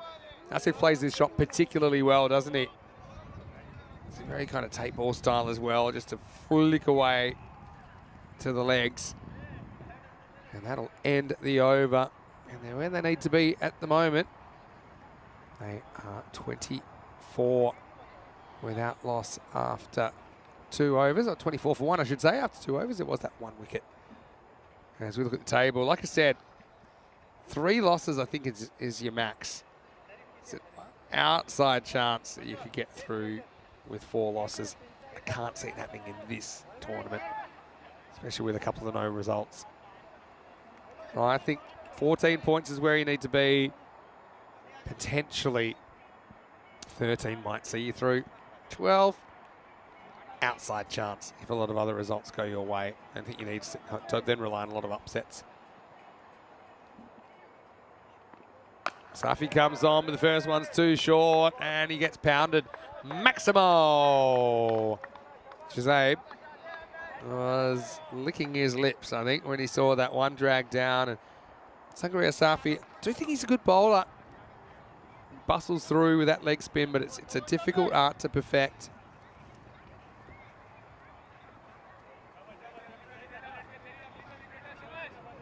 First ball has to be relayed back from the car park. Better ball. They won't get a run here. It turns around late, but they will get home. So just like that, you've got all the runs you need even for the 3rd over. There's still 4 balls to come in it. Samuel will take it on, knock it into a gap and get 1. No signs of drama so far for the Spartans.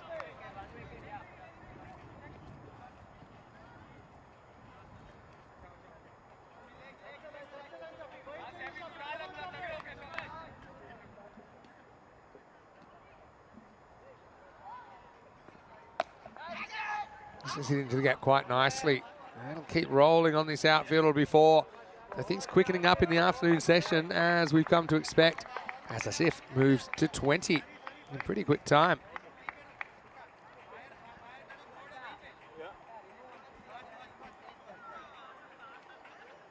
Yeah. 2 years ago when we saw that the Spartans, they're known as the Wolves. It's a few players in the same, like Taha Hassan, like Mohamed Asif, like Asfatmi. Really tries to line this one up and fails. Raj Bashar, another player stuck around from 2021.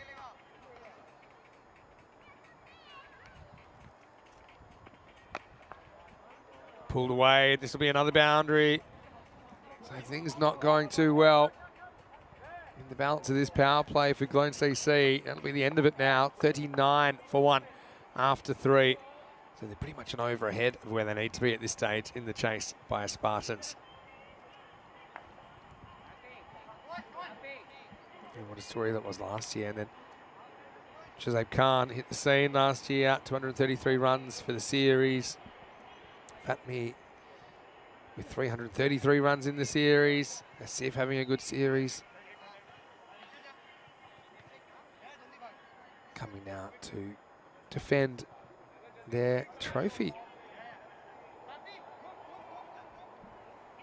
Morbagal is going to get a second over. No surprises there. He's been very good. He's taken 5 wickets today already. Gary Wheeler saying, hope everyone's well on stupendous Sunday. Well, it's a very relaxing day here at the ground. We're enjoying ourselves.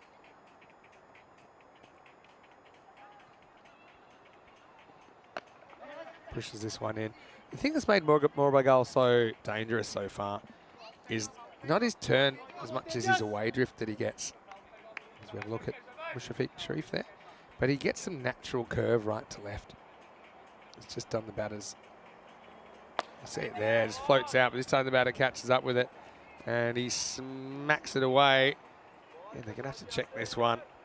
And, we'll see if we can find it for you. Yeah, that'll be 4 runs, 1 bounce 4. And good batting from Asif. It goes with the movement.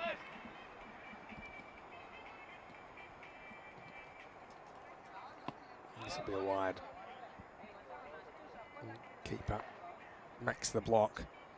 Forfeiture 93 for 2. They're cruising in that chase. That's the halfway point, 93 for 2. They need only 37 in the next 10 overs. See some of the GSB guys warming up. We'll see them pretty shortly on day 7. This one's worked away for a leg bye.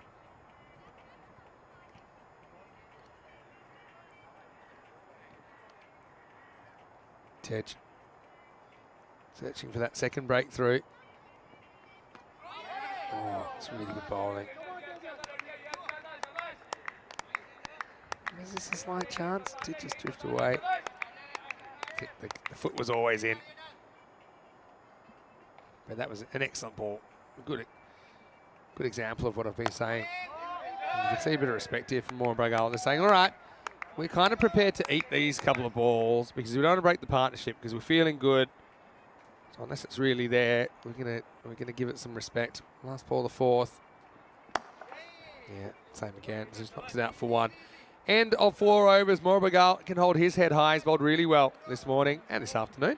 The score is 47 for 1 after 4 overs.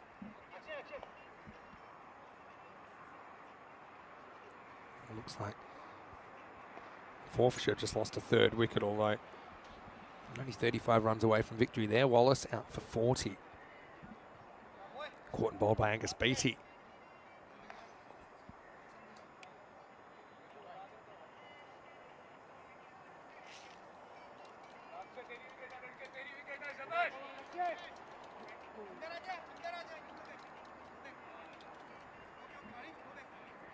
Dani's going to get a bowl in over number 5. Let's see if they can maybe either take a wicket or bowl a really tight over. Either will increase their chances. The tight over will build pressure on these two. Let's see if Shazab Khan, though, very experienced in this format. And looking the goods at the moment. Clone CC, though, let's not forget that they finished 4th last year. Oh, they're going to leg it out. Was this catch? I had a feeling it was catch. Potential catch. Let's have a look. Yeah, it was. It's right off the fingertips. Just a single. Clone CC not even with a chance to make the 4, but still very proud club. They would love to take down the defending champions here.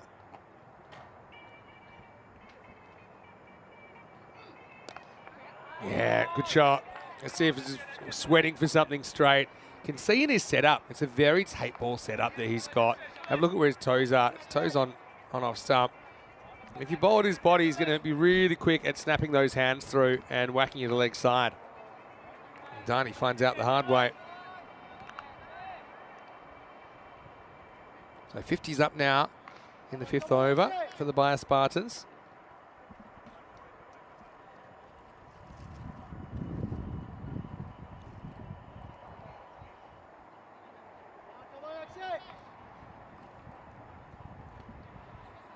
Shea continues around the wicket. Yeah, same sort of setup, isn't it?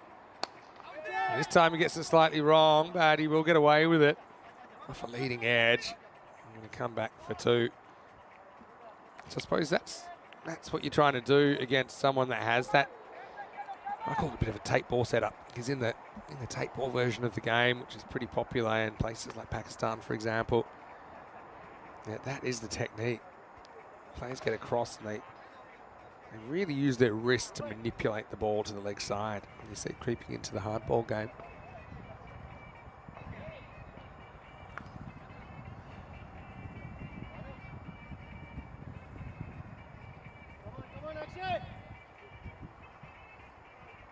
Come on, Akshay is the call. As he searches for another breakthrough, as if 34 off 13 has been very good so far. Yeah. That's not where you want to be bowling. That's gone over everyone, including the first 2 rows of spectators. Maximo! Yeah, Chakalagia time. Yeah, not the right line though. Cannot get too straight to this guy. It's a 40 out of the 61 so far.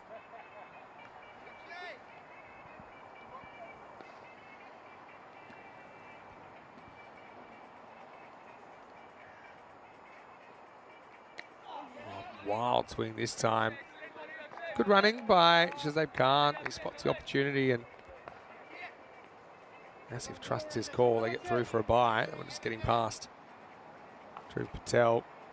He's a very good keeper. But he's got his work cut out from here up to the medium pacer.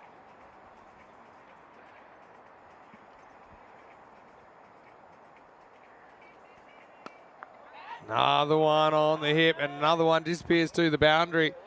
As Shazib Khan moves into the 20s. It wasn't a great over from Dani, really. I think he got a bit greedy attacking the stumps when he had to stay wider of the off stump.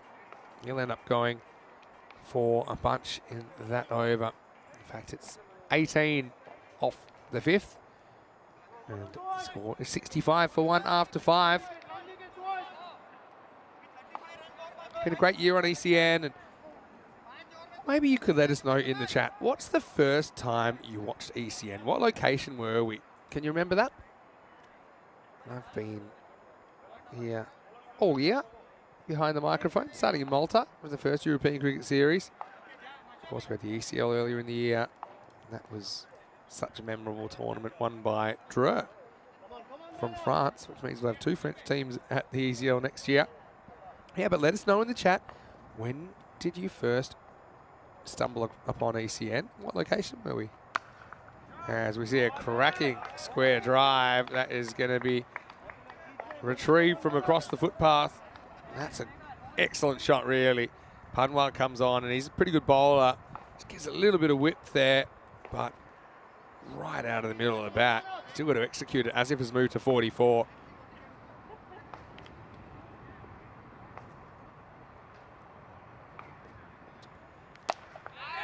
Oh, another shot into the gap, another boundary.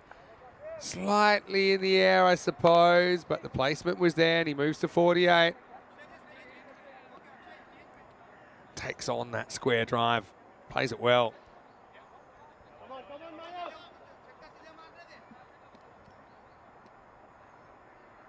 Asif to 48.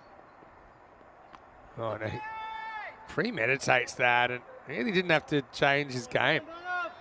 It's a sign of someone getting bored when they start playing shots like that. He wanted the little paddle to find leg. What's happened here? He's done his shoelace. Has he?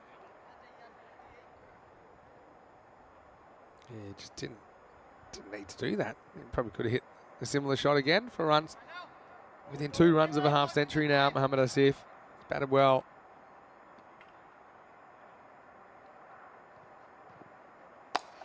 Tossed up, and that'll take him to 49 with just a single. I like him as a bowler. He's not afraid to toss it up a little bit. I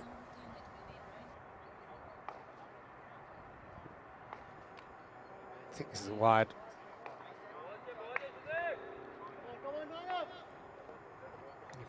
Does actually spin the ball, so I actually quite like watching him bowl.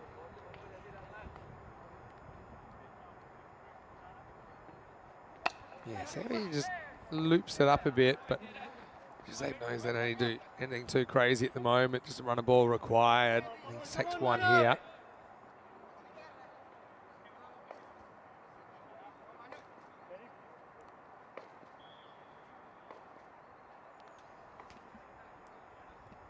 The last ball, the 6th. Oh, he misses out in a rank full toss, Asif. Well, you'd love that one back, but he won't get it back. It's the end of the 6th over. It's 76 for 1. 49 for Asif through the first 6 overs. They're cruising to victory, you'd think, at the moment, although cricket's a funny game. They do need exactly that runner ball at the moment. Actually, run a ball for a tie, technically. 25 off 24 will get them the win. This looks like Sharif Shirzad, who's going to bowl over number 7.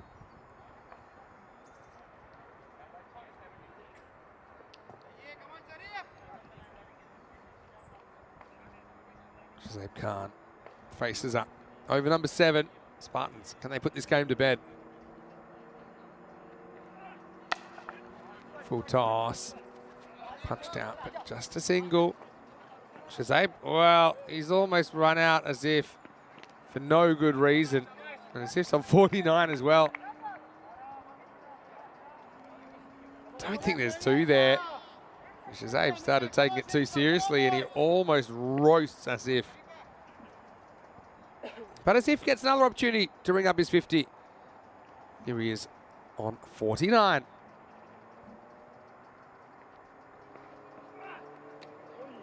Yet again, he won't get any bat on this. So he won't get the run. Could probably get a second if they were actually paying attention that time. This will be a bye, I think.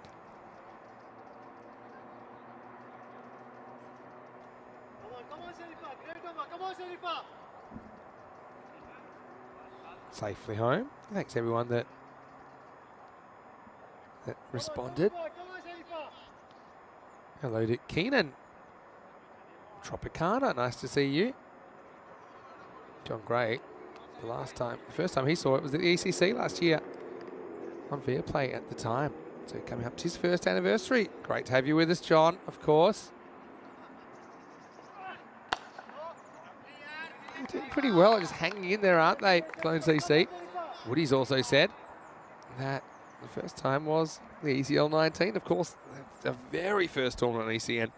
Champions League of European Cricket at La Manga in 2019. Woody, I know you were there. As ECS went, was the trial run in Alicante? Yeah, of course. It's like January 2020.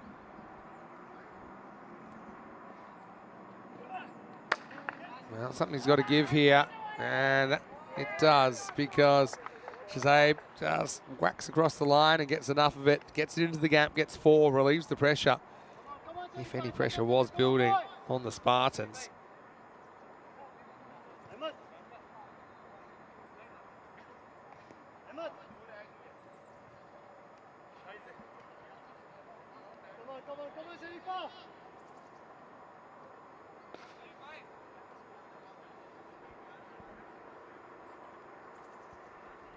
There we go. A few more creatures from around here in Krefeld.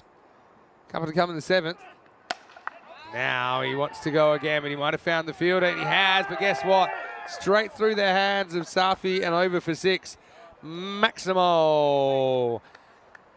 Well, poor Clone CC, if you had to sum up their tournament in a word or in an action, that's probably it. Ends up going all the way.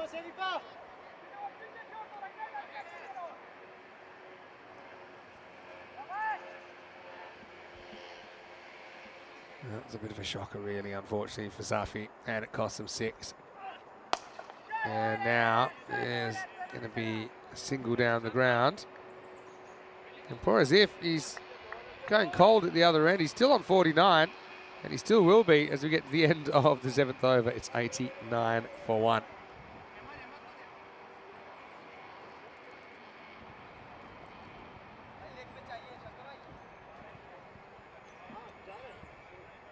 John saying ECL 19 was the year of the cable ties. Yeah, I know there was a lot happening behind the scenes to make that work.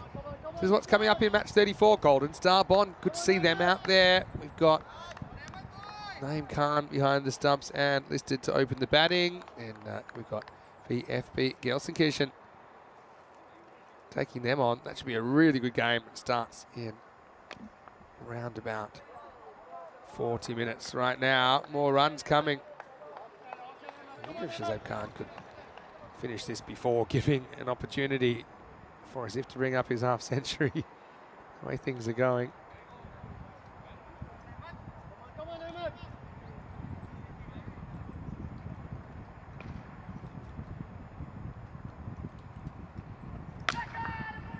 That's another full toss. Has he found the gap? He has. Or maybe he will do this. I mean, Asif has had opportunities to bring up his half century. It's not like he hasn't.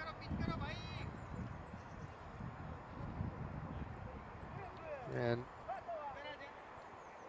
yeah, don't think there's a way Khan could bring up his half century. I mean, there is a way. He could do an all-run 4 that's a 1 short. It takes him to 45, and then he could hit a 6. But I don't think you're going to see that.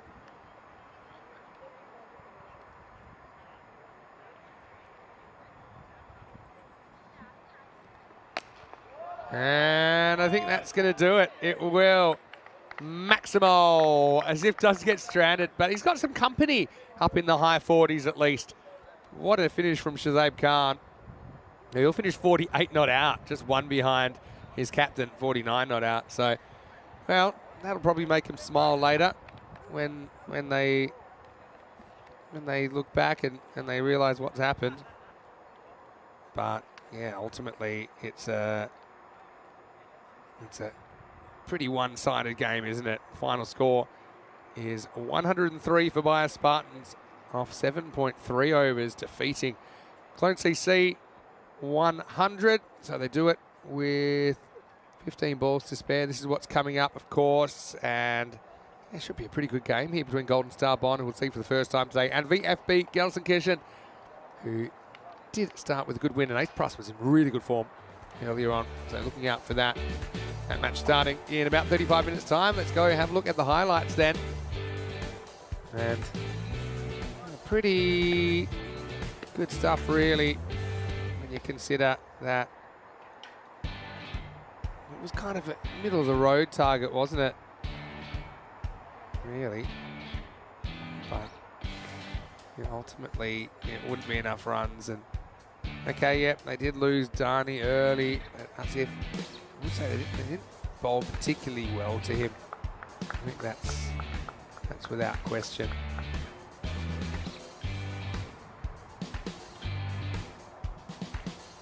No one really had the answers either. That's just the way it played out in the end. Yes, that's the thing with these kind of chases. Just can fall away in a few minutes. So that'll take us to the end of match 33, and it is the Spartans back in the winner's circle after losing their previous match to their bio rivals, the Boosters, as they chase down the target of 101 with 15 balls to spare. Asif never gets his half century. Shazam never gets the chance to get to his half century, and both of them score all the runs off the bat, 97 in total. 1 for 17, Morbagal had a really good day with the ball, but it's in vain as Clone CC not able to get the win here in match 33. We'll take a break. We'll be back in around about 30 minutes then to take you into the 4th match of the day. We'll get to see GSB for the first time. Golden Star Bond taking on VFB Gelsenkirchen. Until then, it's Vinny Sandy here, Mr. Maximo for ECN. Still plenty of action to go today, so sit tight. We'll see you shortly for more European Cricket Series.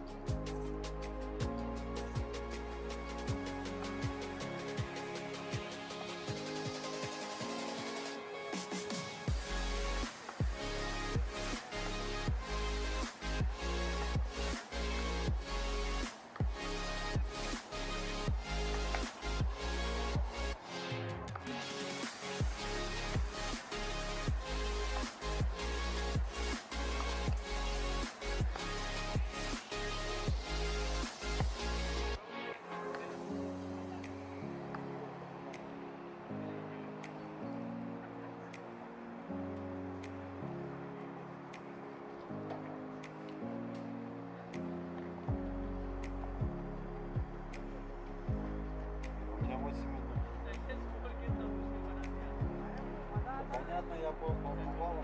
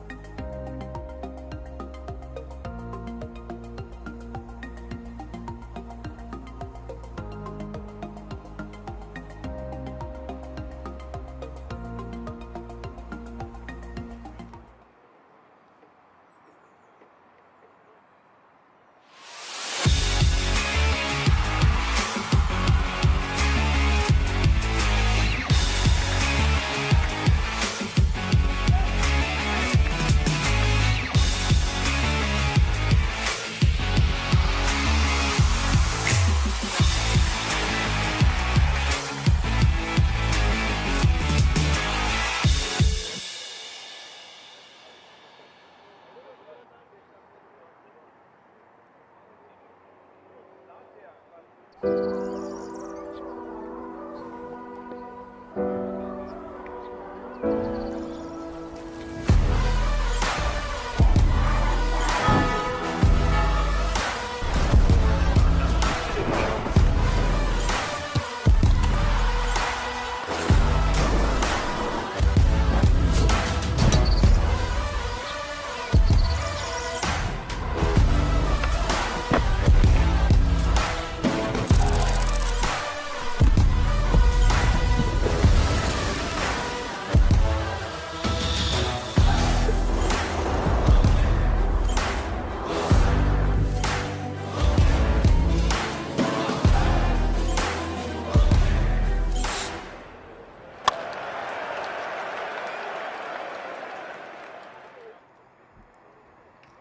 and welcome back to Krefeld. What a great video that is as well, showing some of the sights and sounds and smells and tastes and all of that to do with Krefeld. It's a great area as well. I do recommend you come and check it out for yourself. If you can't come right now, that's okay. We've got the next best thing. We are bringing you the European Cricket Series and we're rolling into match 34 now, and it's the fourth of 5 matches today, so 34 is between Golden Star Bond. They're taking on VFB Gelsenkirchen. A little bit earlier, we had Tyrone Peters with the 2 captains. Let's see what happened at the coin toss. Call. Heads. Heads is a call. I'm going to give it to you. That's heads. You're going to bat first. Very kind of Tyrone to give the toss to Rubesh Palaniappan. And he decides that he wants to bat first. And why not? Because Ace Pruss was in some sort of form earlier on as he was able to compile a decent individual contribution. 79 not out of 26 balls, including 34 off the last over. It was an absolute mauling as VFB got their second win. They do have no result in there as well. They're not with a loss just yet, and they'll be wanting to keep it that way. Golden Star Bond, though, 4-1, and you can see that they've got some very good players as well. Golden Star Bond were the runners-up in last year's tournament. They went down to the Bayer Spartans, and in fact, we'll see the Spartans and Golden Star Bond in a grand final rematch from last year. That's in the last game of the day. So we're having a look once again. Let's have a look what the bat versus ball wall is saying. It's saying 19-run favourites. I mean, you can understand that given the fact that VFB Gelsenkirchen haven't had a great record over the last couple of years in the European Cricket Series, but I do think it's a bit closer than that suggests. This should be a brilliant game. Going to get going now. It's going to be Paratosh Bairagi to open the bowling for Golden Stars. Madana Gopal faces up for VFB, and let's go. Match 34 starts with a wide. Naeem Khan behind the stumps, a very important player. Even though his underarm throwing there was a little bit below par as he tried to give the ball away. Nice to see some discussion. A bit early for food chat, but I can see there's a bit of food and wine chat going on at the moment. Big, wild swing from Madana Gopal, who admonishes himself after missing out.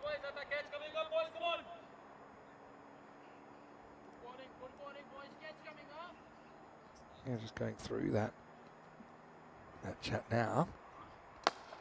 This time he goes inside out and just punches this. It's going to be 4 runs, 1 bounce 4. So, yeah, pretty decent shot this. Just to push, he knows that there's no one in the outfield over there, so he just has to get over the infield. Ring of 5 there, protecting the circle, but they're not protecting the outfield. Madana Gopal has his first runs in match number 34.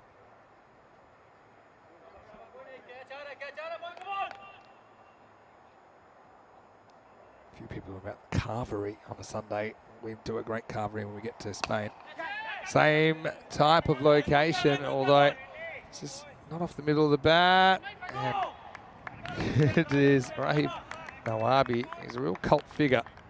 He basically trods on that ball, puts it into the turf.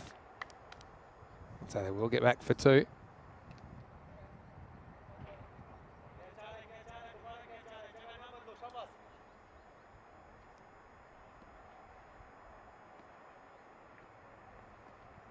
Bairagi.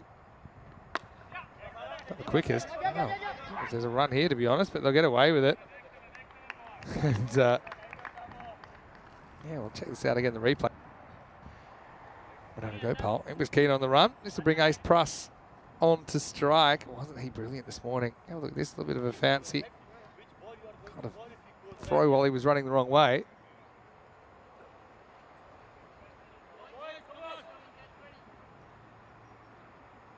Pruss, can he continue his good form? The South African. Push and run. He's good running. It's all about the understanding. So not just calling, but responding to a call. VFB Gelsenkirchen side that unfortunately last year, they're only able to walk away with the one win. I'm going to go back to 2021. They had a better time of it, 4-4. They finished third in their group.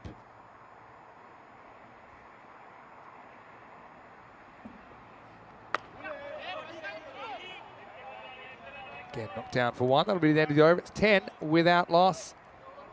Yeah, VFB Gelsenkirchen, though, went down to Cologne CC in the fourth quarterfinal back in May 2021. Let's have a look at the counter. 22 days until we are at the Euros of cricket. 31 nations and just one trophy. 7 teams will make it to Championship Week. We already know one of them is the Netherlands 11. They go straight in. And I was just speaking to some of the Dutch players a while ago, and I was saying, look, are you happy with going straight in, or does that give you a bit of a disadvantage because you haven't played? You're playing against winning teams from the other groups. As we get ready for over number 2, it's a little bottom edge. Harapali comes on, and Madana Gopal just knocks it on the head. Not quite sure this is what he was intending. He's right off the bottom of the bat. He had that idea, but I don't think he was trying to get it that fine, but he does get 4. And so speaking to most of the Dutch players, they said, look, with it being just a 3-day group phase, we're kind of happy to skip it because they know that in 3 days, anything can happen. You can have a bad couple of days of cricket and that's it. I mean, if it was a 1-week group phase, then maybe they would back themselves. Yeah, we're going to get out of the group.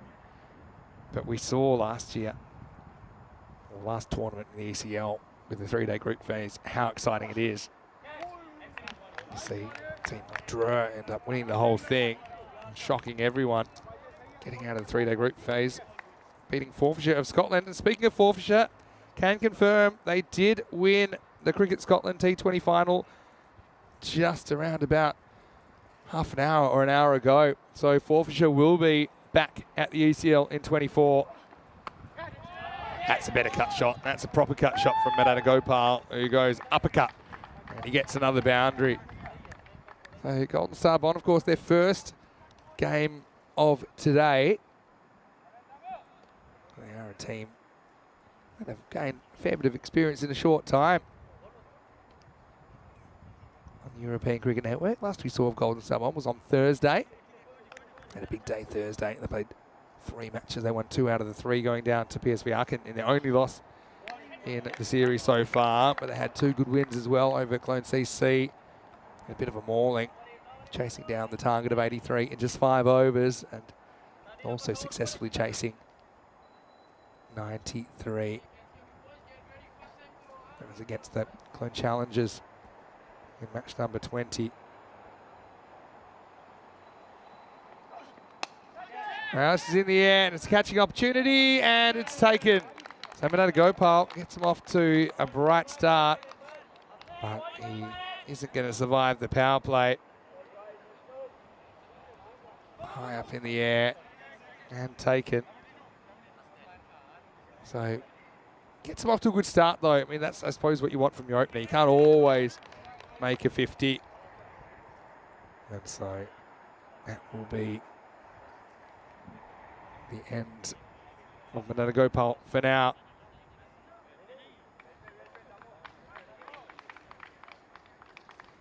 Gets a nice round of applause.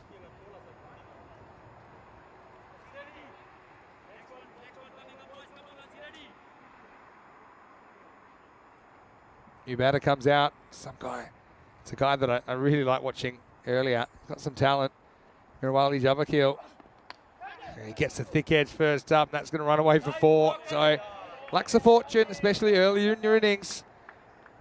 He does take on the drive, gets thick outside edge, gets 4 runs.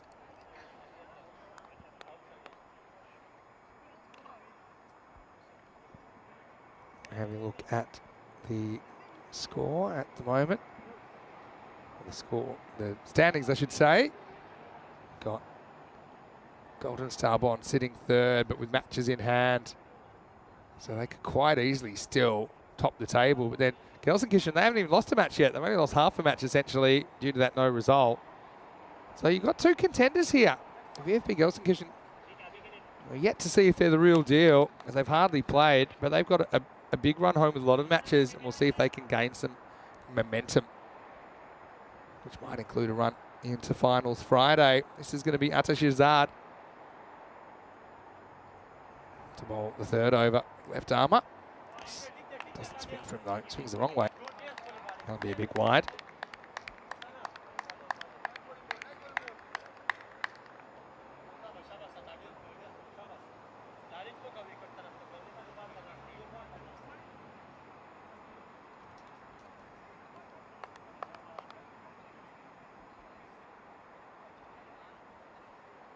Let's see if Shazad can get it on target. It's good pace, isn't it? He bustles through, gets that one past Ace Pruss. Ace is a really talented young cricketer, no doubt about it. It's nice to see someone like him playing in this competition. And I know that he is a guy I would love to see a bit more of. 79 earlier showed how good he is.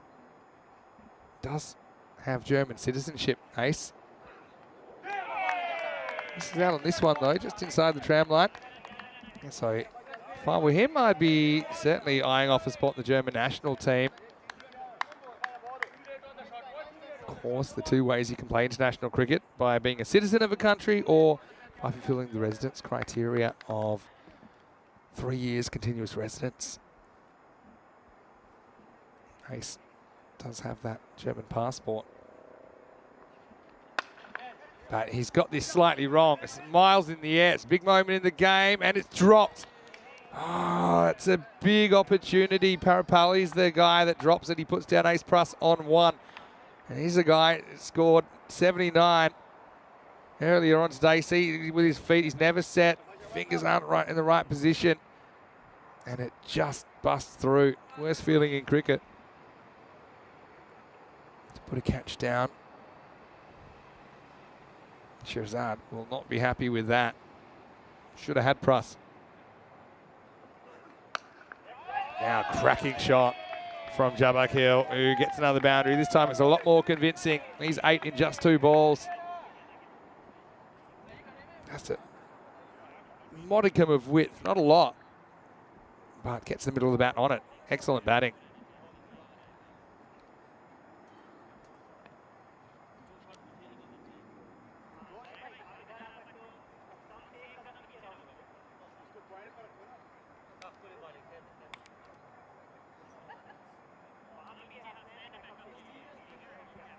Shazad.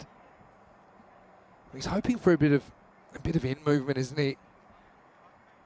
Maybe straighten down the line. It's a good Yorker though. It's not swinging. Just bowl it there. And a dot ball. I say big thanks to everyone at the Bayer Iridigan Club here as well, has been looking after us. You can see we've got Sri Lankan food coming tomorrow. Ooh, that sounds good.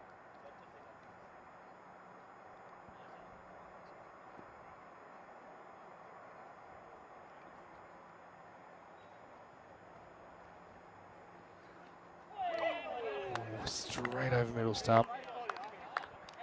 It was not far away. That will take us to the end of the over. End of the power play as well, VfB Gelsenkirchen. They are 28 for 1 after 3.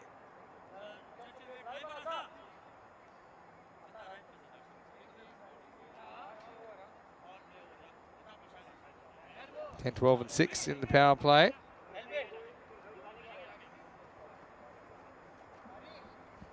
A little bit unders. Here's a bit of a cult figure, Rahib Nawabi. He's known for tweaking his moustache when he gets a wicket.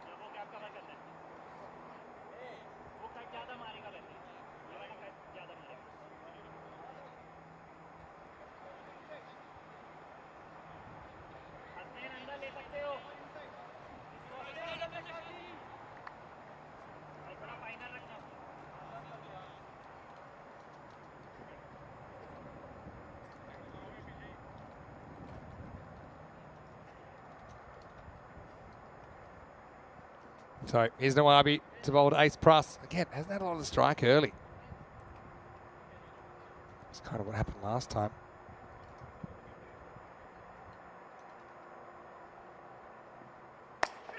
Bowls a full toss first up. Ace doesn't really get it. We'll get a single though. Yeah, missing Ace early. Wonder if that'll come back to bite. Golden Star Bond.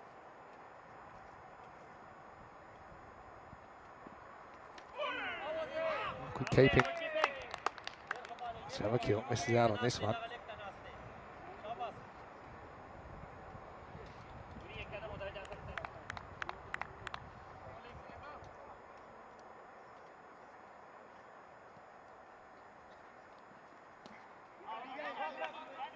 Next ball worked away. They're going for two here. That's really good running. It's lightning fast running to get two there. The ball was never too far from the bat.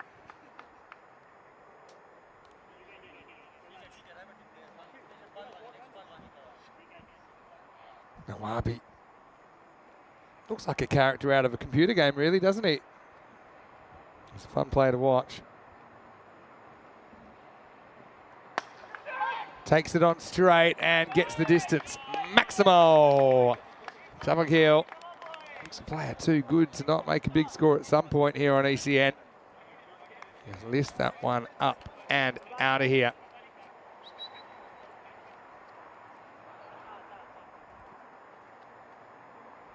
Good strike.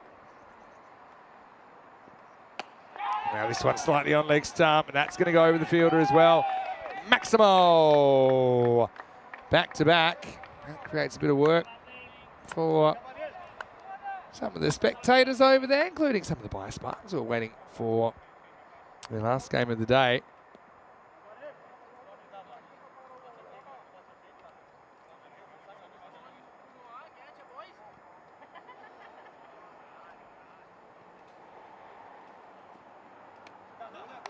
Now, this is a dot ball to finish the over, so a bit of everything from Nawabi. Jabba kill to 20, and the score is 43 for 1 after 4. Riley Jabba kill, he's a really handy guy to have in the lineup. And like I said, his highest score in ECN, 28 matches I suppose, but 24. He's already 20 off 9 here. I feel it's a matter of time till he breaks out.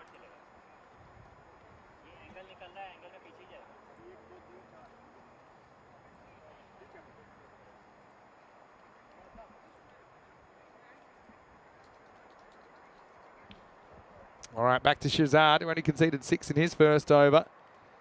It's a pretty good one. There was a 4, a 1 and a wide in there. Steps across and takes it on straight. Is he going to get lucky? He does not. Great catch by Guri. That's Gurvinder Singh down there in the golden cap for Golden Star Bond. And Ace is out of lives here in match 34. Tried to take on that pull. It was a flat bat smack attempt. Almost got there, just a metre short.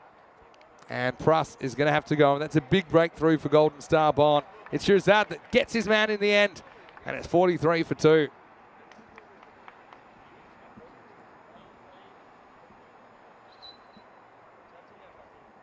Sahas Ranaman will be the new batter. But yeah, Pruss doesn't click at all. And that's the way it goes sometimes. That's cricket. One game you're hot, one game you're not.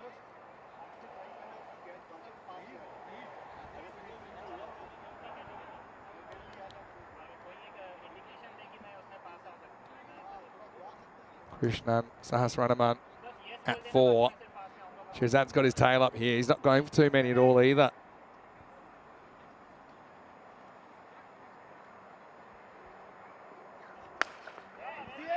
Confident looking start from Krishnan. And he get the single.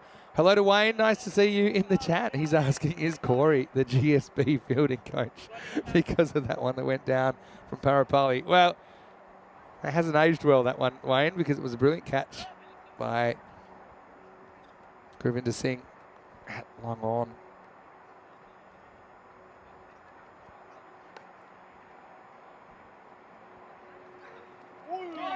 Oh, steps back and it actually gets through Naeem as well. Look at 2 buys here and they'll get it. Again, it's not really percentages to back away. I think Jamakil, he just tries too much too soon. I think naturally he's going to score runs if he spends a bit of time there. That Naeem kind of didn't react to the line of the ball either. So yeah, that'll be 2 buys.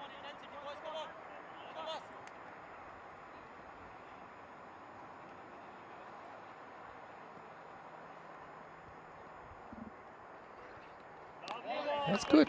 Yeah, it's a good ball. Look at the lift he gets. Shahzad really does put in some effort with these left armers. Just have a look at that take off. Naeem has his hands full stopping that one. That was a really good view of what the keeper sees. Pretty close to what the keeper sees.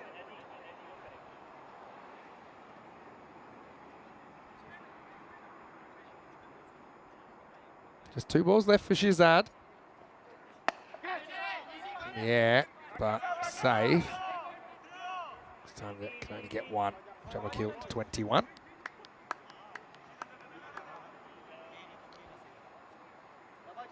Yeah, still this match and one other to go today from Krefeld. Rico Full, if you're wondering where he is, he's having the weekend off, but he will be back tomorrow. In fact, he will be doing all the remaining days here in Krefeld. So we hope that he's enjoying his weekend. Woody saying that Guri was sponsored by Super Glue. Yeah, that was a great catch. Chalk and cheese with the last effort. Oh, that's a great ball. Does Naeem as well again. And this doesn't miss leg stump by too much. And Sahas Ranaman is pretty lucky to survive this. He goes to the stumps. Just have a look at here. Just misses. Gets Naeem on the way up. End of the over as well. It's 48 for 2 after 5.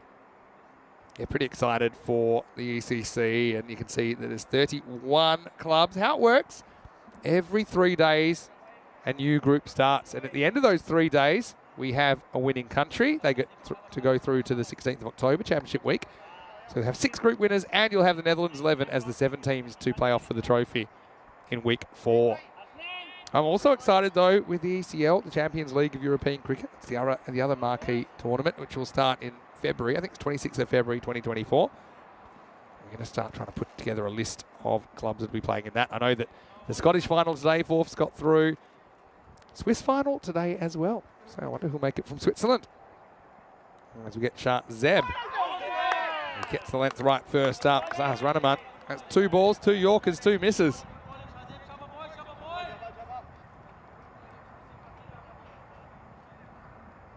Golden Star Bond uniforms. No secret that they're probably my favourite uniforms I've seen in European cricket. They're certainly making a statement.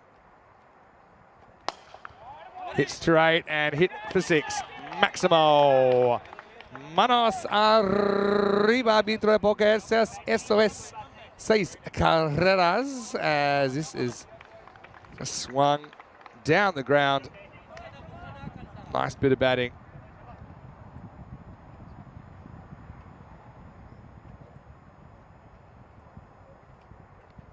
And it's going to be 6 and out for Sahas Ranaman.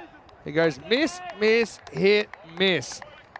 And you miss, I hit, says Zeb, who has a wicket. And I like Zeb's bowling because he says, look, it's going to keep it pretty simple. I'm going to hit the stumps.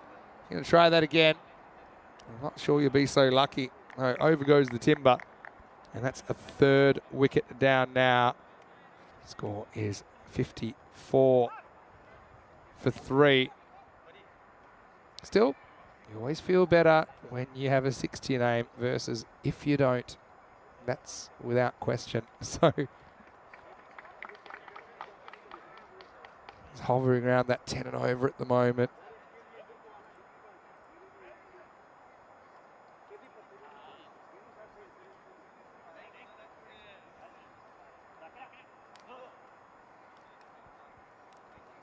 New batter comes out, and it's Jay Tamakuala, who we saw make his debut earlier in the day. Wayne saying, come on, Serbia, in the chat. Yeah, they'll be making their first appearance. Not the only one, though.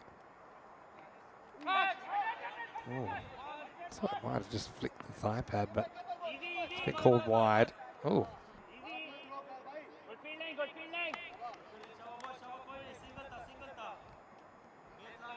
Just want you to spot this throw at the end.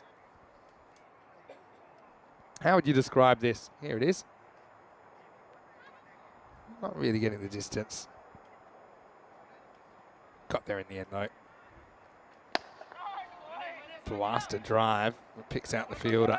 So just a single. Jumper kill to 22.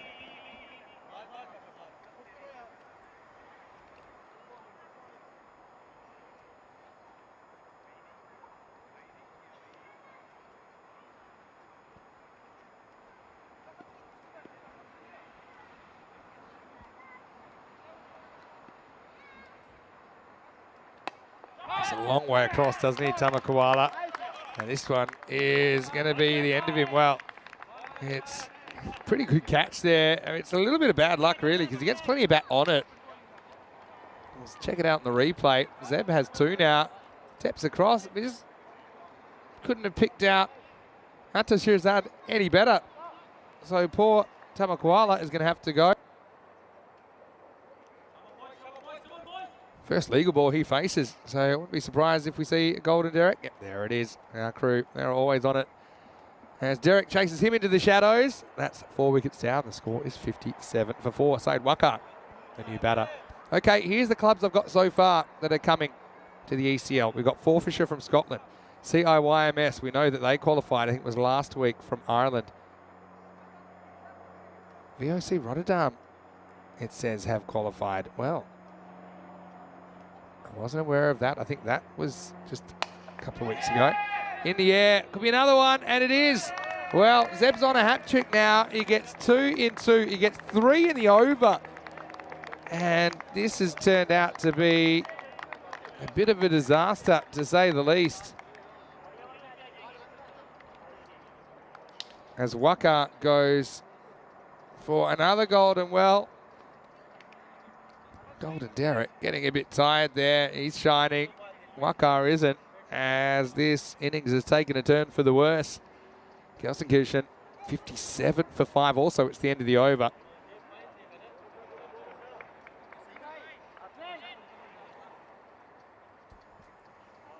Chachil Gajera is going to bowl the next over. This is Vishu Anand coming out.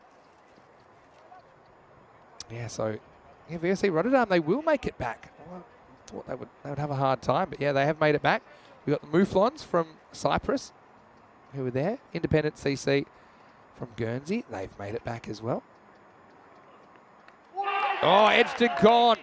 So Gajera takes a wicket now, and that's Jabba Kill who's going to go.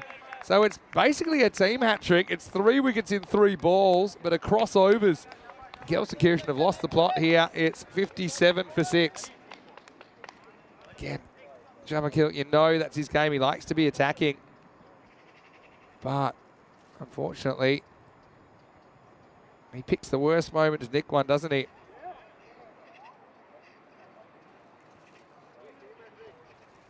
So where are they going to go to from here? VFB Gelsenkirchen, 57 for 6.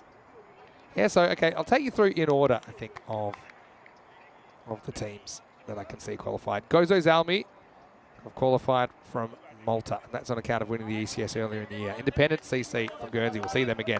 Mouflons, well, they're a club we have seen a fair bit on ECS, but they've never made the ECL. We'll see Mouflons from Cyprus next year for the first time. VOC will return for a 4th ECL. Pretty exciting for them. edged away, and finally a ball that isn't a wicket. It's the keeper, Midden Sampale, who comes out at number 8. Yeah, so fourth shot. Who else we got? We've got Talon Stallions from Estonia. And they'll be making a second appearance. Didn't win a game though in their first attempt. They do have the services of big Saif Uraman, the Baltic boss. Sweden will be represented by Hudinge.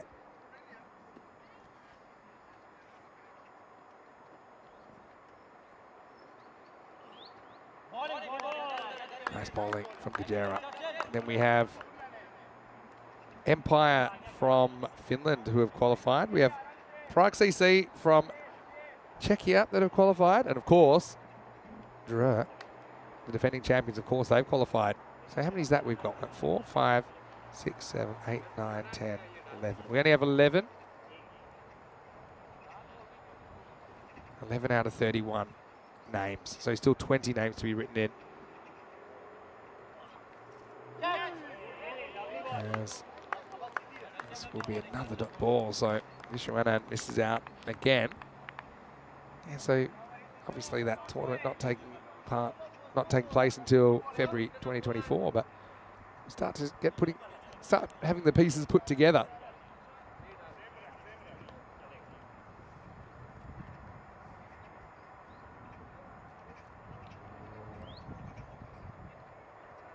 Couple to come from Gajera. It's kept things really quiet. It's really close. That one could be called one way or another. Let's see. Do you think it's inside the line completely? I think that's probably a wide. I think that's got some of the line as it's gone over.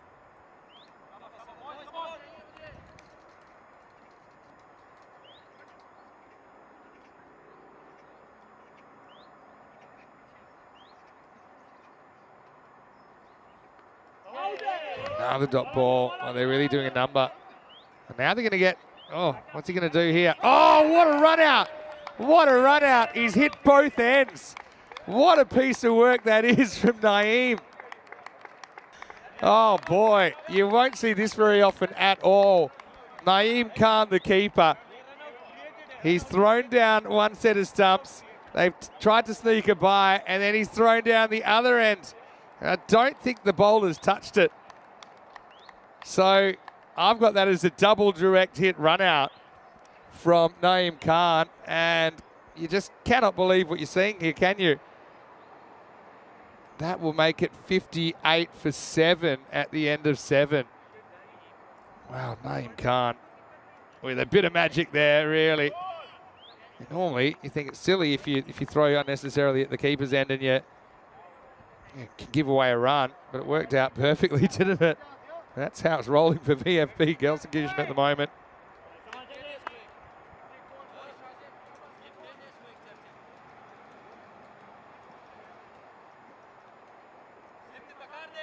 Oh, they're saying the bowler did get a touch. Oh, that's a shame.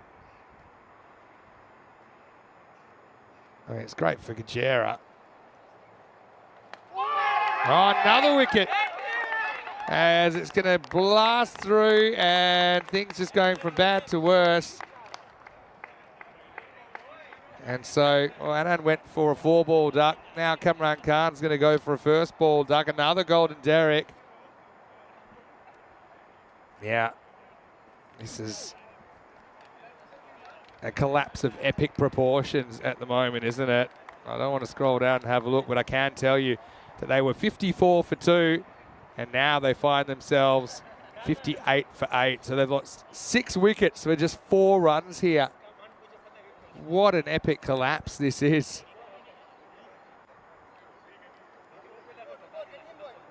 Yeah, so what would happen on that run out is the umpire would have asked the bowler, did you get a touch? And he's obviously said, yep. So he's grabbed half the fantasy points for that.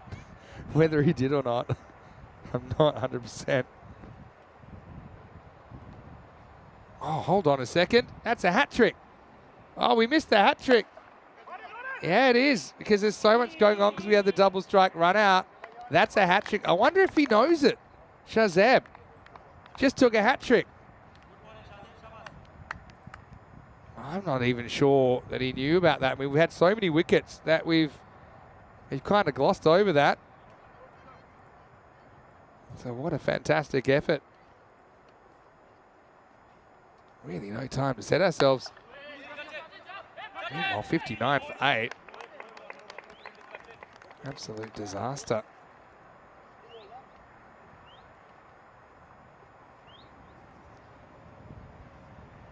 That's hat trick number 29 of the year for Shahzeb.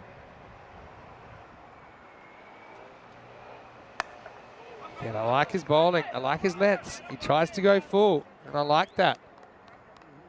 A Golden Star Bond with just an explosion of activity here.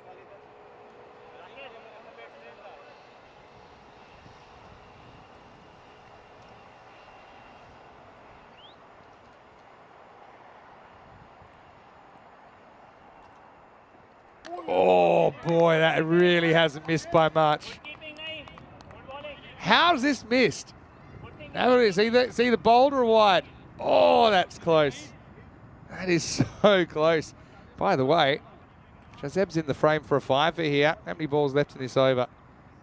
He's got 2 left in the over.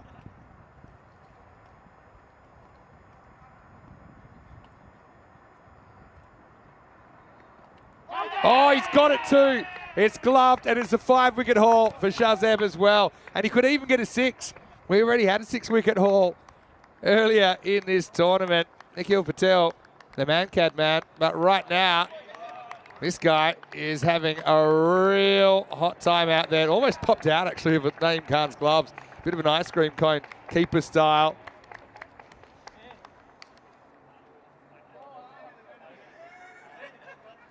And so Shahzeb, he's going to finish with 5. Well, in fact, he's not even finished. He's got 5 for 12.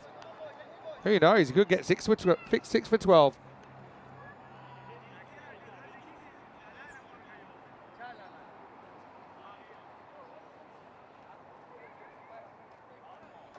Golden Star Bond continue this run.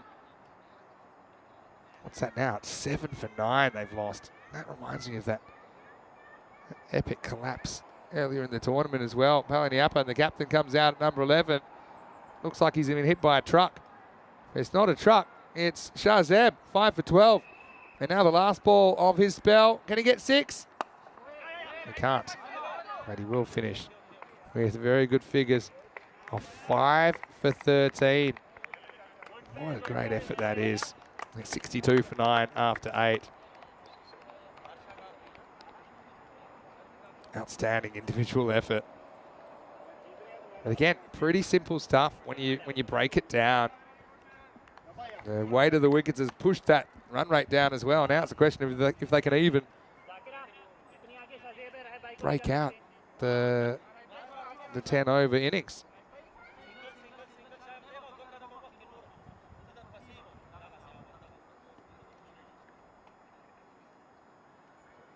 So what a disaster this has been. Here's Gajero, but pretty good over his own. This will be a single.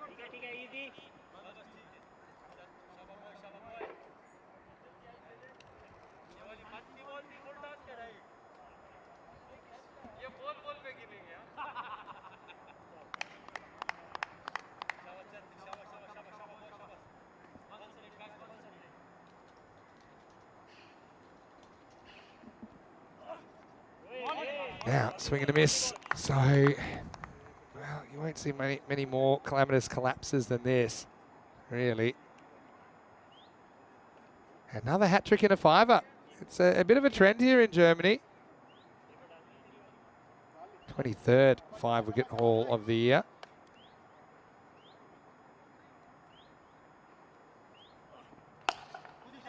Oh, yeah, it's just a matter of trying to survive to the end.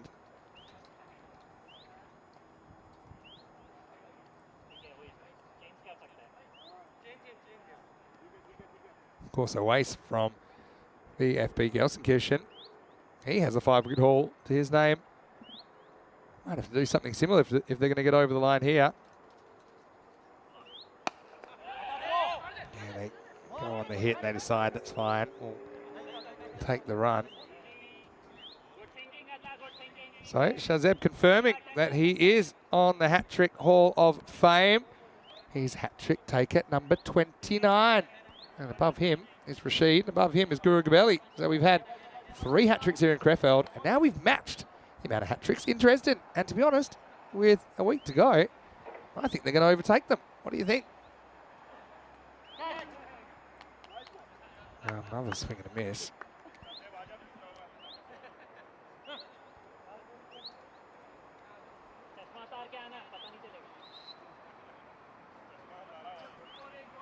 Kajera has actually slipped under the radar here as well. He's been brilliant.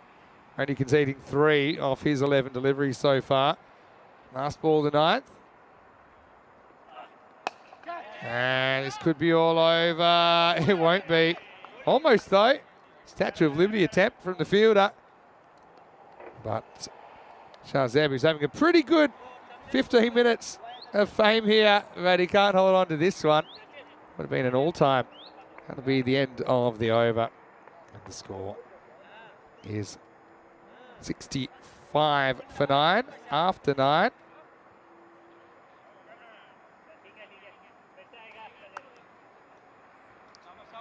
Now we'll head into this 10th over that we thought a second ago. May never happen.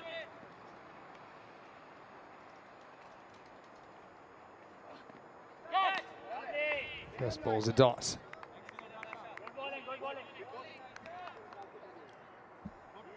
Woody saying what a great spell, yeah. But for me, if you break down to the elements, he was full, he was straight at that time, and he kind of let the batters self-destruct.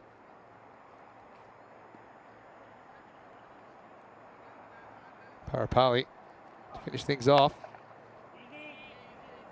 Literally and figuratively. Let's get one here. You can't really risk a dodgy 2 at this stage. And you're trying to creep to about 70. Just hope you can have an absolute heater with the ball. What a collapse, though. Remember, they were 54 for 2 after 5.2, and it was just looking like a fairly decent innings. That's a nice shot. He'll probably run away for 4. Good batting from Sampale. He's kind of seen destruction from 22 yards, but now gets his turn. Just has to get some bat on it. Uses the pace of the bowler. Yeah, so they were 54 for 2, and they lost 7 wickets for 7 runs. There you go. That's 7 wickets for 7 runs. And they actually lost 6 wickets for 4 runs in there as well. But the 7 for 7 has a bit of a nice ring to it, doesn't it?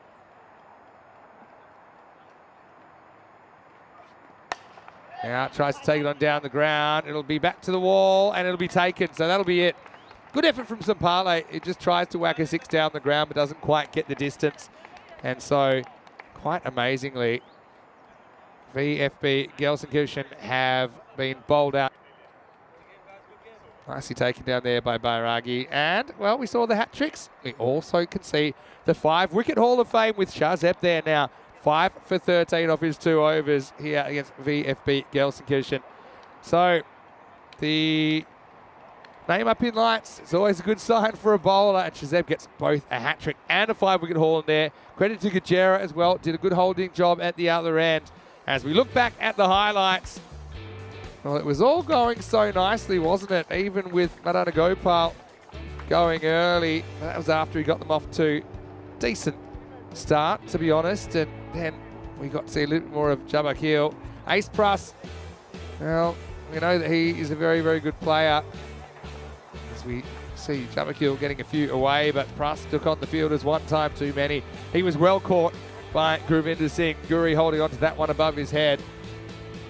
But still, it seemed like VFB Gelsenkirchen, they were fine for something kind of 120 and above if they batted well. But then, let's just say, it went a little bit pear-shaped as there was a succession of wickets in through here. Remember, they were 54 for 2. But they just continued to lose wickets. Well done to GSB as well, who continued to take their chances. But what a time we were seeing. Gajera with the 1 wicket. But the other end, Shahzeb was able to take a hat-trick. So, yeah, this was a crazy one. This kind of sums it up. Ended up being a run out the bowler's end. And, yeah, ultimately, we saw the hat-trick and then followed by even more, as he was able to take 5 in the end, Shahzeb. Brilliant work, and really, come the end, they were just trying to bat out the 10 overs. They weren't even able to do that. They leave 2 balls on the table, and they're all out for 70. Such an interesting tournament, isn't it, this one? Because some games are really batter-friendly, and then other games, the bowlers tend to get on top. I think it's a good even contest here between bat and ball when it's all said and done. Well, Derek had a field day in this innings. In fact, there were 4 ducks, 3 of them were golden in the innings, 22 for Jabakil. Ken can't get that big score away, can he? Madana Gopal with 16 early in the piece, and Pruss failing, unfortunately, for him. He was dropped once, and he was taken for 3 in that innings. 5 wides, 3 byes in 10 extras. As we look to the bowling scorecard, Shazeb, 5 for 13. Fantastic effort from him, but he had some good support as well, didn't he? Atash Shirazad only conceded 8 off his 2 overs to 1 for 8. Gajero conceded 4 off his 2 overs. And the other wickets, I should say, went to Harshat Parapali, who took 2 for 17. The 10 balls that he bowled. We'll take a break, back in a few minutes. I think I need to go and take a little bit of a cold shower after that, because that was a shock to the system. 71 will be the target for GSB, who mean business here on day 7. They'll be out to chase the target straight after this. Finish out of here, Mr. Max Mo for ECN. See you the other side of this break for more European Cricket Series.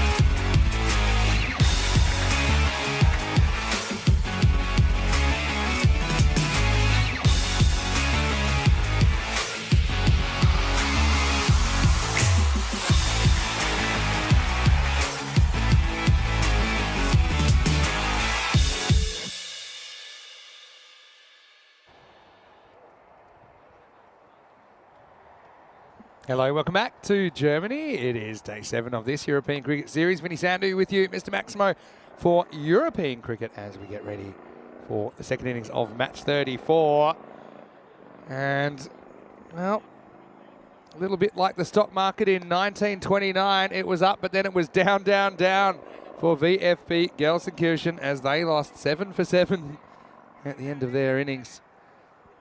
It wasn't quite the end, but it was the beginning of the end at least. They ended up scraping a few runs for the 10th wicket, but they do manage 70 all out. 71 will be the victory target for Golden Star Bond, last year's finalists and runners-up. Whereas Palaniappan, he gets some good in-swing most of the time. He's going to be bowling to Naeem Khan. He swings this one too much down the leg side. And now they're going to take on a run, which is probably not there. Oh, this could have been gone, and now we might have more runs. Well, if they can turn around, they won't turn around. Well, Naeem almost got Naeemed here. I think this might have actually hit the stumps in the first place and bounced off the base. But would he have been out here? Oh, it's tight. So, here we are. Welcome to the second innings. It will be 2 wides to get us going.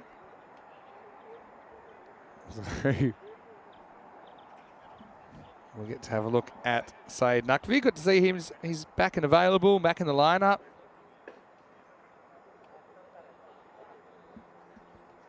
Hello to James Stewart watching from Estonia. Talking a little bit about the Talon Stallions and the fact that they've qualified again from Estonia for the ECL, which will be held early in 2024. Wow, goes after this, and this has exploded off the bat of Naqvi. Maximo! And that is what we call getting your eye in, ECN style. It's a little hint of swing there from Palaniappan. Golden Star Bond want to make a statement here. VFB Gelsenkirchen, they've been having a decent time of it here, even though we haven't seen too much of them so far in the competition. But they haven't lost a match yet. Into their 4th match. Clever bowling from Rubesh. Pulls the length back a little bit. Probably knows Naqvi's looking for a similar shot if he bowls him a similar ball. Golden Star Bond, though. They are bright. You can see them from the moon, they say, in those purple uniforms. The LA Lakers about the colour scheme.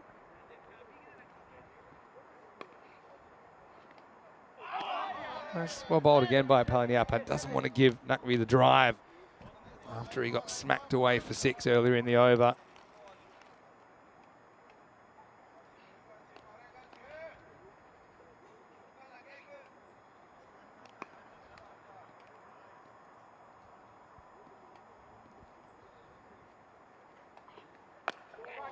Now cut away nicely. 1, turning blind, thinking of 2. Would have got it in retrospect, but I don't think it was really worth going for at this stage of the game.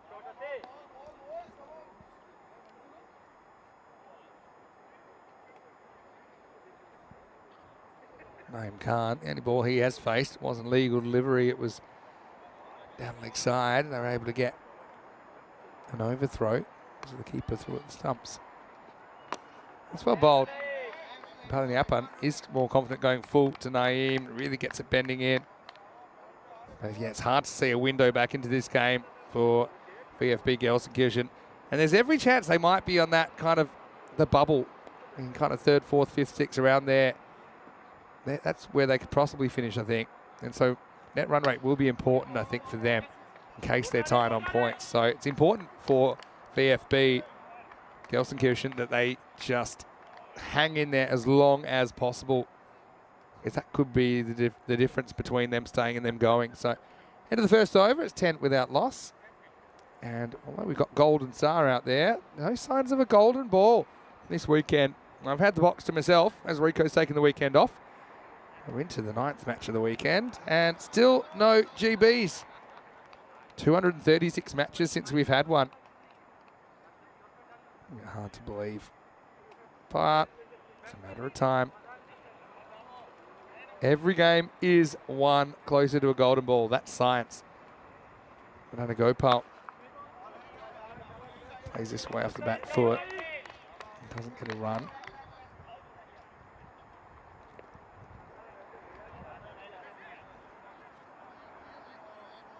Another Gopal, important player. Typically opens the batting and the bowling for VFB Gelsenkirchen.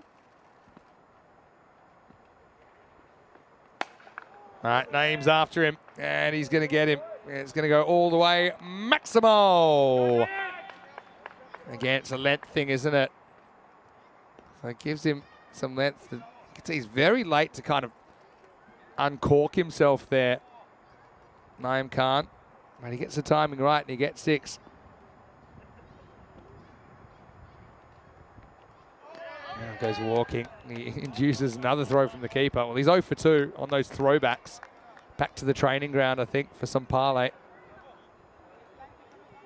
James says that he's been helping out at the in-laws farm today. Well done, everyone, except my son's dog. Well, you're not talking about Jacob, are you? Jacob has it. Jacob have his own dog? Good on you, though, James. Now hit straight and hit long. Maximo. Another 6 to the total, and they're dealing in 6s at the moment. Golden Star Bond. Team on a mission. Again, happy with that length that he's going to drive up and out of the ground, and gets enough of it. And already they have it down below run a ball required.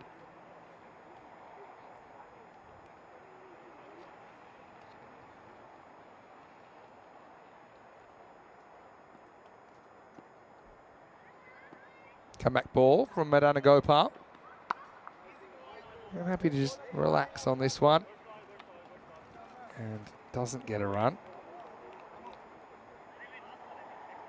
Oh, Wayne, I like the picture you put in there. Click on that if you like. Okay, you're concentrating pretty hard as you need to in that game.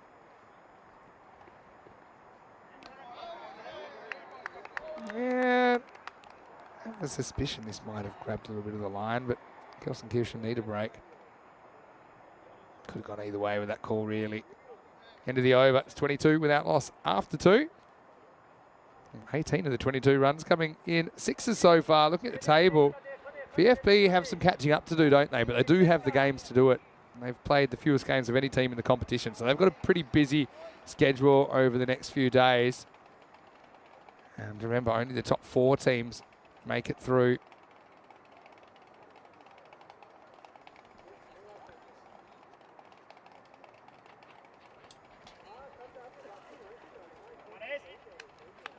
Here's Ace Pruss, who's going to bowl the next over. Yeah, so those of you wondering what the final structure looks like, there was just a straight semi-final shootout on finals Friday, so we're only 5 days away from that. Got 2nd and 3rd in semi-final 1, 1st and 4th in semi-final 2. The winners to the final, the losers will pay for bronze. Back to the action though, Pruss, who's a very good leg spinner, is going to come on to bowl the 3rd over. Oh yeah, that's really good. Just try and follow this one. We may or may not have time for replay. I think we do, but have a look at the little in curve. I mean, that's perfect. As the perfectly pitched leg spinner. Batter was out of ideas. Well, that's one idea. That's also pretty close to perfect, but it's going to get slammed out of the ground. Well, it's a game of small margins. As a famous man once said, it's what you call a challenge kind of length. So even that ball before, the batter could have taken it on. I mean, he's probably not 100% in control of the shot, but he can put himself in a position to hit the ball out of the ground, and that's exactly what he does.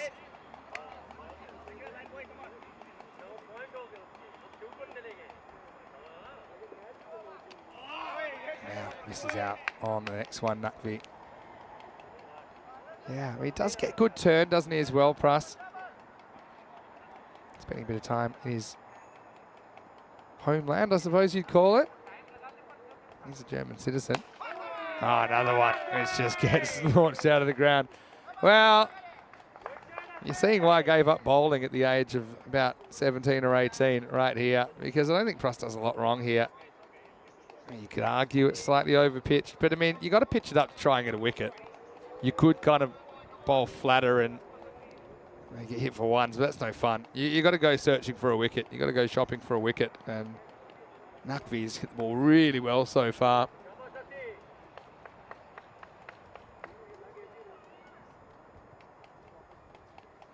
Yeah, so this one does push through a little bit more.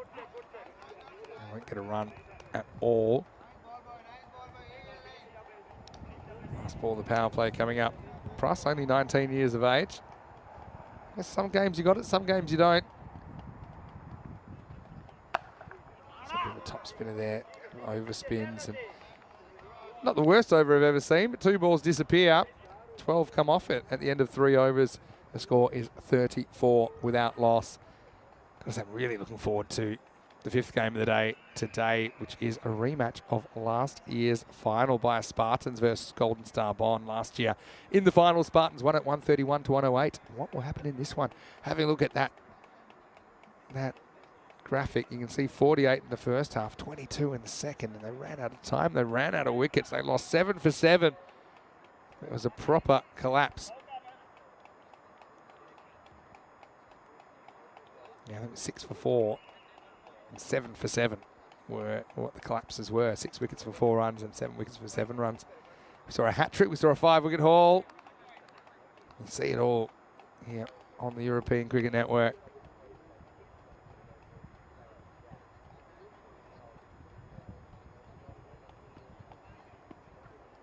Palaniappan gives himself another over. See if he can break through. Wow, that's absolutely smashed. Well, that's camera territory. Heads up. And a bit like my golf, that one's ended up in the trees. Maximo. It's the thing about Rubesh, I mean, he'll dare you to take him on. I mean, occasionally he'll lose the dare. And, yeah, that one, it certainly made a leafy sound. It was behind me when it landed. I think that ball might be lost for now, at least misplaced.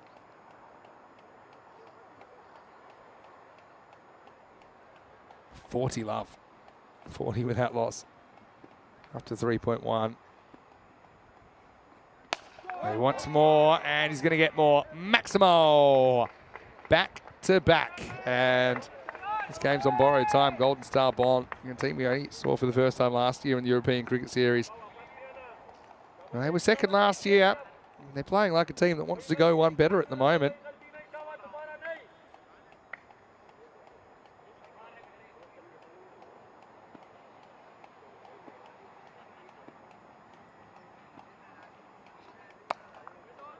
More in length, they don't get a run here.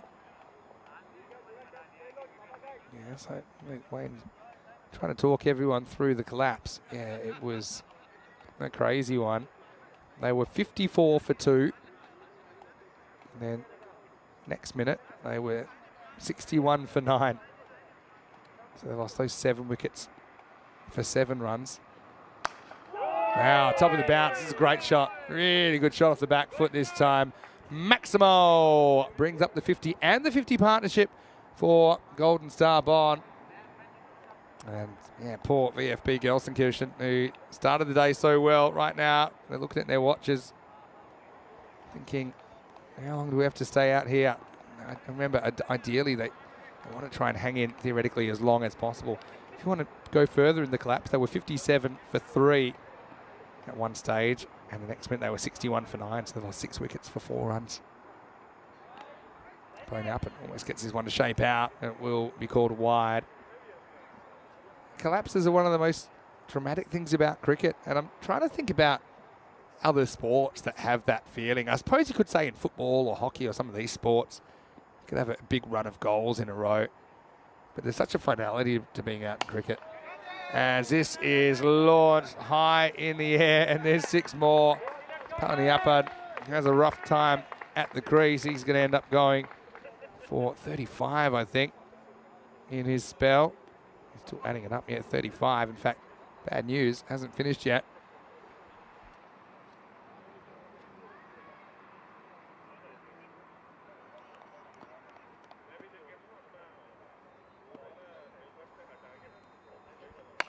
Well, there we go. Take another one. And so Palaniappan's going to go from the dirty 30s into the naughty 40s. That's what can happen sometimes. I suppose you just got to accept there are some games that nothing's going to go right for you. End of the 4th over. It's 65 without loss after 4. And once again, something about 4th games of the day. Same thing happened yesterday.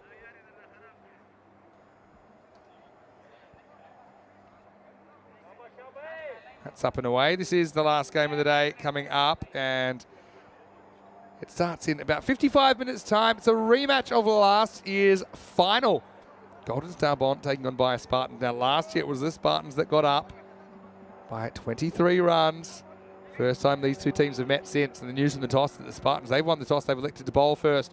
Well, interestingly, last year they won batting first in the final. But in whatever happens, that's going to be a cracking game. And it starts 3:15 GMT, which is 5:15 in Central Europe, and 8:45 PM in India. Last game of the day, last game of the weekend. Right, 6 to win. And game, set, and Maximo. Because Naqvi is going to put that one out of the ground, and it's all over Red Rover. Golden Star Bomb with another lightning chase that they do in the 5th over. I mean, that was comprehensive, wasn't it? They end up winning this one with 35 balls to spare.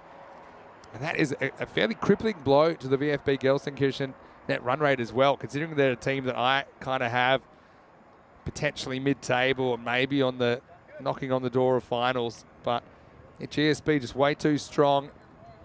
And really, from that point in the first innings where that collapse started, so in the 6th over, it just was all downhill and never came back. Yeah, so just confirming one more time that we'll have Golden Star Bond versus the Spartans in match 35. Bit of extended break, but we'll be back in about 50 minutes. That's 5-0 to take you into match 35. Let's go back, and hey, we're here for a good time, maybe not a long time in this innings. Golden Star Bond, the openers doing the trick. It's good to have Naqvi back there as well. Naeem then took the game forward and ran with it, didn't he? But yeah, both of these batters playing a very solid form of cricket. In fact, there were 11 Maximos in that innings. So there were no 4s. They had 66 out of the 71 runs in 6s, which is absolutely insane when you think about it. Yeah, 66 out of the 68 in 6s. There were 2 singles if you're just talking about runs off the bat. So that's 11 balls out of 25 that just get smacked out of the ground. I suppose it's an easy game if you can keep doing that. 43 or 14 for Naeem Khan, another 40 not out. So Naqvi, 25 off 11 for him. Like I said, the most remarkable thing about that, not a single 4 in there at all. Just 11 Maximos in 4.1 overs. And it means we're going to have a little bit of free time here at the ground, I think. Looking at the bowling scorecard, well, nothing to write home about there, really. Vishuanand is having a pretty good day. You wouldn't know it, though, with those figures. 1 ball for 6. Palaniappan, he was in the eye of the storm, wasn't he? But I think if you're VfB Gelsenkirchen, you can shake it off. It's just your first loss. You've still got plenty of games to play, still 6 more games to play as you're trying to build towards that top 4 spot. Golden Star Bond, though, they'll be seeing if they can parlay that into some revenge against Bias Spartans in the next game, the team that took the trophy off them last year. So stay tuned for that one. It's a grand final rematch coming up in 52 minutes. Until then, it's Vinny Sander here, Mr. Maximo for ECN. Hope you enjoyed the extended break, but don't forget to come back here and join us for match 35 right after this. You're watching European Cricket Series.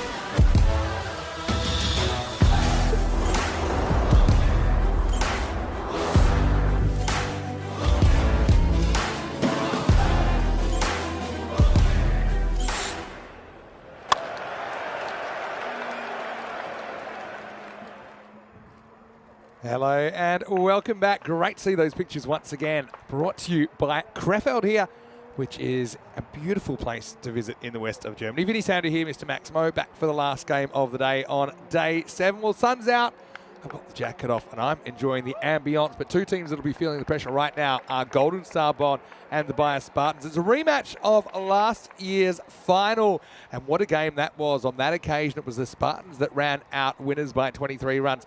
This time, they're going to lock horns in match number 35. Let's see what happened at the coin toss a little bit earlier when Tyrone Peters had the two captains with him. Spartans the call. Tails is the call. It's a tails. So Spartans win the toss and elect to bowl. They want to chase, and it's something they have done pretty well in this series so far. But if you do cast your mind back to the 27th of August last year, it was the Spartans that got up by 23 runs. Like I said, 131 to 108, and that was batting first. Having said that, you know, they are a very good cricket team, and they are one team that don't mind chasing. In fact, both these teams have chased really well in this series. They both had some success. Bayer Spartans, though, haven't really had it all go according to plan so far, with a couple of losses along the way. But Golden Star Bond, they've had a couple of big wins. They've also had one little blip to PSV Aachen a bit earlier in the tournament. Got to say, Naeem Khan and Nakvi were looking pretty dangerous just moments ago for Golden Star Bond. And interestingly, Golden Star Bond, they are 13, well, they're 11-run favourites. They're expected to score 113 to 102. Looks a bit low to me, to be honest. As this series has been the highest scoring series we've ever seen in Krefeld. Bayer Spartans, though, I think those numbers partly impacted by their performances in the first tournament, where they didn't have too much success as the Bayer Oerdingen Wolves. I mean, they're okay, but they weren't quite at the top of the table. Naeem Khan to open up. This will be a good contest because Takir Khan is ready to bowl. Unfortunately, we haven't got the clock ticked over yet. So any moment now will be good to go. Big left armour to come in. It's going to be a series of really good one-on-one contests as well, as we get ready to shake, rattle and roll into match number 35. Live from Germany. The first one goes straight through Naeem. And what a ball that is from Takir Khan. They'll probably go Takir Khan here. And I wonder who else we'll see with the ball. I think Asmari normally opens the bowling. You've got Raj Bhushan for some spin in there. I think that Subramanian Ramsarath Kumar was also pretty handy with the ball. First time we saw him have a bowl in ECN cricket this morning. Picked up a couple of wickets. Shazad Khan retains the gloves for Bayer Spartans. Must be a wide for down leg side, but yeah, some decent pace there. Just slightly ill-directed from the big left armour. I want to welcome back everyone into the chat as well, ECN European Cricket Network. Hopefully you are enjoying your Sunday. And isn't it nice to see some sunshine? And I do have it on fairly good authority that the sun is here to stay now. I know we had some wobbles with the weather in week 1, but some of the maximum temperatures look very summery. Big swipe from Naeem, but he misses out. Yeah, tomorrow expected to have sun in 26 and then 29, 30, 29, 29, 29, 29. That sounds pretty good to me. Having said that, I'll only be here for 3 more days before I have to take off. Rico will be here for the remaining 7 days of our Krefeld adventure, of course. 5 more days in this ECS, culminating in finals day, then the ECIs. Another big swipe from Naeem and misses out. Yeah, so after this game is finished, we'll have 4 more days of ECS qualifying, and then we'll have the ECS finals day on Friday. And then, of course, a really exciting European Cricket International coming up between Germany, the hosts, as well as Belgium and the Netherlands 11. That should be great. Ujwal is going to be stepping in for me. He'll fill in for me with me from Thursday, but I'll be back then the next Monday in Rome. And gone.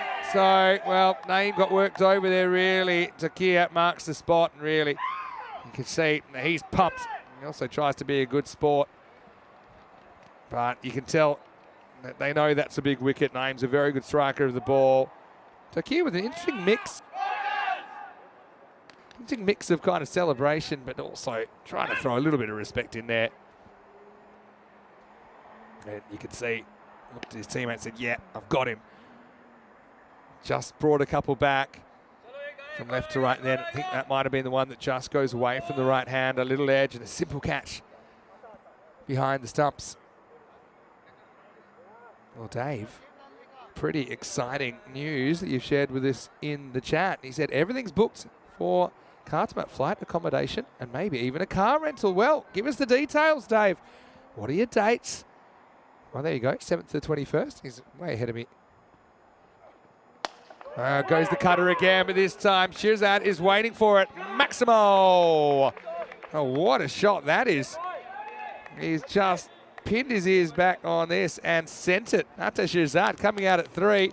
Little sneaky step across, and then he doesn't even bother to watch it. He knows he's got plenty of it. 6 runs. Action aplenty. You wouldn't expect anything less in the European Cricket Series.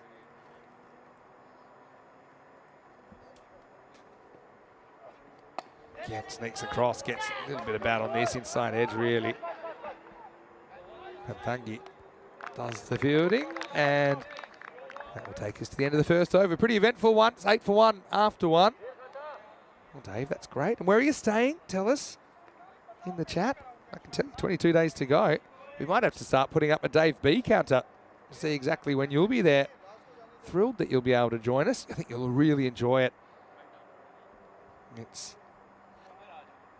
the tournament of the year. And I think also the weather for the ECC is a little bit more agreeable than when we're there for the ECL in February and March. Although, having said that, we were spoilt with the weather earlier this year. So 7th to the 21st. So I take it that you get there. Will you be there on the Saturday? Will you be able to get to the ground? Because that'll be a Group D finals day, I think. Again, that gets a long way across. Very excited for you to be there, Dave. I know you've been a huge supporter of European cricket this year.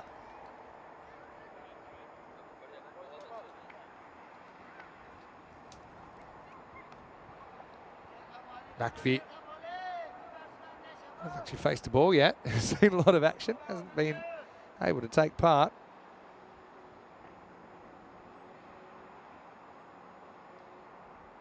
Faces up to Asmari, as predicted. Proper cut there. Takes a bit of the fielder, but they will get a run. Unless the fielder is able to partially knock it down. Hello to Jules Uderbridge as well. Nice to see you, Jules. Hopefully you're well. Let's try and get as many of our chatters there as possible. I know it's not easy. I know times are tough as well. Understand that. Saturday is Group D finals day, which will see 4 teams out of Ireland 11, Austria, Hungary, Finland and Turkey. Goes upstairs here. And Shazad misses out. Again, I would like to see him wearing a helmet. Consider the one for the oval, although it's kind of on the border. But yeah, then England 11 will be playing in Group E starting on Monday the 9th. So I think you'll enjoy the 8th. Dave? Sunday in Khartoum, in Malaga, wherever you're staying. We're staying at Los Azules. Nice.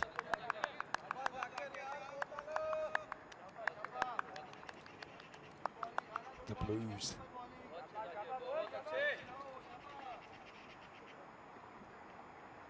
He hopes they let the guitar and violin travel with you. Well, there is an open mic night there, Dave. I can put you onto it. Nice shot. Has he got enough? Maybe, maybe not. I think he has. I think that's just gone for 6. It has. Maximo and Takia. Well, he's pulled up a little bit lame after that effort. Maybe a bit of cramp. Gets just enough. Again, they've sent Shazad out for impact. That's what he's delivering them. Look, just sneaks across the line. Takia, he's struggling a little bit. And I wonder if this is just a cramp issue. Because sometimes, especially when you have to sprint, he hasn't gotten up yet.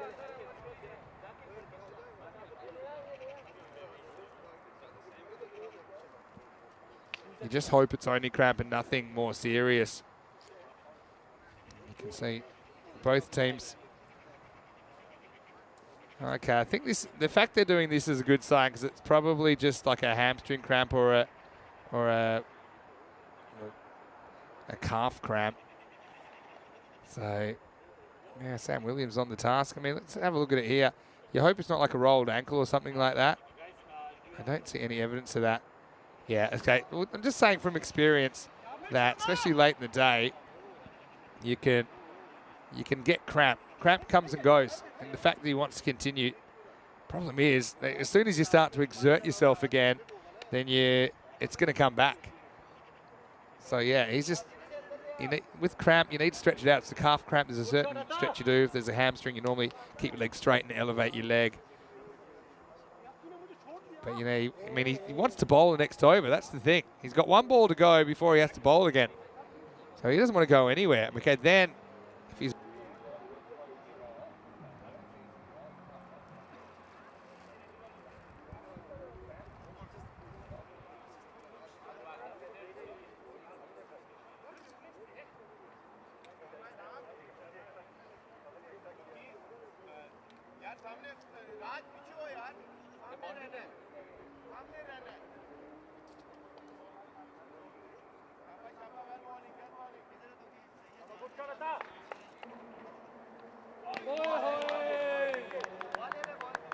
over.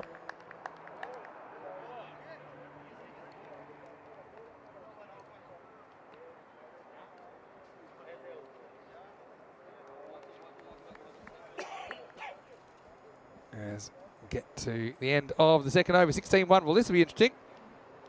Takia want to have a bowl. He's gone back on. There's only one reason.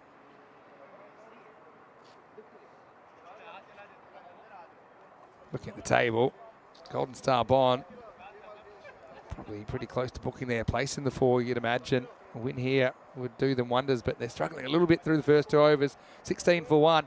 No sign of Takia. Well, he's there, but he's still hobbling around, so maybe he's just going to take another over and try and get this right.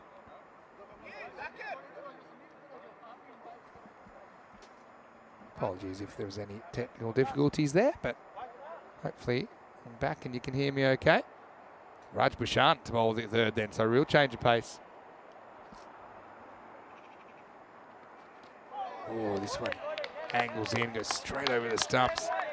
Naqvi still only faced 1 ball, make that 2 now.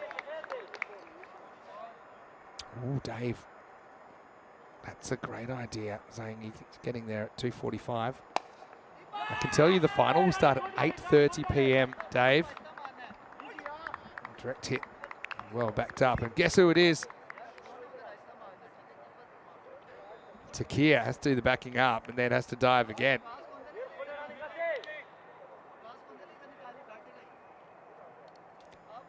So yeah, when the ball's following you, it's following you. And Takia, I think we might have just missed it on the left of screen, but he dived as he backed that up.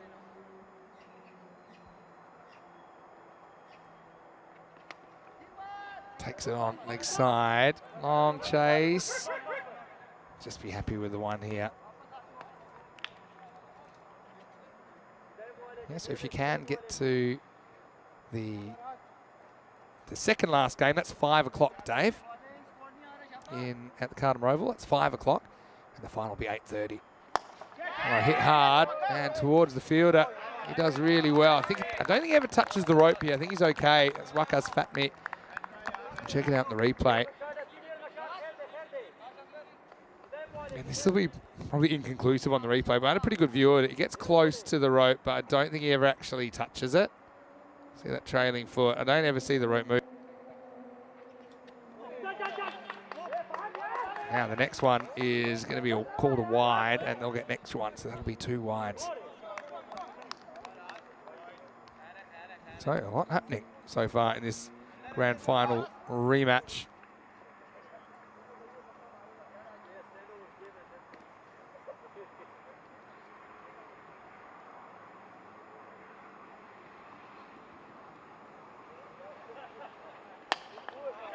This is in the air, and oh, he's dropped it. He had 2 bites of the cherry, didn't he? Samir Naeem knocked it up, and he kind of knew the general direction that it was, didn't he?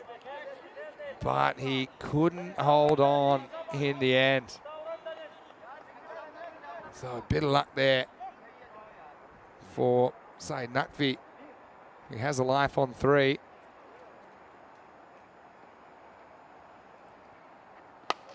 Now this is high, another catching opportunity, I'm pretty sure. Fielder right back and takes it, easy as you like. And that's Sakirullah Asmari that takes the catch. So Bouchan gets the breakthrough and Shazad's innings comes to an end at 15.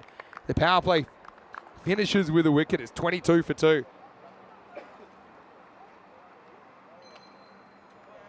Yeah, very, very well taken catch. Probably not the 100% traditional technique, but he watches it all the way in. And so advantage to the Spartans in the power play. Yeah, well, Dave, just saw where you're staying in Los Azules.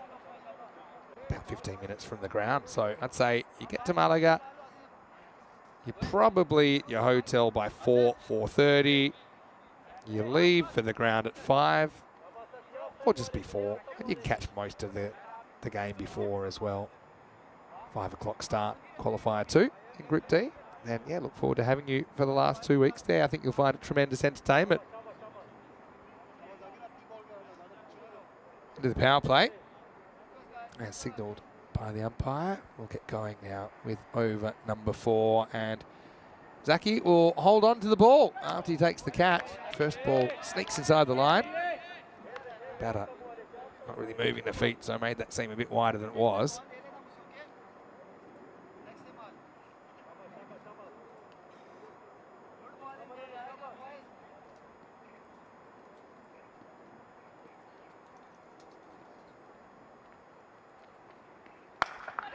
Short ball doesn't quite carry. He's been teased over there, isn't he?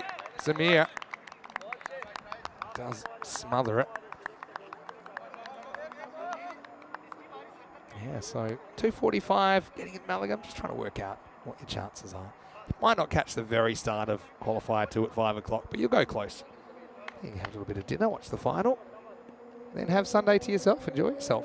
House, which isn't too far away from where you're staying as well, because they do an open mic every second Wednesday. I think you'll enjoy that.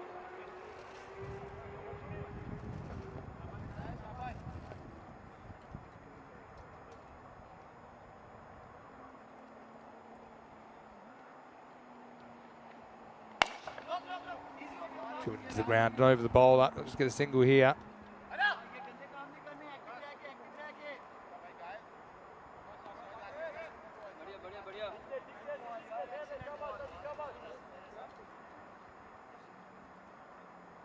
Been an interesting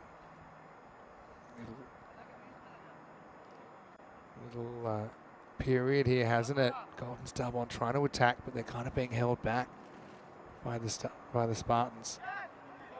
This one's guided away. He'll test the field if he does really well. With a pick up at least. I'm sure it's only a single. Jules Udebridge just mentioning that the power play finishes on the Richie Benno Classic. 2 for 22, sure is a classic. Yeah, we miss Richie, don't we? And obviously some of the classic team. Tony Gregg's another one. Well, this one's belted, and it's going to be 4. Pretty sure this bounces for the rope, and the umpire agrees. So, yeah, Guri is after the bowling. Oh, maybe that did go for 6. Am I seeing things? Or is this 6? It's late in the day. See, yeah, that's 6. Yeah, that is 6. So, well, fooled all of us really, but the camera doesn't lie, and that'll be a Maximo in the end. Great work by Spring Productions. We got Valentine's up there now. He's not missing a trick up there. Doesn't matter if we're into the 9th hour. Oh, dropped. It's a ball that was smacked back at Asmari. And Guri gets a bit lucky. He thinks it's down towards the bottom of the bat, but it's pretty close to the middle, I thought. Push. You either catch those or you don't. Couldn't get out of the way either. So it takes us to the end of the over. It's 33 for 2 after 4.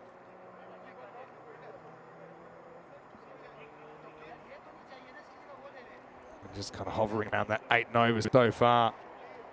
So it's fairly consistent overs. Let go. Look at the over by over.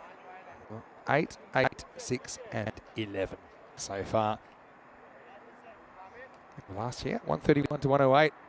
Gary's getting the umpire to have a look at that, saying, hey, do you think this is broken? Umpire says, I don't know, do you think it's broken?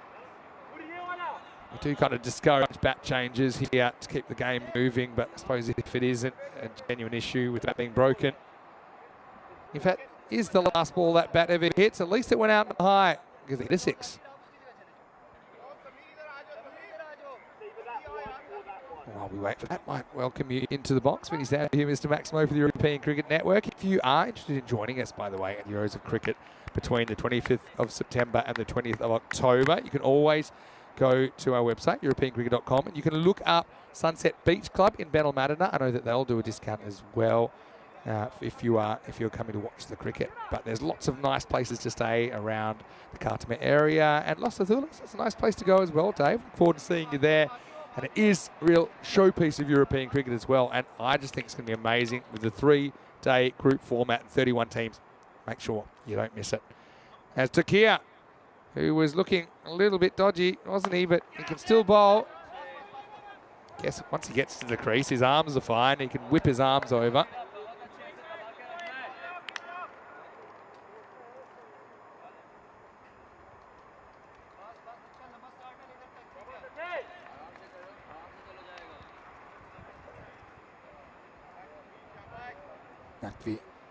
It's been a good contest, but Takia, what kind of shapes is he in? I think it's cramp that got him.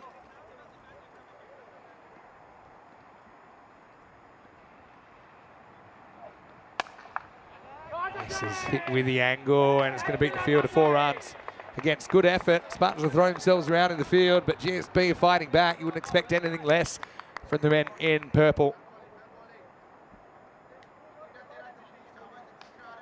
Yeah, good effort from Zakirullah Asmari. He's a good fielder. We've seen that already.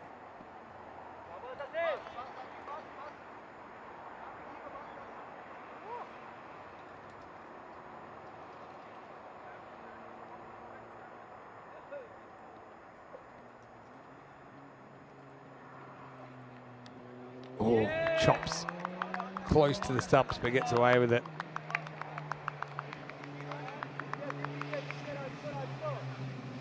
See Chris Smith in there, hopefully well. Assume that they changed the bat while I was having a chat with you. Plenty to do in this area of Germany as well. There's some really interesting museums and places. Also some really nice places to eat in the Altstadt River. All right, in the air. And probably spinning towards the boundary. It does, and Nutfi gets 4.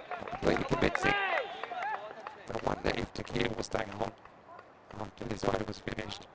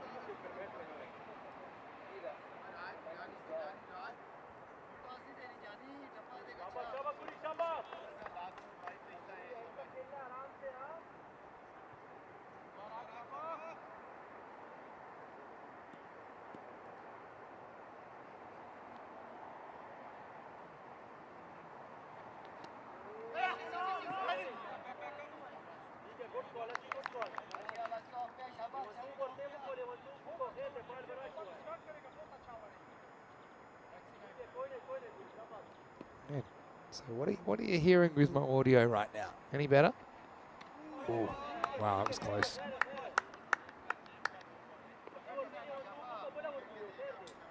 That's about as close as you can get to castling a batter there from Bouchard. He's got 2 more balls to bowl. Again, gets 2 leg stumpage. This time he won't get away with it. That's going to be 4. So just ill-directed really from Raj. It's better bowler than that. Just drifts too far in and cashed in by the batter, Govinda Singh. Good partnership developing here. Up to 40 off 17 now.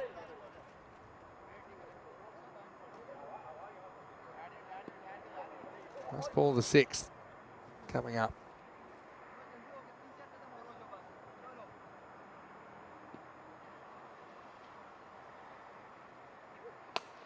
Again, drifts in too far. Tough stop for the fielder, but he does well. Yeah, very nice bit of work out there by Manoj Patangi, who makes the stop, turns the 4 into 1. Nice bit of work, Manoj. Into 6, and the score is 63 for 2 after 6. So 6 over check-in time. Where could they get 2 from here? Well, they'd be hoping 2 a ball at a minimum from here. That would get them up to 111. If these 2 get going, you get even more than that. Still some batting to come. Yeah, so maybe you'd want, 14 and over from here. 56 will get you up 119. It's about a pass score. Anything's competitive though. The Golden Star Ball, they were on fire, weren't they, in that last game? Shazeb took a hat-trick and a 5 for Gujera, shut things down. It's going to be Mustafa Ul-Haq to bowl over number 7 now. He's being used as a frontline bowler this time. Is there a nick here? The batter doesn't believe it. He's saying, well, he's gone, and we cannot believe this. And, well, the bowler definitely heard something. The replay will give us a bit more of an idea. Let's have a look. Well, I mean, goes over the bat. I mean, I can't see it, but you can never see little nicks if there was one.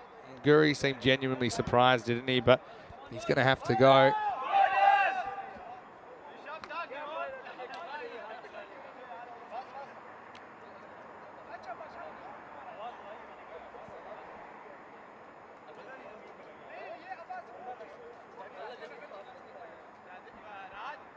So, I mean, he's going to have to wear it. We'll never really know. As new batter comes out, Chachul Gujera.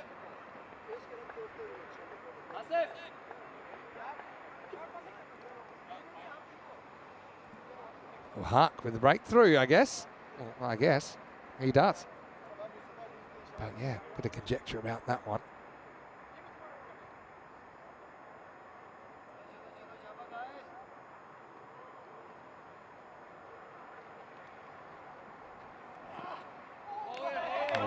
Now gets squared up.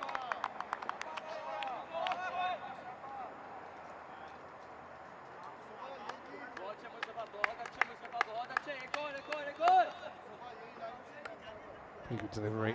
Hopefully the audio's been sorted. I know it's a bit here and there. Hello to Keith. Hopefully you're well. He's saying happy Sunday. I think Keith is watching from the USA.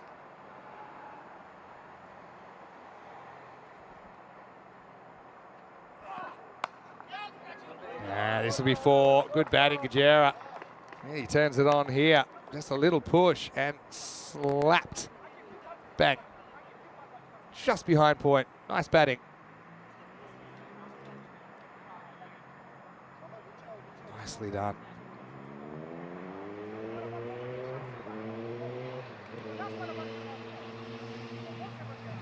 Gujera, 4 off 2. And Govinda. You can never tell if the batter's kind of foxing or whether he genuinely hasn't hit it with those ones. Batters are sneaky. In fact, all cricketers are a bit sneaky.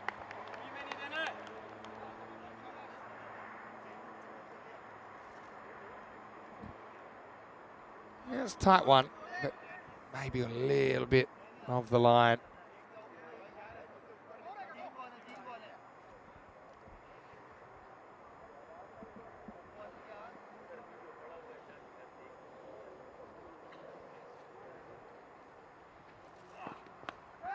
It's the ledge, and it's going to fly over the field. That's going to be 4. So a move into the 70s. Again, so I've got a few technical issues at the moment, but still plugging forward in this game.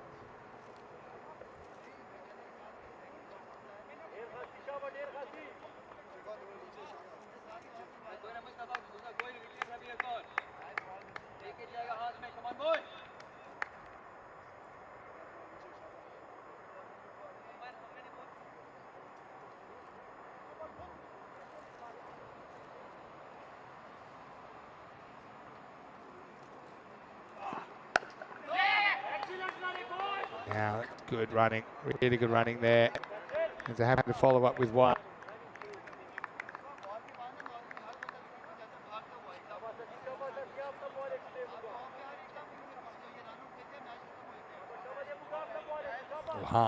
Pretty decent over, all things considered. Just when GSB were trying to get going, chips in with that wicket, maybe a bit lucky. Obviously, had Govinda chasing a wide one. This is up in the air and going to fall short. That'll be the end of the 7th over. The score is 74 for 3.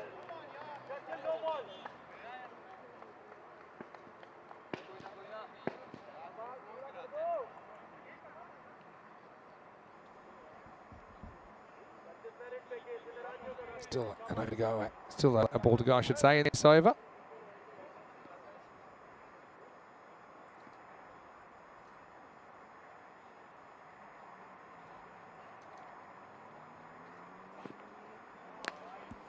This one is going to be called a wide. Rightly so. So let's bowl that one more time.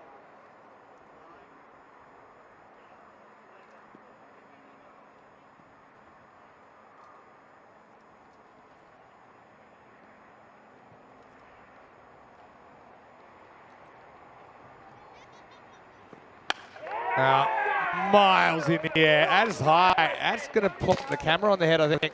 Maximo. What a shot from Gajera. That is an absolute bomb. That's gone miles into the sky. That's the way to finish it over. 82 for 3 after 7.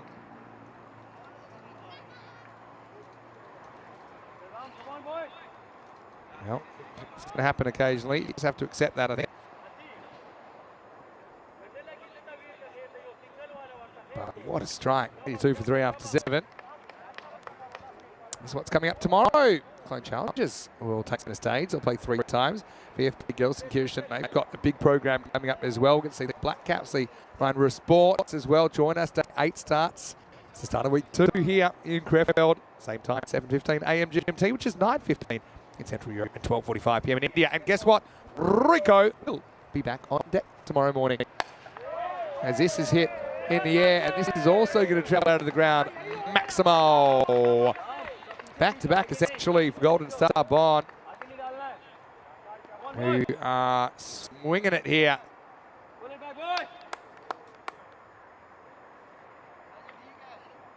Pretty good batting. And they do it again. This is Subramanian, Ramsurath Kumar. Be called a wide. That's the issue with this plan of going wide, is occasionally too wide and you lose the battle with the wide line.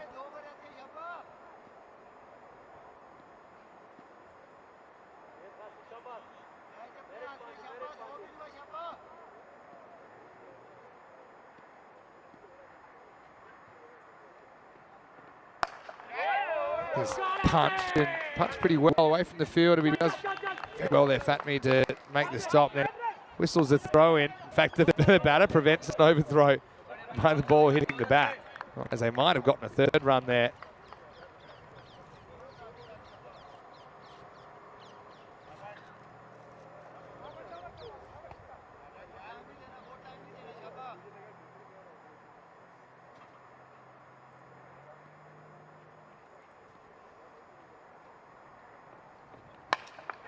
Chases a wide, but he'll get away with it, but he'll only get 1.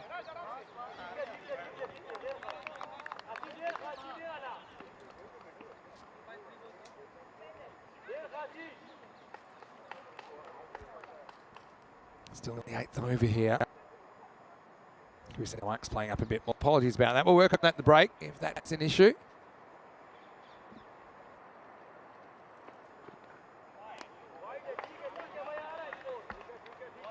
This will be a wide.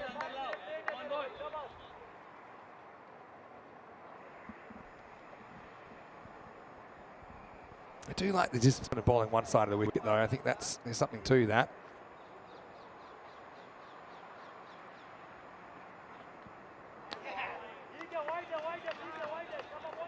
This is going to be another wide.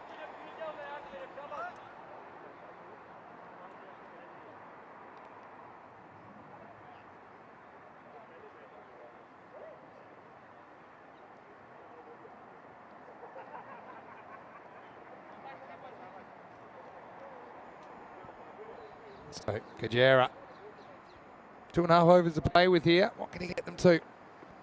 That's a pretty good shot. Steps across and smashes it straight over the bowler's head. Maximo! Golden Star Bond, middle order, delivering here. That 6 brings up the 100 as well in the 8th over.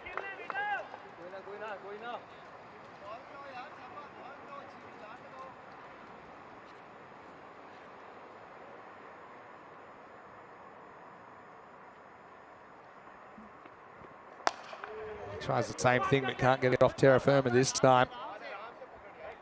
Bouchard does the fielding. They've got themselves to something competitive, you'd imagine now.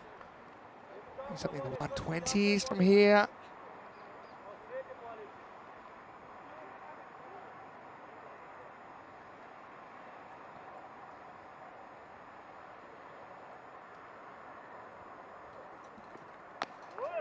Nice cut shot. But there's a fielder prowling around that area. That'll just be a single. And Nutfi will retain the strike. The score is 102 for 3.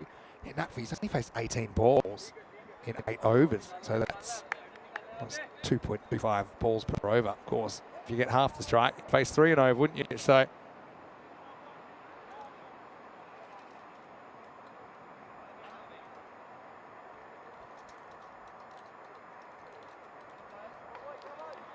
again, apologies, some of the audio equipment. I suppose our audio equipment gets more of a run than any audio equipment in world sport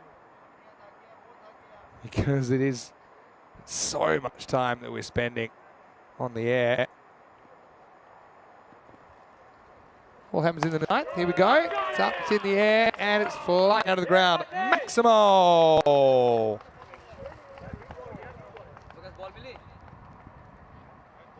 Golden Star Bond bringing it here.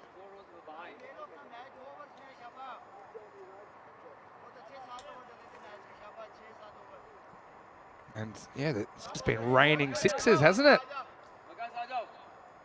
That's what the doctor ordered for Golden Star Bond.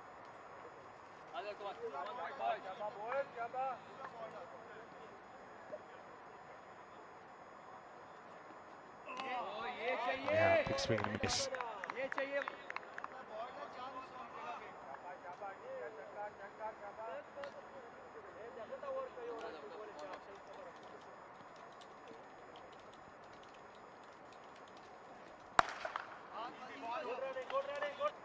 Just a single this time.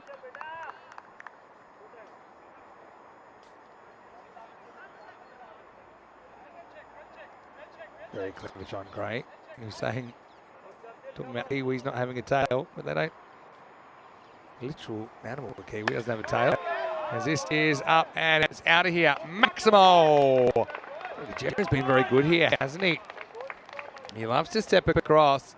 He's kind of daring you to bowl at him. And yeah, well, through the trees, we can see that is a Maximo. Gajera, 28 off 8. He's having a very good day, isn't he, for Golden Star Bond?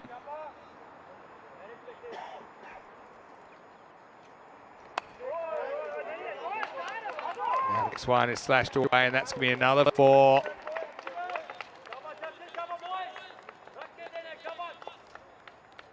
So boundaries keep on coming.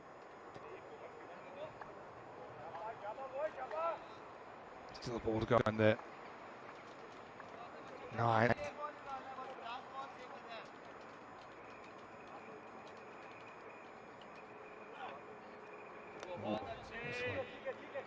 It's a bit big on him. Yeah, a rare miss, really. It's the end of the night. The score 119 for 3. And what an acceleration we've seen with the last 3 overs going for 19, then 20, then 17. Remember at 6 over 10 time I said, look, can you get 13 and over here? 12 and over, 13 and over. Well, they've got 19, 20, 17. And now they've got an over to play with. Right now they're pretty much par. And they've got 1 over bonus, basically. This could be Mustafa or Hark, 12 the last one. Interestingly, we haven't seen Mohamed Asif with the ball. Had a bit of an off time with the ball earlier. Used Hark instead. He's going to use him here. Big swing and a miss. First up.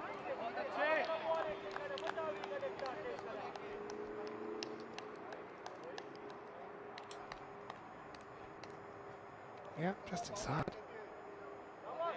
Good partnership again, 56 off 19. Partnerships is your way toward collapse, and we saw a big collapse earlier on from VFB Gelsenkirchen. I suppose you're always trying to make a partnership, just doesn't always work out.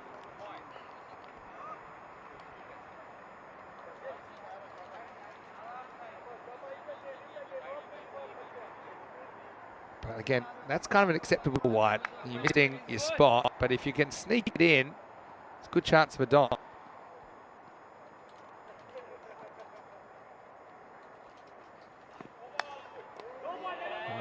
This has been called, is it called no ball from somewhere? Maybe I'm just hearing things. Yeah, that's a no ball. Now, I wonder what this is for. Could have been front foot. It's actually hit into the ground. Might have been for too many outfielders. No, it's been called for front foot. Don't know if we've got the front on camera again. We can have a look exactly where his foot lands there. Mustafa or Hark, but he might have just been over. So free hit coming up in a bonus.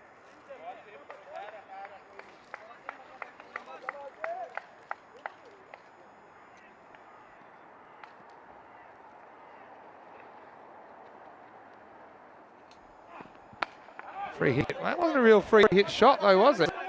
Not so sure that Nakvi got the memo there.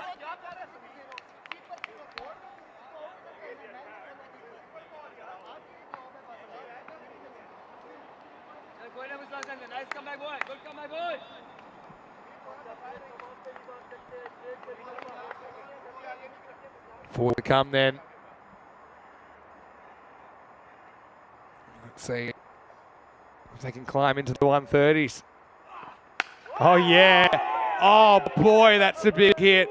That's probably the biggest hit of the day. It's gone over the trees. It's probably gone over the cars as well, or at least I hope it has. Maximo. Oh, that is TNT. It's dynamite from Gajera, who's hit that about 100 plus meters. Well, Nakvi tapped the free hit. We thought he was crazy. Well, he knew exactly what he was doing. He's saying, hey, don't worry about me. This guy's red hot. And still time to play. And he gets another one, full toss this time, another 4. What an innings this has been from Gajera. He moves up to 44. In fact, he overtakes Nakvi now. He's only faced 12 balls. Outstanding batting. Wow, it wasn't that bad of a ball. Low full toss, just misses the Yorker.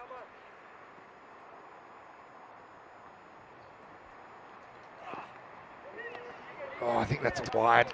I mean, how far did he step? It's straight over the line. Well, Hark's pretty thrilled with the result.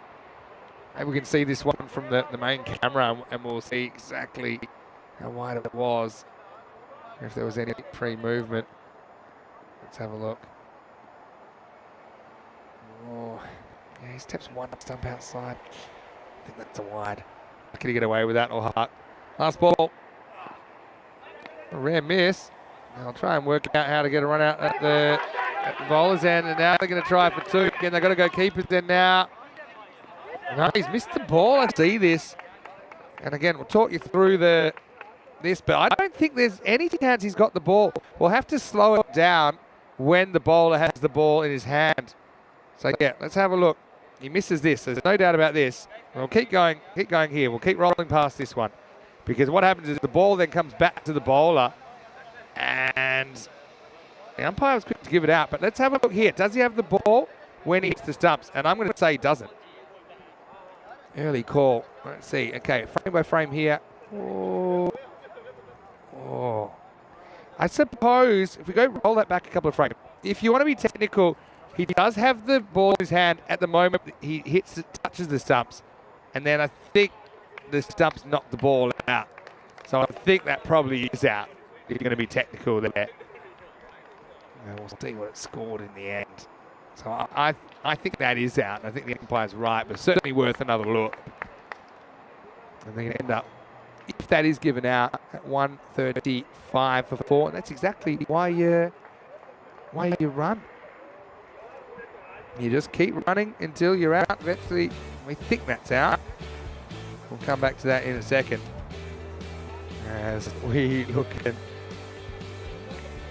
back to the first innings.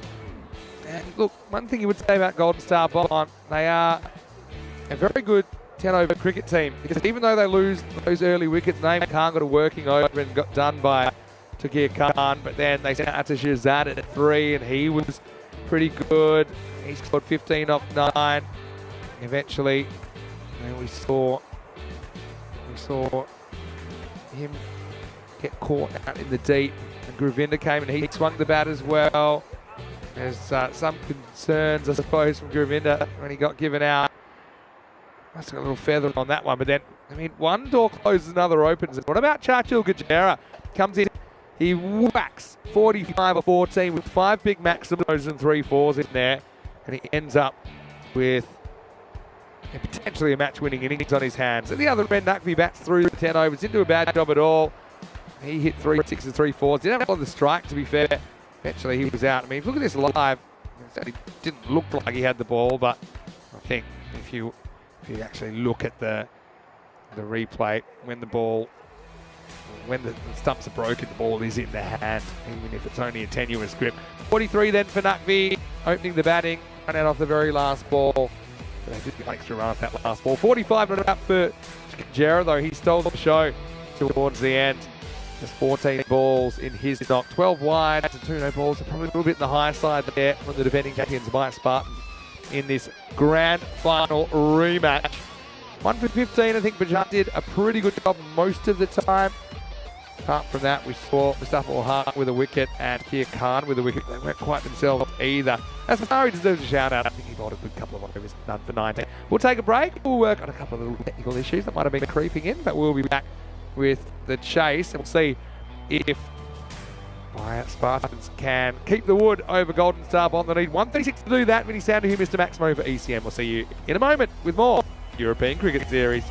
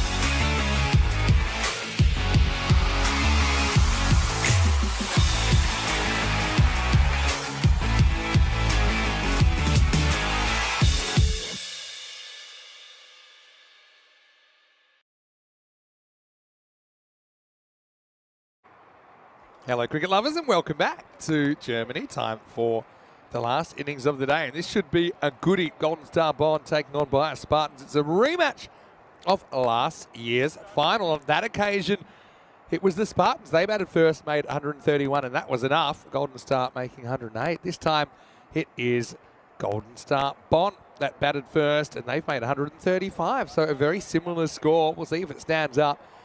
Two very good cricket teams. Two teams that really come to the fore in European Cricket Series cricket in the last couple of years, and they're both contenders in this series as well. 136, it won't be easy. Probably 15 to 20 above par, although you would say par in this contest might be a little bit higher than the 117 that we have seen as the average score through the first 6 days of action. Time is ready to go, 40 minutes, of course. We haven't really talked about the time up today. A good reason is, the reason is a good thing. We haven't had to worry about time. Things have been very good. Okay, we've got Shirzad to go. It's going to be Mohammad Azif, who we didn't see bowling. He's being used as a bat. The Spartan skipper face up. Pin your ears back. Let's go. Straight away, we see a cracking square drive. Perfect timing from Azif. He loses that one. I want to see if they can find this. Anyway, we'll see if this ball gets another run. It's a great shot. Really good shot. And yeah, the search is going on. That might be the shortest life ever of a ball. I mean, it didn't go that far into the trees. All right, let's have a look. They're really annoying bushes as well to try and find the ball in. But what a shot from Asif. No real movement there from Shirzad. Does get it through. All right, well, we've lost him. And you can see there's Gajera. He says we got it. All right, well, that deserves a round of applause. That was a very good job. I think that's Sada that has found the ball. All right, so hopefully we sort out these technical issues that were bothering us in the first innings as well. Seems so good so far. Next on that from Shirzad.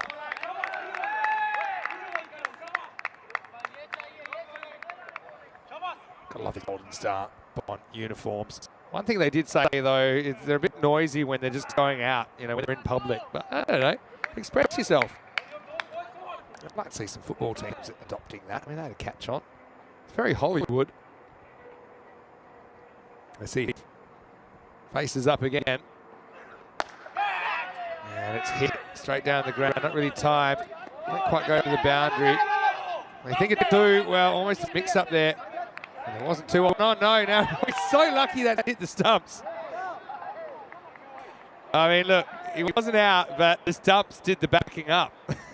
You can see he had buyer's remorse as soon as he threw this. The bowler throws it, then realises the keeper, Naeem's backing up the throw, see? So he throws it, and he's like, oh no, what have I done?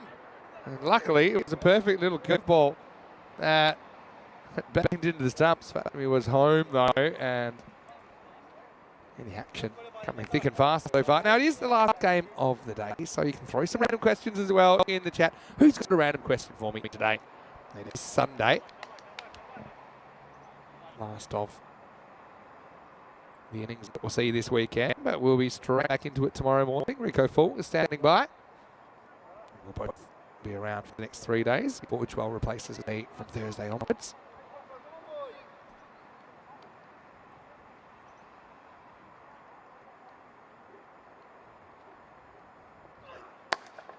Well, he bounces this over, and this will be 4. Well, it's quite a remarkable shot. That's all about the pace of Shirzad, the bowler, in the first place. Fatmi is able to just jam the bat down, and it didn't give the infielders a hope. I mean, that's quite a remarkable stroke, really,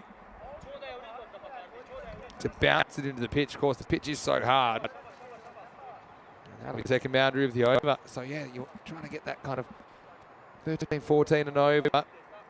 You're on track to do this in this first over.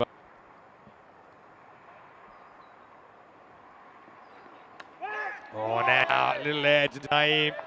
Can't get near it, and that's going to be 4 more. check it out on the replay.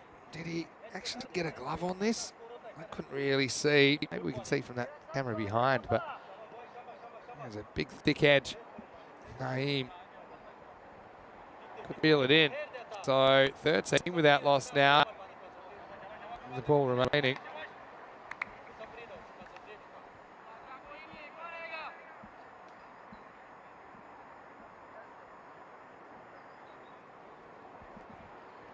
Shazad. Final ball the first. Kept the Yorker, turns into a full toss. A throw, not a particularly good throw. It's home anyway into the first over. And the Spartans make a decent start in this chase. It's 14 without loss.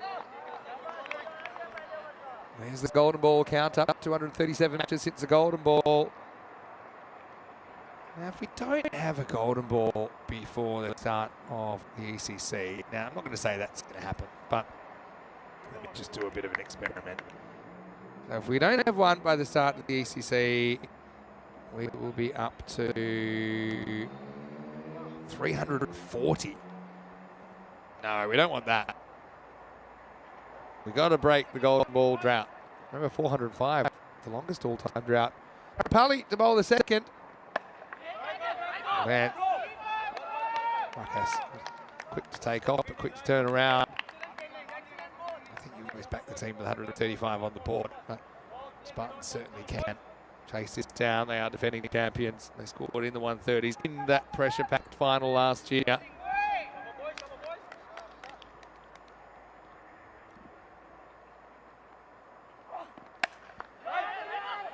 Leg side, and well knocked down. That's the cult hero, Rahib Nawabi. Haven't seen too many moustache tweaks today.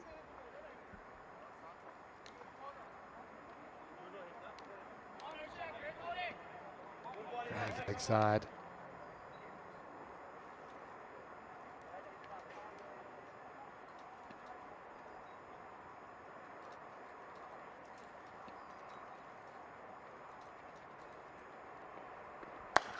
Well, 6. Watch out.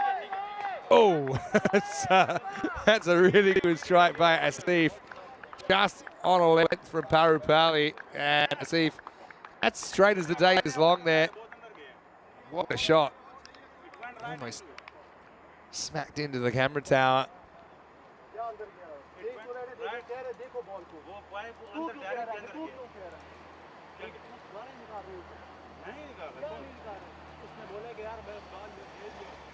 So Parupali, not thrilled with that outcome.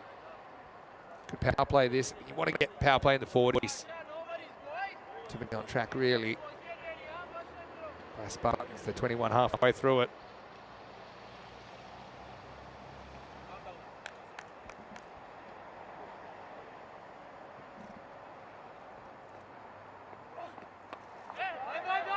Dragged down to the fine leg region. They think it's 2 on Nawabi's arm. They will. Just bowls it in. Smart running there from Asif.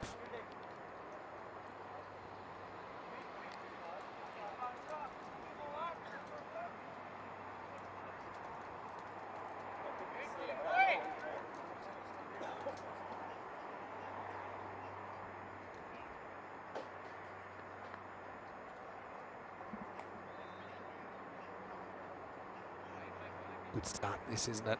Yeah, so who's got a random question for me? Throw one at me. I haven't had one yet. It's a bit of a sleepy Sunday, as you can imagine, at this stage. Up-ish. More work for Nawabi. He's busy, isn't he? And Parupali has come back pretty well.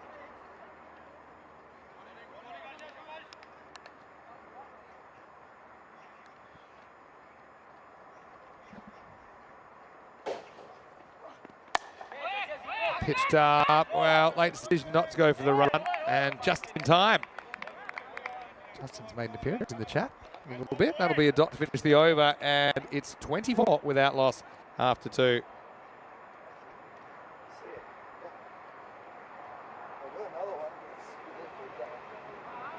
So looking at the table, both of these two would be contenders in Agile, though they both stumbled at times.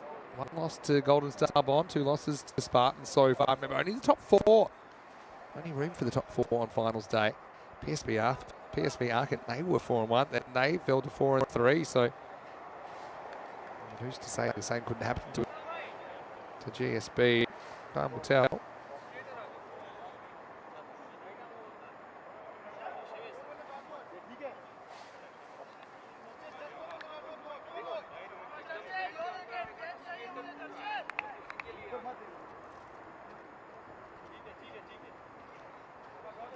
Kajera, he's having an absolute dream game here so far in match 35. But as we know,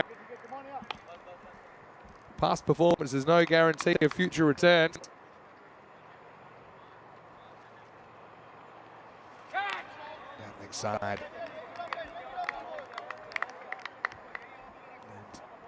And Naeem kind of looking into the sun now. It's one of those, it's a strange ground in that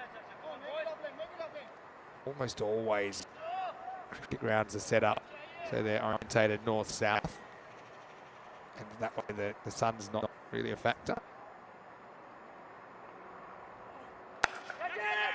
Absolutely belted down. Well, that was travelling, and you can see the frustration from Sakia Khan. But to be honest, I don't think you catch this more than 5 times out of 10. That's exploded off the bat. He made the right position. He got 2 hands to it, but yeah, just couldn't hold on. Yeah, so this ground's more of an east-west ground, and so that means that as the day goes on, the sun is kind of behind one end of the ground and then ends another end of the ground. You can see that from the shadows there. Sun setting in the west. So bites back. Well, there's no run here, and that's really tight. It's really tight. Just took Naeem a bit of time to gather the ball, and he overarmed it onto the stumps. This is really close. Oh, has he made it? I think he might have just made it. Let's have a look. There's one frame, next frame on. Can't really see if it bails off there, and then it bails off there. I think you've got to give that one out, even though my instinct is that he's probably just out, but I don't think there's enough evidence to say that conclusively. So they're going to sneak in, and they're very lucky actually to get away with that, because there was no run there. I suppose the evidence would say that there was.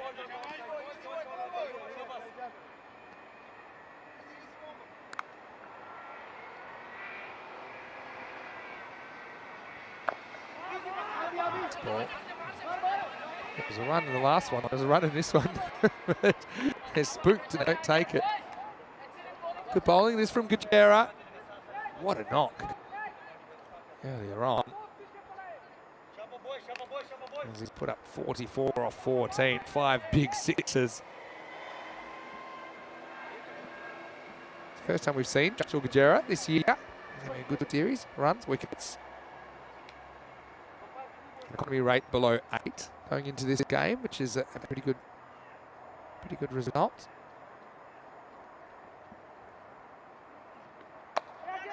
Uppercut, and this is going to travel, and I think it's gone out of the ground. It has. Maximo. He's very good at the cut. He's very strong in this area. To pound the first ball over point. Badly needed 6. We talked about wanting that 40s in the power play. A little bit below that at the moment.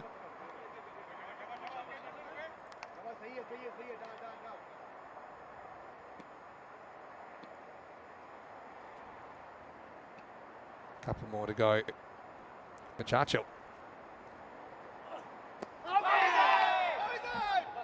He's heading down the side, I think.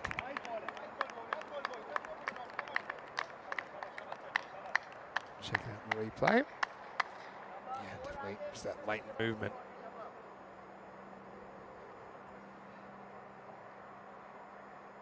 But still, dot ball's a good ball for Golden Star Bond, like I said.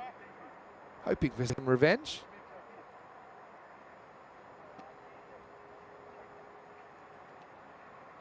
As these two met in the final last year, Spartans took the trophy. Big swing and a miss to finish. So end of the third over. Kajera, all things considered, he'll be pretty happy to just go for 9 in that over. It's 33 without loss after 3. The thing was that last year, these two teams were in the same group.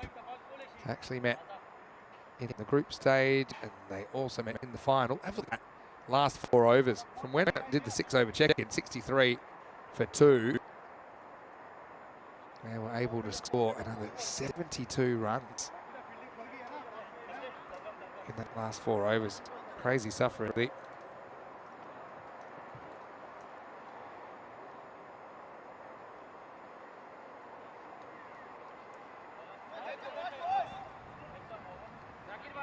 When these two teams met in the group stage, Golden Star Bomb, they won one, and then they lost one.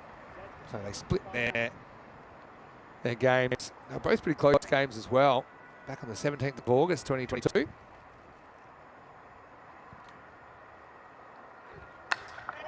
Now elevates, tries to get it up, and he does.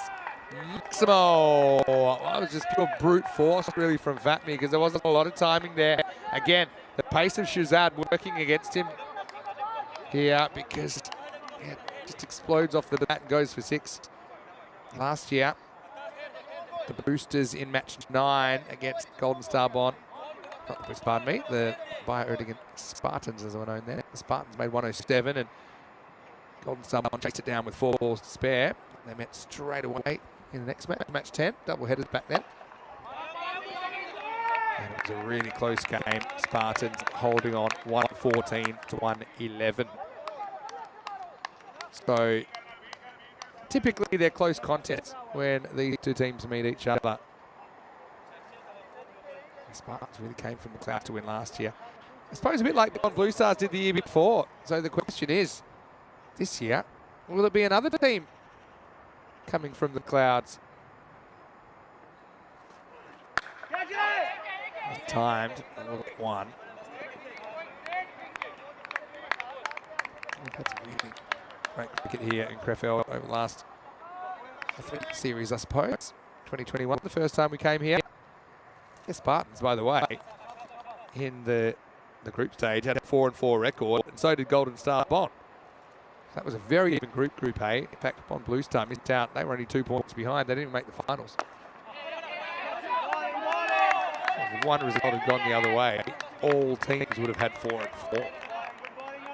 I suppose it's Group B that was a bit more polarised.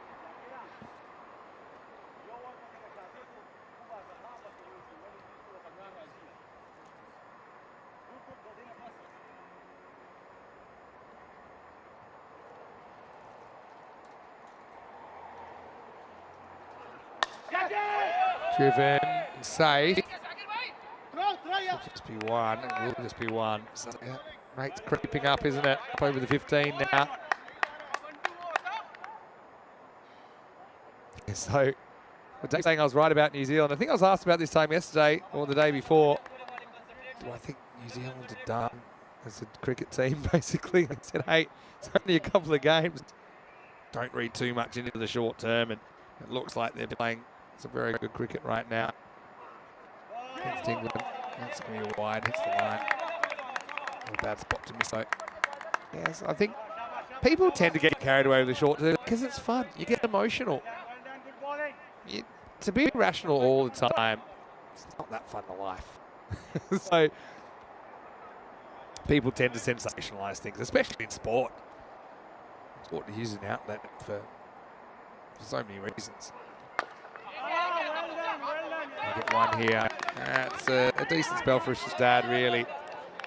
Well, he doesn't get a wicket. Doesn't have a lot of luck in it either, but he'll go down for 25, and after 4 overs, the score is 44 without loss. But what they have done, GSB, they've kept Spartans to 11 and over when they really need 13.5 for the whole innings. So they're behind. Having said that, they're behind but ahead, aren't they? They're behind of the rate required in the whole innings, but they're ahead of the rate that Golden Star Bond were going at this rate, this moment in the innings.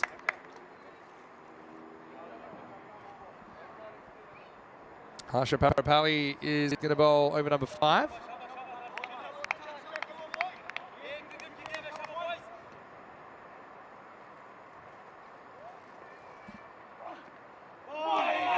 Wild swing. Now, we saw this the other day, didn't we? When Bias Spartans were just falling behind in a chase, and you've got Shazam Khan there's been really good form, and he couldn't really get too much of a hit, and the Raider got out of control. So I think these two are going for it, but the other thing is you're going for it and swinging and missing, you're just kind of compounding your problems. See here, let's see if swings and misses twice in a row.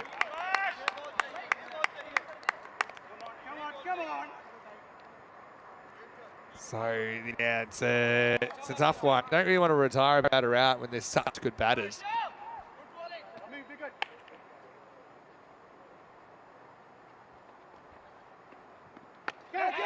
Now, get something on this. Again, probably if you try to do here, I would have considered it. Just because, see if it seems to be in a bit of a rut. So maybe it was worth trying it on. It gives Parapali a pat on the back.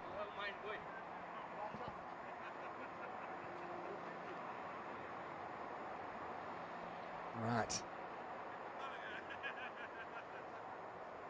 So over to Fatmi and see if he can muscle one. He can, and he gets 6.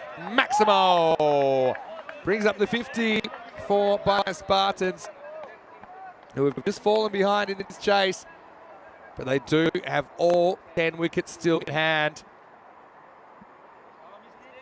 And that also brings up the 50 partnership, and ordinarily you'd say, yeah, okay. 51 partnership of 28 balls, pretty good. Just a little less than the rate that they need to be going. Interesting, they called a wide. This is a tough one because he does kind of take a little shuffle, but is it before the ball's bowled? I mean, I think it's still a wide. At most, he's a stump outside off, and if you move the line as a stump, it's probably straight over the line. So, probably a fair call. All right, goes for this, but he hasn't got the time. It should be gone. Guri's after it, and he takes it. So the 50 partnership comes up, but they don't last a lot longer. Spartans lose a wicket, and it's Fatmi that's going to have to go for 25 off 13. Golden Star on, looking the goods at the moment, but we know things can change pretty dramatically and very quickly here in the European Cricket Network. Matches, it's 52 for 1. This will bring one of the form players in this tournament, Shazam Khan, to the crease, comes out at number 3. It's a big effort if they get home from here, the Spartans. They'll believe that they've got the batting to do this, but they need their batters to click. It's a little bit of an unknown. It's a bit unscientific as well, when you click and when you don't. I'll just be hoping that Shazam Khan is on here. Parapali, the successful bowler. Hicks is probably missing. They will get a leg by. Hits him pretty high as well. There's a lot of bounce in this pitch. Check it out in the replay, thanks to Spring Productions. I don't know about being too high, but it will be a leg by to finish the over. 53 for 1 after 5.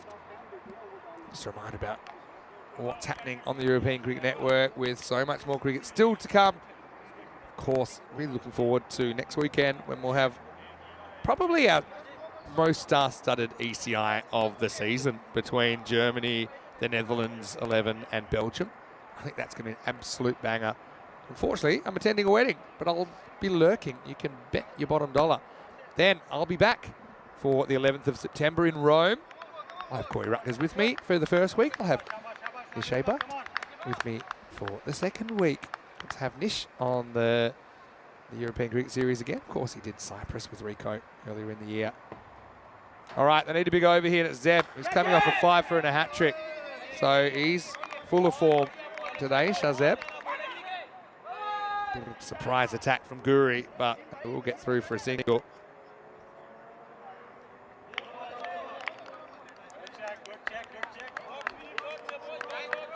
Shazeb has been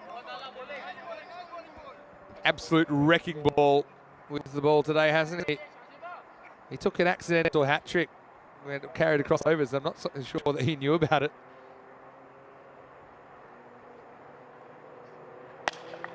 No full toss. Time to wait into the gap. That quick work from Guri again. He's really quick along the ground, isn't he? And he'll only get a single, and every time it stays in the field of play, that's a win for Golden Star Bond at the moment. Again, Shazab, most of the time he's full, he's straight. He'll probably tell you he'll try to bowl you a Yorker. You still got to play it.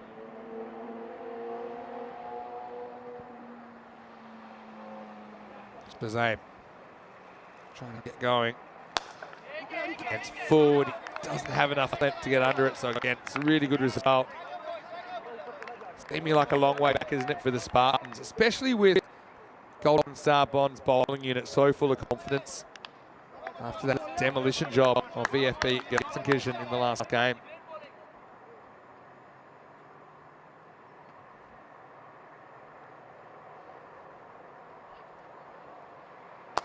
Again, really well bowled. It's such a good length. Like I say, sometimes it's not always about trickery. I mean, you can just walk up to the batter and say, look, I'm going to bowl you 6 Yorkers. And if you get it right, even if they know they're coming, what's your strategy? I mean, at high levels, batters can kind of maybe kind of ramp them or try something like that. But here it's pretty tough. Again, look at that. That's so well bowled. And Shazam was just forced to take his medicine. This is an excellent over. As you'd say, in sporting parlance, he's in the zone right now. So 5 off this over. That's a brilliant result for GSP. And he's just in rhythm. He's got the ball on a string today, hasn't he, Shazab? Last ball of his over. Can they get one away? Oh, there you go. Missed this spot once, and he gets pounded. Maximo Asif. Off the boil, wasn't he? But he's back on. It just really illustrates the fine margins as a bowler here. The line was fine here, but the length wasn't, and it disappears literally as we get to the end of the 6th over. 64 for 1. Badly needed one. That shot from Mohammad Asif. Looking at the equation now. 72 off 24, so that's 3 a ball. That is the pace that Golden Star Bond went in the last 4 overs, 18 and over. So Nawabi is going to get the ball here in over number 7.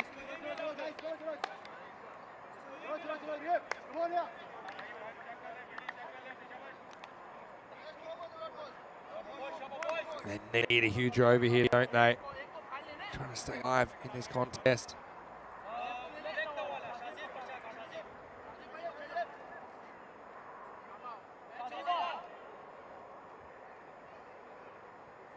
Okay. Time for some action. Probably doesn't give you a lot of pace to work with.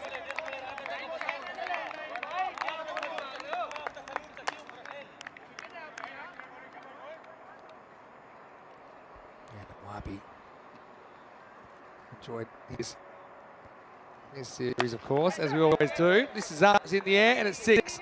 Maximo still goes over the top. Adios, Pelota. 6 runs. Yeah, doesn't quite get the Yorker. Nice bit of timing. I tell you who I'm missing this year, though, is Niamat Safi, who was he's another man that had some very attractive facial hair. They turned the run down here. Because they're saying, hey, why aren't we running here? We need lots of runs. As if he's saying, don't worry, I got this. I just whacked a 6. I'm going to do it again. That's what he's thinking. He says, it's not worth it for 1 run. I want more. I want 6. And he will crack it. And that is almost a sensational catch out there. That was such a good effort. That's Atash Shazad. This was bad. This was such an acrobatic effort. I mean, fortunately for him, it stays inside the field of play, so it's still a pretty good result for Golden Star Bond. Rate's heading above 20 soon. Takes the pace off it. Bit of work for the field. He fumbles over the line. That's 4. Well, the only way that the rate required comes down now is boundaries, wides, or no balls. That's the only way it can come down. He kind of did everything right there, didn't he? Except stop the boundary. I think that's the key card as well. It's had a bit of a tough time in the field during this 7 overs. Nice ball of the over from Nawabi. And he takes it on and he's dropped. And I think they'll only get 1. I think Asif was getting on 2. He saw there was an opportunity, but in the end, Shazab wasn't keen because he was too busy ball watching. You can understand that. So a single to finish the over. And even with Nawabi not being perfect, he only goes for 13. The score is walking sticks, 77 for 1 after 7 coming up tomorrow. 5 more matches will start the second week. So after this, we're right at our halfway point in Krefeld. We'll get to see VF beat Gelsenkirchen once again. Clone Challengers, big day for them. That's for sure. Under Sports, huge day for them as well. But the Caps will be on show as well. Join us from 7:15 a.m. GMT, which is 9:15 in Central Europe, and 12:45 in India for more European Cricket Series. The biggest cricket series in the world, and therefore the best. Any arguments? Send them in writing to our head office in Zurich. Yeah, it's quite a remarkable thing, the European Cricket Series. All the locations will have well over 1,000 matches on the European Cricket Series this year. Guri just had a bit of a problem with his finger there, I think, attempting to take that catch. But he is going to stay on. He's an important fielder. If you're going to win this game, you're going to have to get after Shazab, and that is something that we haven't seen today. Maybe with the exception of the last ball, the last over, which I don't think was found. You can see at this stage, GSB, they were only 5 ahead. And that was after a barnstorm of a 7th over in their first innings. All right, here we go with over number 8. Oh, he's mishit this in the air and taken. So Shazab Khan's going to have to go. And another wicket for Shazab. What a day he's having. And the Golden Stars playing like stars at the moment. They've restricted, even though they've only taken the 1 wicket. Make that 2 now, though. As that was high in the air. Pretty good catch because you're contending with the sun at this time of the day. And it's Harsha Parapali that takes the catch. Shazab has to go. Never really got going in that innings, did he? Goes for 9 off 8, just the 1 for 4 in there. And the score is 77 for 2. Well, Dave, think we might have seen a Tortuga there. We don't get too many Tortugas in Germany with the grounds that we play at Dresden and also here in Krefeld.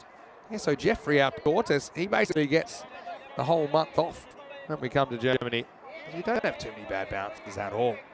Jeffrey, the Tortuga, is named after Jeffrey Boycott because he moves slowly. We've got Jeffrey, we've got Eric. Created our whole family here, European Cricket Network, over the last couple of years. Can Shazab do another number on middle order? That's the question. Panthangi gets about at 4. Let's see what he brings to the table. Left-hander. He won't have to do too much first up. And I suppose when you've got someone like Zeb that's been on fire to the right-handers, might not be a bad thing to get lefty out there. He loses the first one down the leg side. I suppose the length shouldn't change that he's trying to bowl. He's going to straight away. I like this over the wicket attack. Yeah, and there's the length. See, that shouldn't change. Panthangi does get off the mark. Right, so I think this is squarely on the shoulders of Asif now. They need to go at a magical pace. He's 39 of 22. That innings really from Gajera in the first half of this game could be the difference between the two teams. Pretty close. It's probably hitting. Yeah, umpire agrees. And Shazab does it again, full and straight. The only question was going past leg stump. He's wide of the crease. No, I think that's out. And I think you look at that, it's hard to see it missing, isn't it? It's hard to see it missing. We'll try and slow it down a little bit more so you can read the line of the ball. Where does it hit him exactly? Yeah. I mean, it hits him on a fair chunk of the leg stump, and he's on the crease. So, yeah, I think that's fair enough.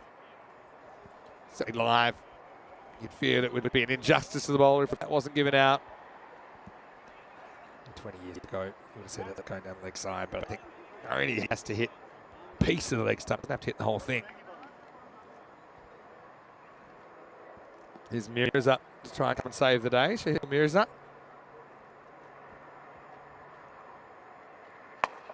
Again, just Yorkers for breakfast, lunch and dinner here that Zeb's serving up, isn't it?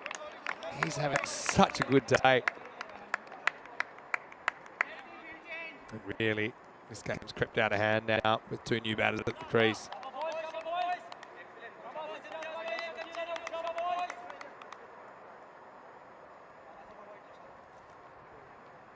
Pentangi, can he get away? Well, he is good at being left-handed, which is grabbed him a couple of wides. This is the first time we've seen Manoj today, and this is the first time we've seen him bat. Again. Let's see, he's going to have a go at him.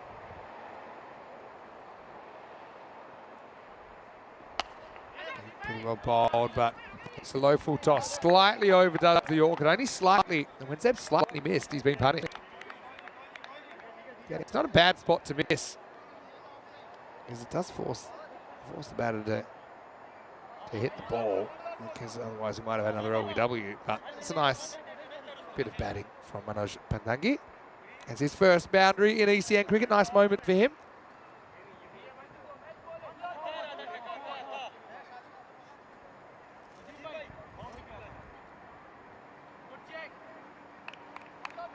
Last ball of the over.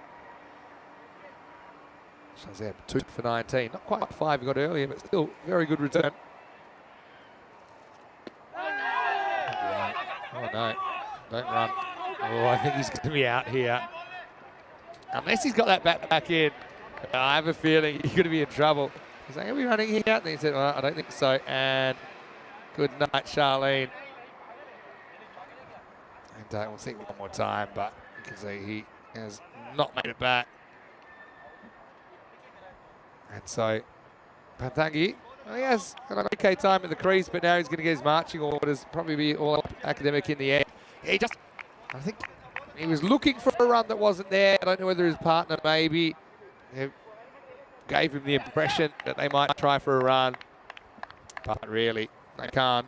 He's very quick to get on it and hit from close range. So, end of the 8th over. Shazam ends his spell for the day. Wasn't he brilliant? He took 2 for 19 in this one, and you compare that, you put that next to the 5 for 13 earlier. So today, he's taken 7 for 32 off 4 overs. So imagine that in a T20 context where bowlers normally bowl 4 bowlers. Imagine taking 7 for 32. Don't think you get that many 7 footers in T20 cricket. I think Colin Ackerman did it once. Dutch player playing in England. The T20 Blast. Dave's asking about Jeffrey Boycott. Well, that's just what we call our pet tortuga. When we see some bad bounces, that's the tortuga, which is Spanish for tortoise, by the way. We asked the viewers to name the tortoise. They came up with Jeffrey in honour of Jeffrey Boycott and the fact that he used to bat pretty slow. After he gets the ball here in the 9th, got to go with everything now. Just get one here. Well, this could turn into quite a big win. It's been a while that we've seen the clock be a potential issue. But I think with McVie bowling, it shouldn't be. Still over 3 minutes to bowl 5 balls.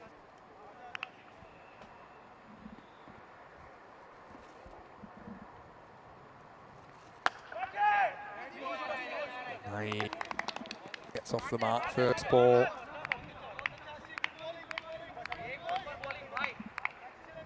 Pretty good effort this from Golden Star Bond.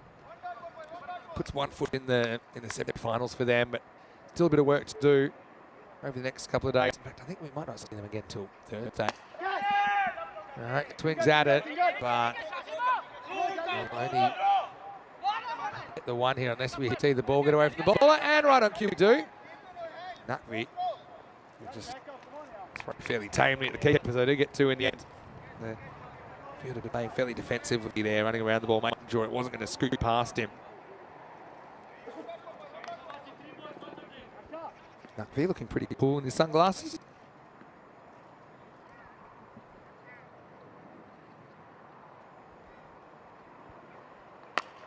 Right, and he goes up to the skies, and he gets plenty of it. Nice shot by Mirza. Maximo. Welcome hit as well, as he sends that one up and away. Nicely picked up. 2 balls to bowl here, but they should sneak in for time.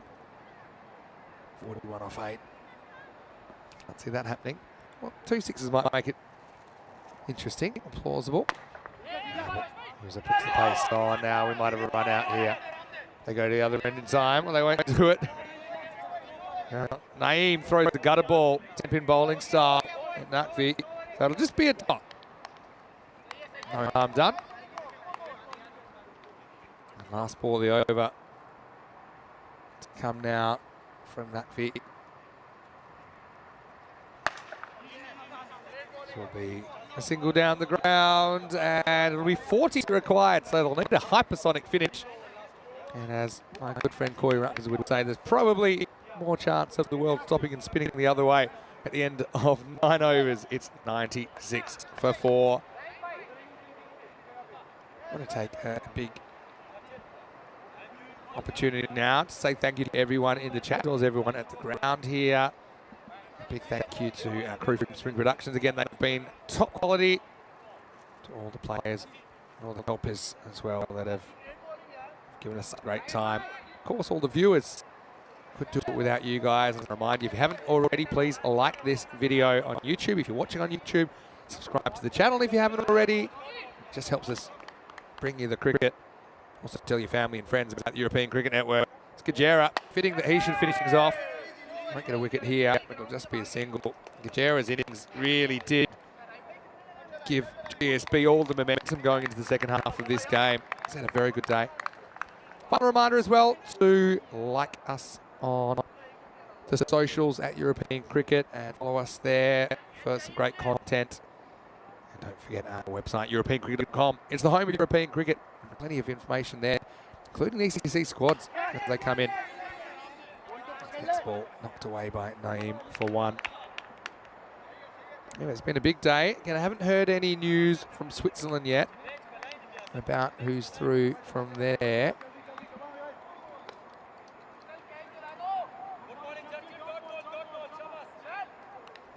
Should be a big game today. We're waiting on one off T10 to determine who goes to the ECL. Another ball that's going to fall short of the outfield. There'll just be one.